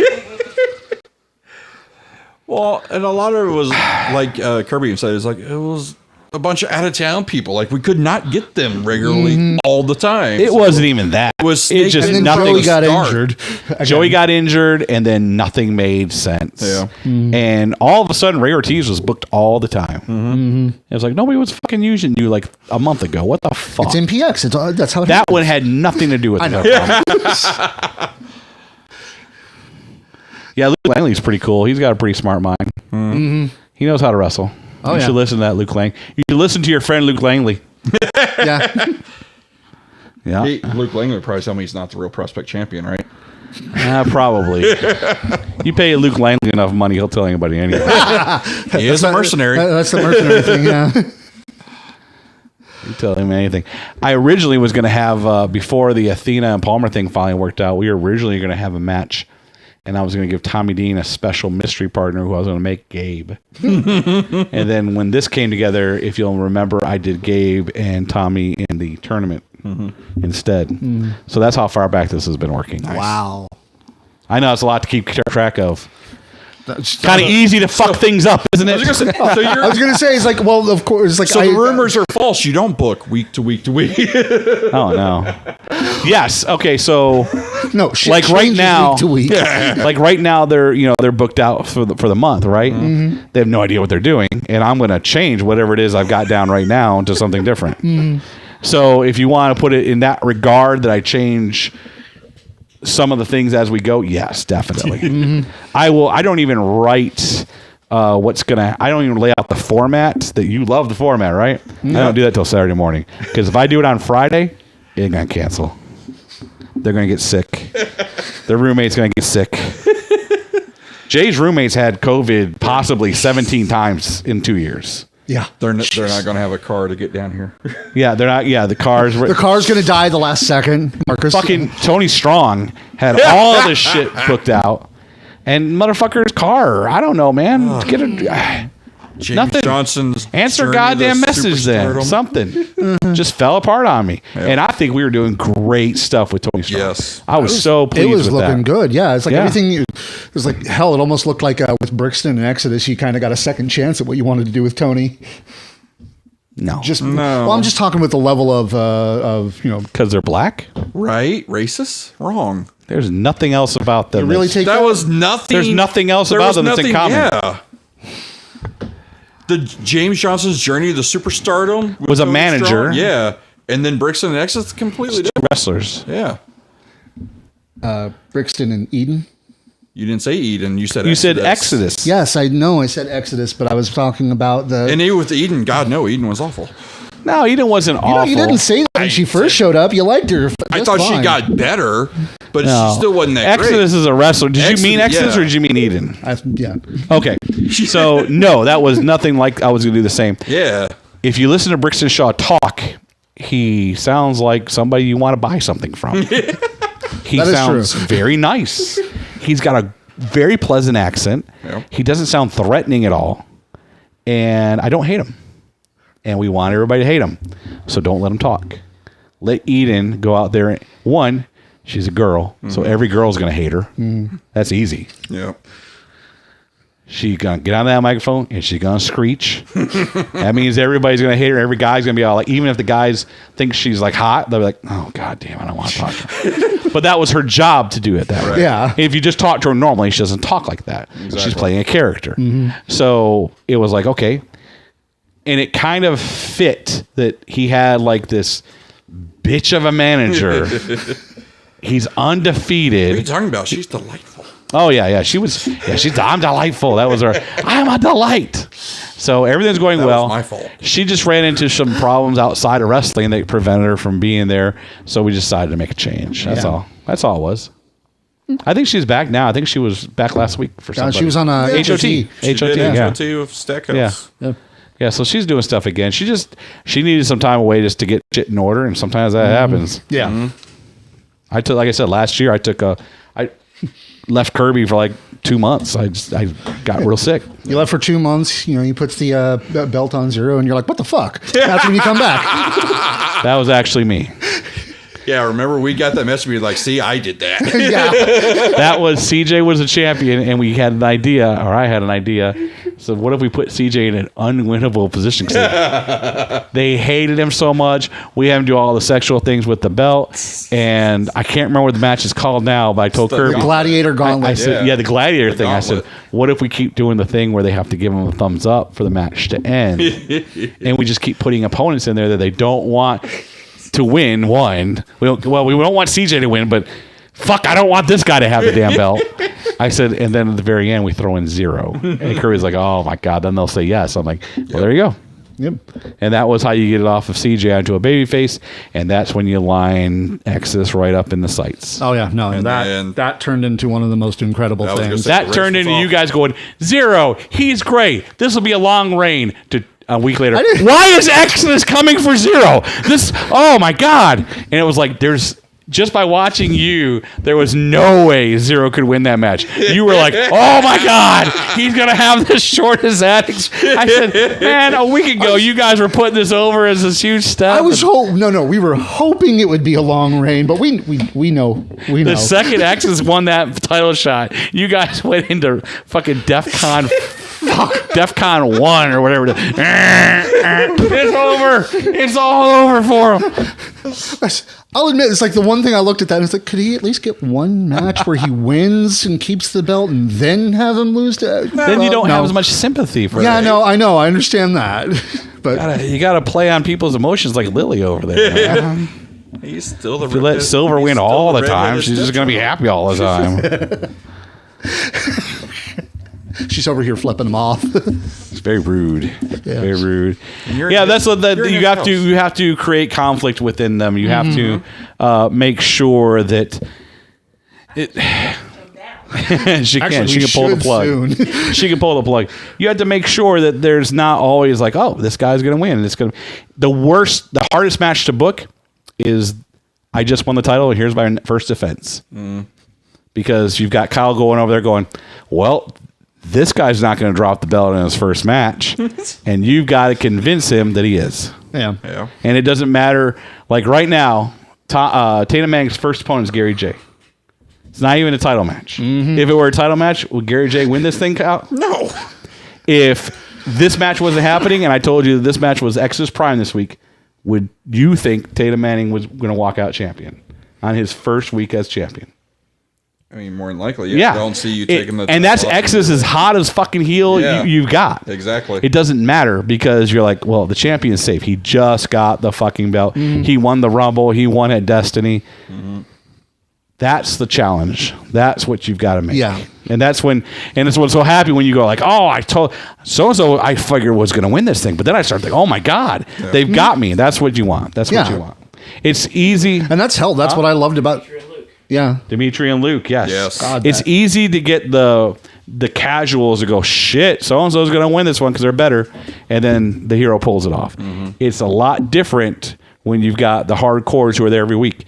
Even the girls play their part perfectly. But even they know there's certain things that are not going to happen. Yeah. Right. And then when shit happens, that's when you get those screeching, what going on. And that's what you want. Yeah. It's like after a bit, you start to recognize, yes, when it comes to wrestling in general, there's a formula, and that's actually what makes, just the swerves great. Yeah, there's a formula to everything. Everything's been done. There's a formula. And you can adjust that formula just slightly to try to get some different pressure in a different area. And that's what you want to do. When Tommy hit the ceiling, there was no plans for where we're at right now. Now we're at where we're now. I know they never saw where we're at right now coming because it all started when that ceiling hit. I heard for them. all of that. When I crawled into that ring at Destiny, that place went fucking insane because they thought I was going to hit Tommy. Instead, I let him look up to me as a father figure, and I hugged him. And they were so fucking pissed. They were confused as hell too. Like, what the fuck is going? What the hell is going on? No, what? They didn't seem confused to me because I was bullshit. Don't you fall for it? I'm bullshit. Fuck that guy.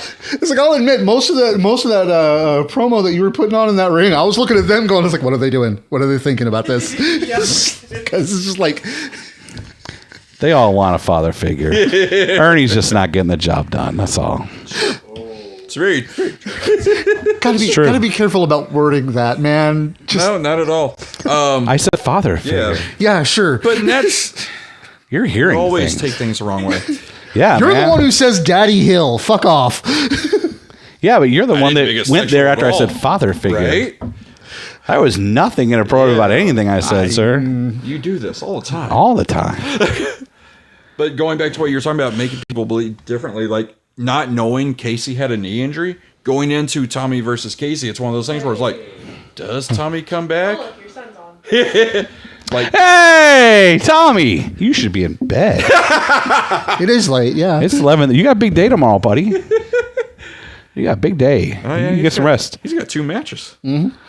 Oh, is it tomorrow? Yeah, Oh, Thursday. fucking He's no. got 2. He's got 2 shows.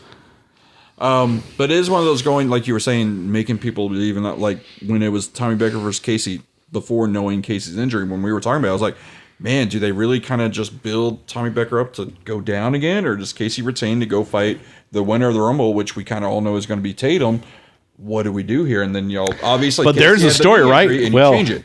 if Casey retains the title, the obvious match is going to be Tatum, right? He's the one who injured him.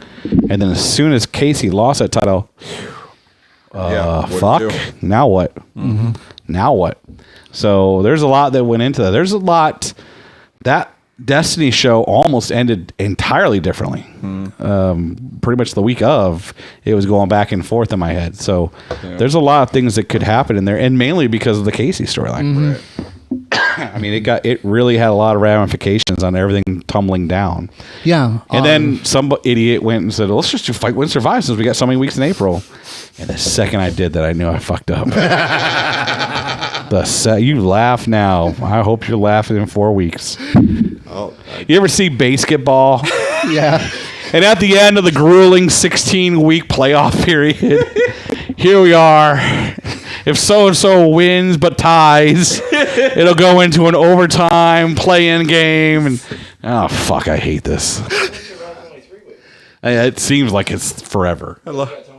I love Fight Wins. Yeah, we got this week, and then we got 3 weeks of Fight and Survive, and then we got Tommy Drew. So April, if you do not have an April pass, get them. You will save a shit ton of money. Yes. And Kirby will probably kick me now for saying that because this was the month he didn't want to sell them. Well, because do you know how much this weekend's costing us? Yeah, it's okay. The fucking season pass people are getting it at a discount, and we. So I can't tell you numbers, but I can tell you that when we brought in X-Pac 6 years ago, that was the most expensive show we ever did because X-Pac. I was gonna say, and that was just X-Pac by himself probably was equal to over 2 shows budget. Wow. By himself, not counting his plane flight, hotel, nothing. We went way past that this weekend. I basically got told, just do whatever you want. We'll live.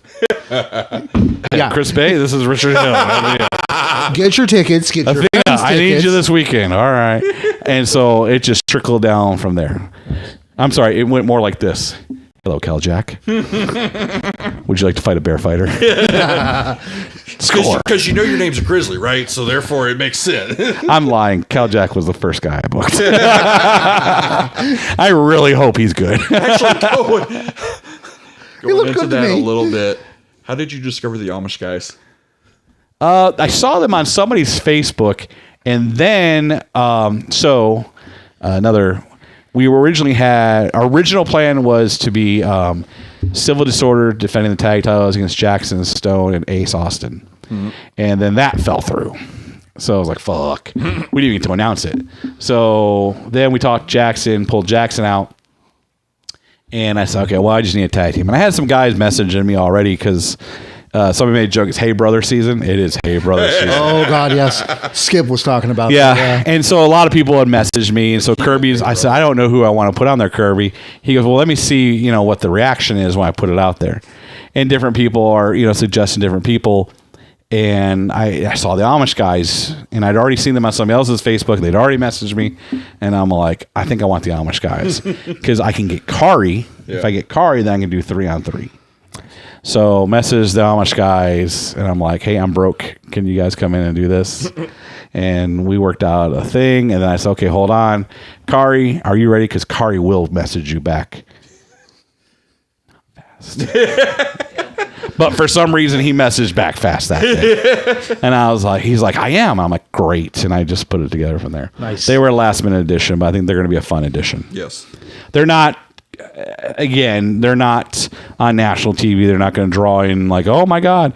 But I think that when you step in the building, if you're stepping in for Chris Bay and Athena, I think everything else on there is going to entertain you. A guy is going to fight a bear. And he's a bear fighter. Yep. And the Amish guys are bringing a chicken. A live chicken. Not a stuffed chicken. Like I've been Not told there's a real... I don't know the fuck they do with the chicken while they're wrestling. Like I'm like, is the blonde guy gonna manage? They go, no, he goes, no, we all work. I'm like, who holds the fucking chicken? It's whoever's not in the ring. They hold Is it like the pick in the Afro Circus, where you just pass it around? They just pass it off. Yeah, man, I don't know. Whoever's not in the ring, it's got to hold the chicken. Oh man, I'm really excited. But he can't sleep. Well, I'll tell you a story after this is over. We'll FaceTime later. Remember, asks, what's fight, win, survive? So Remedy would have excelled in. It's a Fight, Win, Survive is a team concept. It's been around since 2000, I think, at PCW, 2001. And originally it was created because Survivor had started. And Survivor was basically whittling you down, right? Tournament concept, wrestling. PCW was in a gym inside the Six Flags Mall, but had just recently purchased the movie theaters outside. I had just started with the company as they shut down their last night inside. My first job was to book Fight, Win, Survive on TV, which was what we did. We took various matches and shot them in different locations away from the building because we had no building. And we didn't know what we were going to do with them. Just shot them and put together the concept. Austin came up with the name Fight, Win, Survive, again, Survivor. And we made it a tournament. And we just plugged in these various matches that we had. They weren't shot for this until we got to the final. The final two were Mike Fox and Action Jackson. And I showed up. It was my first time being with the wrestlers when they were shooting. And Action Jackson saw me and went, oh, God damn it. And walked away because I probably told AJ he's got to lose more times than any white man in his life. And I mean, he's like doing paces. Fox has already known I've been doing all this, so he's all cool with it. Oh, God damn. So, AJ, you're going to get hit by this car and you're going to lose. But we're going to fight. We'd open the new building up and it was under construction. When they fought through that motherfucker, tore things down, went on the roof, fought on the roof. AJ got thrown off the roof or Fox got thrown off the roof, some shit, I don't know. And then they ended with Lance Romance smacking into AJ with his truck and Fox pinning him. And that's how the Players Club became what they are. Well, there was kind of a Players Club before that, but that was really the kickoff for it. Anyway, that episode airs on UPN, and then the next week, doors open to the new arena. Nice. So that was the first Fight, Win, Survive. And then it kind of progressed from there. Lance Archer won one year. He was in a tables match in the finale against Iron Eagle, who nobody in here will know.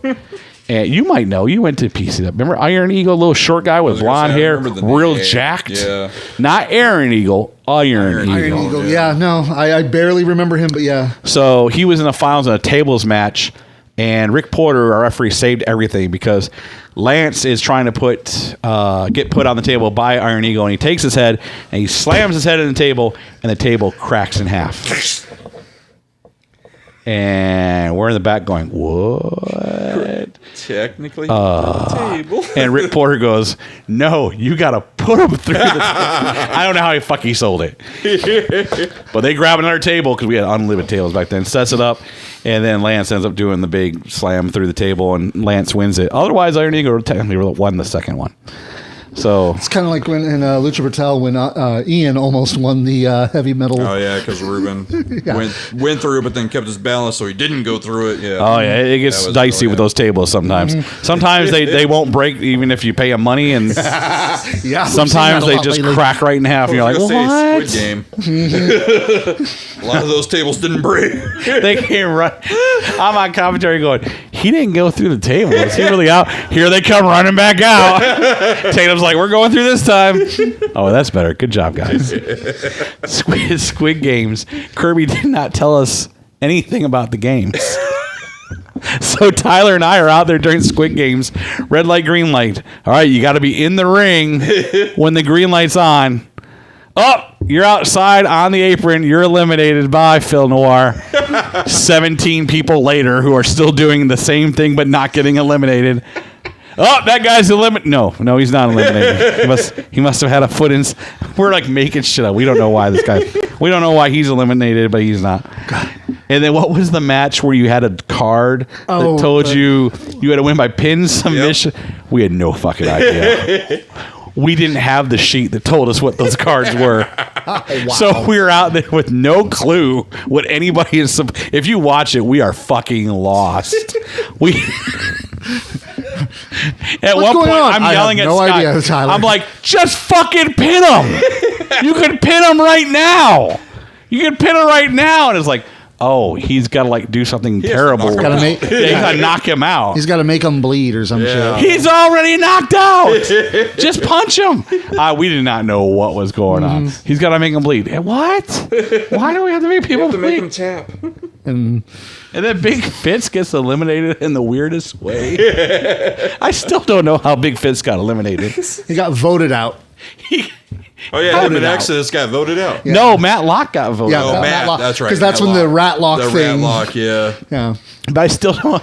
And the announcer goes, he goes, you got this much percentage of the vote, and you got this much percentage of the vote. You're gone. So Big Fitz is gone. It was Sky. And then he goes, and here's team number 2. And you got this much of the vote. And Sky, you got this much of the vote. We go, he's not even on that fucking team. And he goes, Matt Locke, you're gone. And it was like, Sky even threw his hands up like, what the fuck did I do? It was all over the place, man. It was fun. It was a lot of fun. Yeah. It was definitely never going to happen again. But you said that about Fight Win Survive, and look what we're getting. I love the red light, green light battle royal though, so we'll probably do something like that and Fight Win Survive. Yeah, I was looking at that going, it's like, okay, this is a great idea, but the execution just needs to be a little bit more clear. Because it was trying to get 20 So remember that story where I told you I can take something like this and I can make it look like this. So that's the funny story is Kirby did all the Squid Game. Yeah. And it's a Fry show, so unless it's the one where the theme ones, I never do anything on the Fry show but laugh at it. I show up and we were joking. He goes, well, motherfucker, that's what I was waiting for you to do. Take this and make it better, Richard. And you go, good job, Kirby. And I go, well, it was like your thing. I know it was my thing, but it sucked. You were supposed to make it better. I'm like, I'm sorry. I didn't know what was going on. I was going to say, I liked it. It was fun. You know how it is. Yeah. Brian Pulver was on here earlier. We go to dinner after the show, me, Ernie, and his wife, and Brian Pulver. And the first thing is out, Brian goes, so, you know Brian is, so, how much did you hate the show? I fucking hate it. So goddamn much. This fucking sucked. He goes, I thought it was pretty good. And Ernie's like, I thought it was great. And I'm like, well, good. So Ernie gets all upset now. He's like, oh, we don't want to ask you because you're always mad about the show. Well, I think those are always my favorite conversations with you and Kirby. He's like, what'd you think? I was like, I liked it. And you're like, here's sucked and here's why. Oh, yeah. And I love hearing y'all's take on it because, yeah, it's different looking from a fan's perspective. Like the fan's perspective, we're going in blind, like, oh, we didn't know this was supposed to happen, but it still worked out. Cool, whatever. And then here's like, no, this is supposed to happen, that's supposed to happen, that was supposed to do that. It would have been better if we'd done this. I'm like, oh. I think one of my favorites is one of my favorites of that is when Kirby we had Kirby on last, and he was talking about the match between Zero and Johnny, and he's just like, that needed more passion, more anger, more emotion. I got on Johnny. I said, Yeah. don't you ever beg off in the ring again. I said, nothing upset me more during that match than watching you beg off. I mean, legitimately, and I've already said it tonight. There's probably a handful of guys that I would pick in a fight against Johnny. Because Johnny's just a bad little fucker. Yeah. And when he's trying to, I said, don't beg off. And I told him last week, I said, if we were WWE right now, you'd be Ken Shamrock out of this group. Holy shit. You should be in there fucking breaking people. I said, go in there like a fucking badass. But he's been So wearing... JD, Steve Blackman? Oh, God. Oh, JD is Steve Blackman? No, JD's way too cool to be Steve. Yeah, right. No, you're right on that, yeah. Yeah, Griffey's way too cool. Oh, we're still in chat. Awesome. Yeah. So, I mean, he knows I'm right. So, I said, you need to go out there with the mindset that you're going to fucking hurt somebody. I'm not putting Johnny in a bunch of stuff where he's doing submission moves and everything else like that. But legitimately, he should go in there and like break the ribs on some guy by punching him out. I mean, he's Ivan Drago in that ring against a lot of these guys. Not size-wise, just ability-wise. And you can tell when Johnny's in the ring. Johnny's biggest flaw in the ring, he's making sure he doesn't cripple somebody. Yeah. Because watch how Johnny punches. You can see him cover up. You already know he's going to throw, and he's trying not to break your rib. That makes Why do you sense. think Johnny throws here instead of here? He's told me about that before. It's like, because I remember seeing that he was in a match and he came out of that with like marks all over him. I'm like, dude, what the hell? I was like, no, that's how I love it. I fucking love that shit. Johnny will scrap, but he's consciously he's trying not to hurt somebody. Yeah. They all are. I mean, that's the name of the game, right? Brent, I think he felt bad about punching Travis. I mean, it's Travis. So, Brent's way of showing he does the whole "I love you, I'm so sorry," and then goes, I knocked the shit out of him. I mean, if Travis had really been hurt, Brent would have felt very bad about it. I mean, he did. He was all cut up and everything else. Still this week he was. Yeah. So Can that be one of the Fight One Survive matches? Tommy, I know him. I like Doris. Still here. Oh, over here. Yeah, ACW used to do a drinking game match, and everyone has to take a shot when a move was done. I remember I couldn't remember a match. I was hammered drunk. Holy shit. Can we do that if Fight One Survive? If you get a man as big as him that drunk. Patrick Clark Memorial match.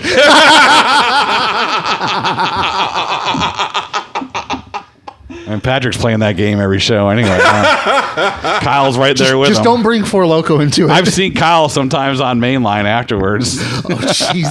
I forgot. I think it was Purple Rain or something. He goes, dude. He's like, you shouldn't have been on camera. I was like, what do you mean? You go, you were slurring all over. I was Dude. like, fuck, I was. I've seen a couple main lines where Kyle is just fucking pissed drunk. And I'm sitting here going, it's like, I got to keep talking. I just got to keep talking.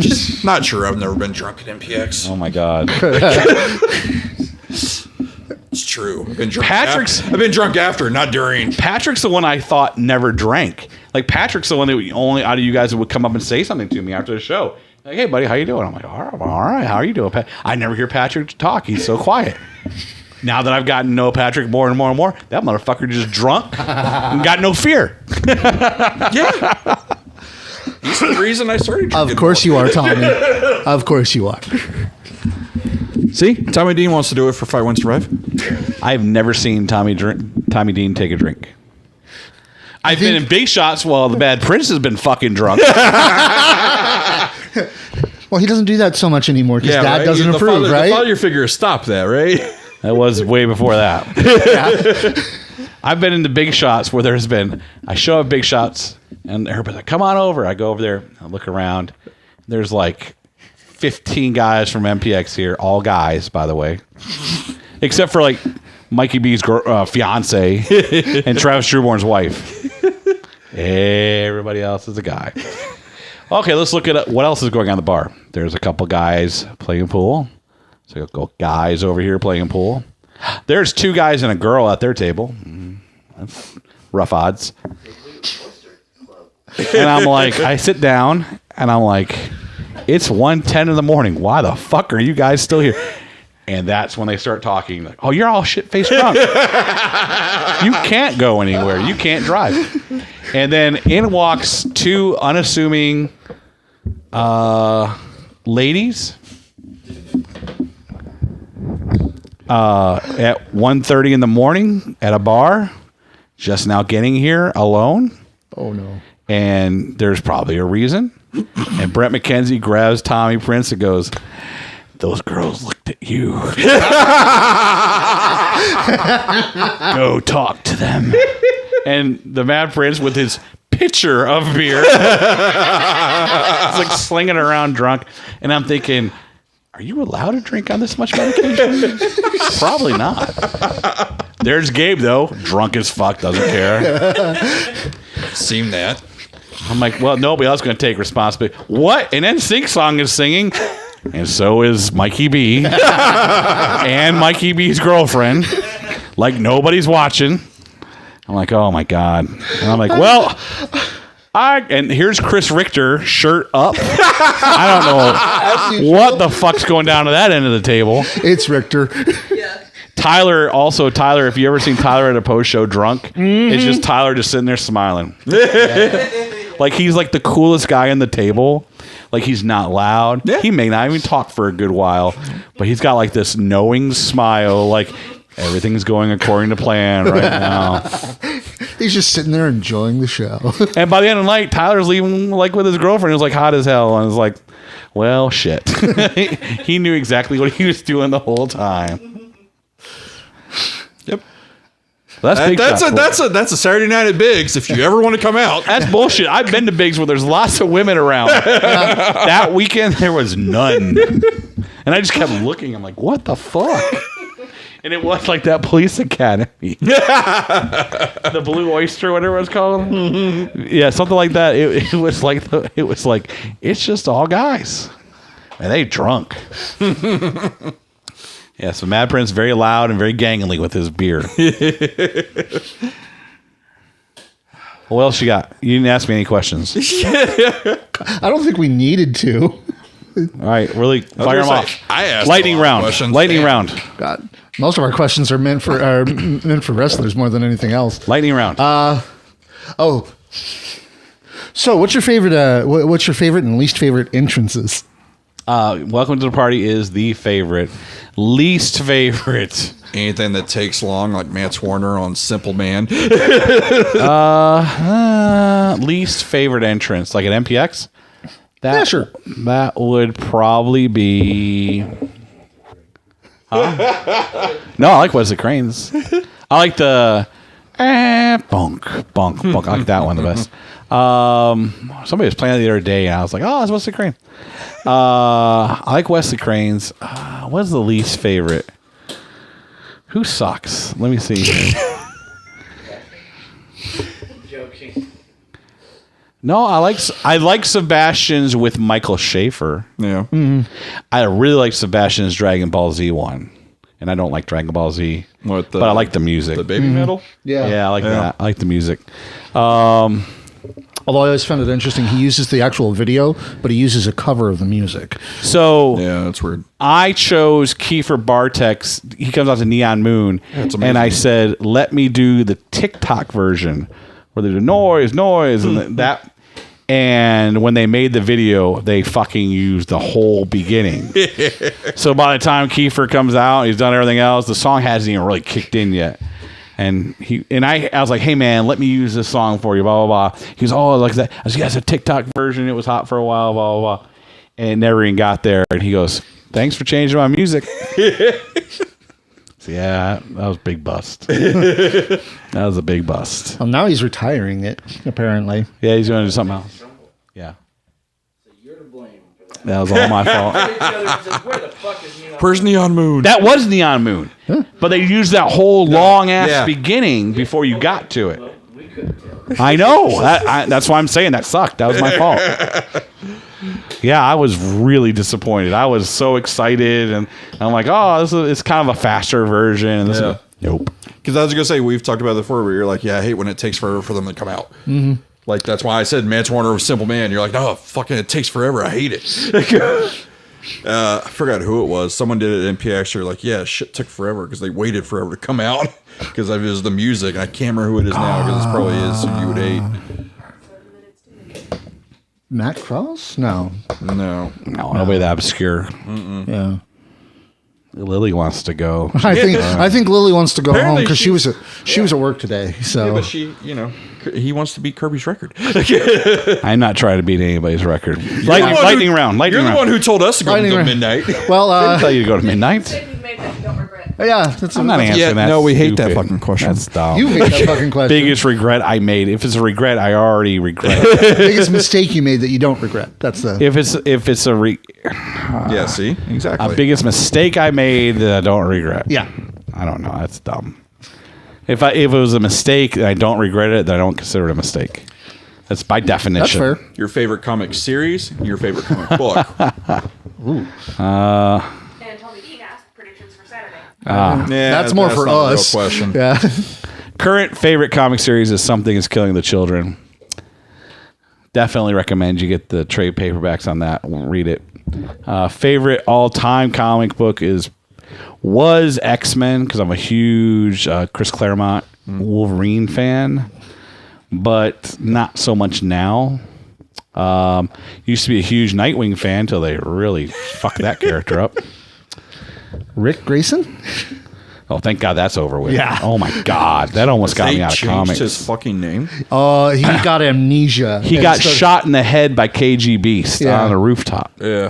And came out of it with amnesia. And so Richard Grayson started going by Rick Grayson because he liked it better and didn't remember anybody. And oh, by the way, ran this whole fucking storyline during the time they kill Alfred. So he's not even there for the Alfred dies storyline. Wow. Instead, Damien and Jason have to take all the trauma for it. And it's like, really? This is stupid. Wow. But now he's a billionaire because Alfred left him all his money. He was Alfred's favorite. It's really gone to shit. I was going to say, he's like, he always did look at Alfred as grandpa. So, But really, the Chris Claremont stuff, the Dark Phoenix stuff, the Wolverine character that he really fleshed out, those are my favorite. Do you think the movies will ever get Dark Phoenix right? Dark Phoenix was only right because you had 20 years of history with Marvel Girl, and then they almost killed her and turned her into a Phoenix, and now she's all powerful. And then you ramp up the storyline and the drama between her and Scott, and then you turn her evil, and the only way to take her down is to kill her. And by then, you've got everybody emotionally invested, and you can't do that in the movie series. The closest what's the closest you could get out of that? I mean, look what they did to Icarus on Eternals. He was healed within 25 minutes of the movie. Nobody gave a shit. Didn't care. I don't know. The equivalent right now would be is like they turn Scarlet Witch heel, and Make her the villain? yeah, they're going to do that in Doctor Strange, gonna right? say, have they not but done that? but there's not going to be any kind of real emotional oh no to it because you've only had her in like 4 movies Yeah. and a TV show. She had her own TV show. Yeah, it was a good Where show. at the If they end, she's kind or of if they'd a pulled bitch. a Secret Empire with Chris Evans. No, they're not going to do that. I wouldn't expect them to ever do that, but I'm just saying. Oh, I like you know what Like you know the, what the level of emotional attachment. I thought you meant We're secret. getting a I'm sorry. I thought you meant Secret Secret Invasion. Which we're getting. It's a TV series Yeah, coming out. Yeah, nobody's gonna give a shit. And it's gonna be a TV show, so I'm gonna have the main people in It's it. got Samuel L. Jackson. Well, Nick Fury. It's like how is this going to work? He's when like 70, man. When they decided that the Skrulls are going to be good guys in this one. Again, I don't read the Secret comic, Empire. like, Yeah, oh. Secret Invasion is gonna flop. Not flop. It's not gonna be all that. Yeah. But Secret Empire. Everybody shat on Secret Empire. They didn't make him a Nazi all along. It was the Cosmic Cube. You knew it was like a villainous thing. You had to let the story play out. I didn't have anything wrong. I remember that where Captain America. They're like, he's been a Nazi the whole time. No, everybody calm the fuck down. Read. You can read it, it'll make sense. No, it's like the thing that upset me was the writers' things. Like, oh no, this is actually Steve Rogers. Like they were kayfabe everybody? Oh my God. It's like Actually, is it Secret Invasion or Secret Wars they're doing? It's Invasion, right? Yeah, they're doing Secret. Well, Secret Wars. Secret Wars would be fucking cool as shit. Yeah. Which one? Which one though? The first one. The first one? Okay. The one where you put all the heroes on one side and all the villains on the other side, and whoever wins gets a big prize. That would actually be cool. Yeah, and Galactus is all like, I'll just eat the fucking planet. Yeah. I was like, awesome, man. I love that thing. The last 2 issues really go downhill. If you've ever read Secret Wars, there's 12 issues. And one issue, they fucking drop a mountain on the hero, like a mountain range, and the Hulk's holding it up by himself. And this is smart Hulk going, look, you guys better fucking hurry up and figure out a way out of here, because I'm going to fucking... And Rhodey is Iron Man. It's not even Tony Stark in that series. It's Rhodey. And Rhodey doesn't know how to do shit yet. He's brand new. He's using the roller skates on the fucking armor. And Mr. Fantastic's like in a broken arm, and he's like, oh, I'm just going to rewire your arm. And he's like, yeah, man, whatever you got to do, bro. And I was like, oh my God, this is so cool. Molecule Man's like pulling planets, and you're like, oh my God. And then the last 2 issues, I mean, Doom takes all the power from Galactus, and it's just utter shit for the last 2 episodes. It's just, oh yeah. It's bad. But man, the rest of that thing is awesome. Yeah. Spider-Man getting the costume, got that one. That's a good one. Yeah, that's fucking... New Teen Titans. Somebody said New Teen Titans. Yeah, that's Dean's favorite. So the old New Teen Titans by George Perez and Marv Wolfman, that series fucking rules. It was awesome. It's like Robin, Dick Grayson. Robin is like this fucking becoming this little badass. Way before he becomes Nightwing. Starfire is like the hot new character. Everybody's like, oh. And then you got teens like Wonder Girl and Changeling that you flesh out. Not Changing. Wonder Girl and Beast Boy. Kid Flash. Kid Flash. Yeah, and Beast Boy and Cyborg are new, and Raven. Yeah. So they come in. It's a good series. It's a really good series. And they did Deathstroke shows up in it. It's where he gets started, and he's just a bad motherfucker, like banging chicks everywhere. Maybe underage. It's when he was banging the 14-year-old. Maybe she lied about her age, Jay. Yeah. Maybe. Let's hope. She also smoked a cigarette, so I wanted to buy a cigarette. So yeah, because she did. Yeah. She did all the legal things. I'm sure. Secret Wars would be awesome. They did a thing at the Oscars like, oh, what's your favorite moments in all time? And like fucking Zack Snyder's Justice League Flash one entering the. What the fuck? But number 2 was Spider-Man, where all the Spider-Men swing, which I still didn't get the gravitas of that scene. Like everybody, like James Johnson was like, oh my God, that was the best scene ever. And I'm like, was it? It didn't feel like it was the best scene ever to me. To me, if you watch fucking Endgame and fucking Captain America picks up Thor's hammer, starts beating the shit out of Thanos, and the whole place is like losing their mind, like, yes! And then no, Thanos fights back, knocks everybody down, breaks fucking Cap's shield, rips it in half, knocks him away, drops the hammer, he's fucking stand up, he's ready to, I mean, oh my God, you heard all the rumors, he's gonna die, right? Fucking buckles up the shield, like halfway there, here's Thanos and his whole fucking army, and you're like, oh no. Oh, they're going to fucking kill him. He starts walking towards them, and then you hear Sam say, on your left. And then all the things start pulling up, and then all the people start coming through. He's watching them all come through, and then the fucking everybody joins up, and the fucking, here comes Thor's axe, here comes the hammer, he does the big Avengers, and he finally gets to say assemble. That doesn't give you goosebumps when you watch that. You're dead. I can watch that right now and get goosebumps. Oh no! Every time. I see videos of that happening. Yes. And I'm just like, it starts to make tears well up because I was just like, so. Oh, it gets you just like, oh fuck. Yeah. Exactly. Yeah, man, that's awesome. I was like, part of me was like, I loved every moment of that. Another part of me was like, he whispered it. God damn it! He should have shouted it. It wasn't even a whisper. It was like a assemble. You know, like it's like the determination. Yeah. Yeah. Yeah, like now it's our fucking turn now, kind of thing. Yeah, it's like I wasn't mad at it. I'm just, but at the same time, I was just like, but I've been waiting for this so long. Why didn't he shout it? God damn it! Oh well, it was great. Yeah, I mean, but they teased it so many times, and I don't know how many people in that fucking movie theater even knew what he was going to say. I mean, unless you read the comic, you had no clue. Right. Yeah. And Avengers Assemble is pretty fucking dated. Yeah. I mean, when you think about it, I mean, it's a pretty lame rally cry for 2020, whenever it came out, 2019. It is, but at the same time, if that was homage to people like us who've read the comics. Oh yeah, it was so gold. it's like hearing the Avengers Assemble finally. Oh yeah, man, it's such a good build to something stupid like that. But stupid, right? But then the payoff is so fucking awesome. Yeah. And it's like when you see that and you hear the crowd just lose their mind, you're just like, it's like listening to the Tatum Manning's theme song. Yes. And you know what? I think we should go ahead and end it on that note because it's an amazing fucking note. Ladies and gentlemen, make sure you have your tickets for this Saturday. And obviously, this is going to be a very, very busy weekend. It's going to be a huge weekend for us. As a matter of fact, we got like 4 or 5 shows or something like that. And definitely make sure you've got your tickets for MPX. Make sure your friends get their tickets for MPX and come watch some really kick-ass kick-ass matches. We will see you later. Keep it kayfabe. And wait, I have one more. Third one. Dick, drink, piss. Good night, everybody. Oh, you want to end it on that? Yeah. Right? That's rude. Dick move. See you Saturday. Just rude. How dare you? And how much money do you suck, owe him? Jay. You owe him a lot. Oh no, that was all paid for. Yeah.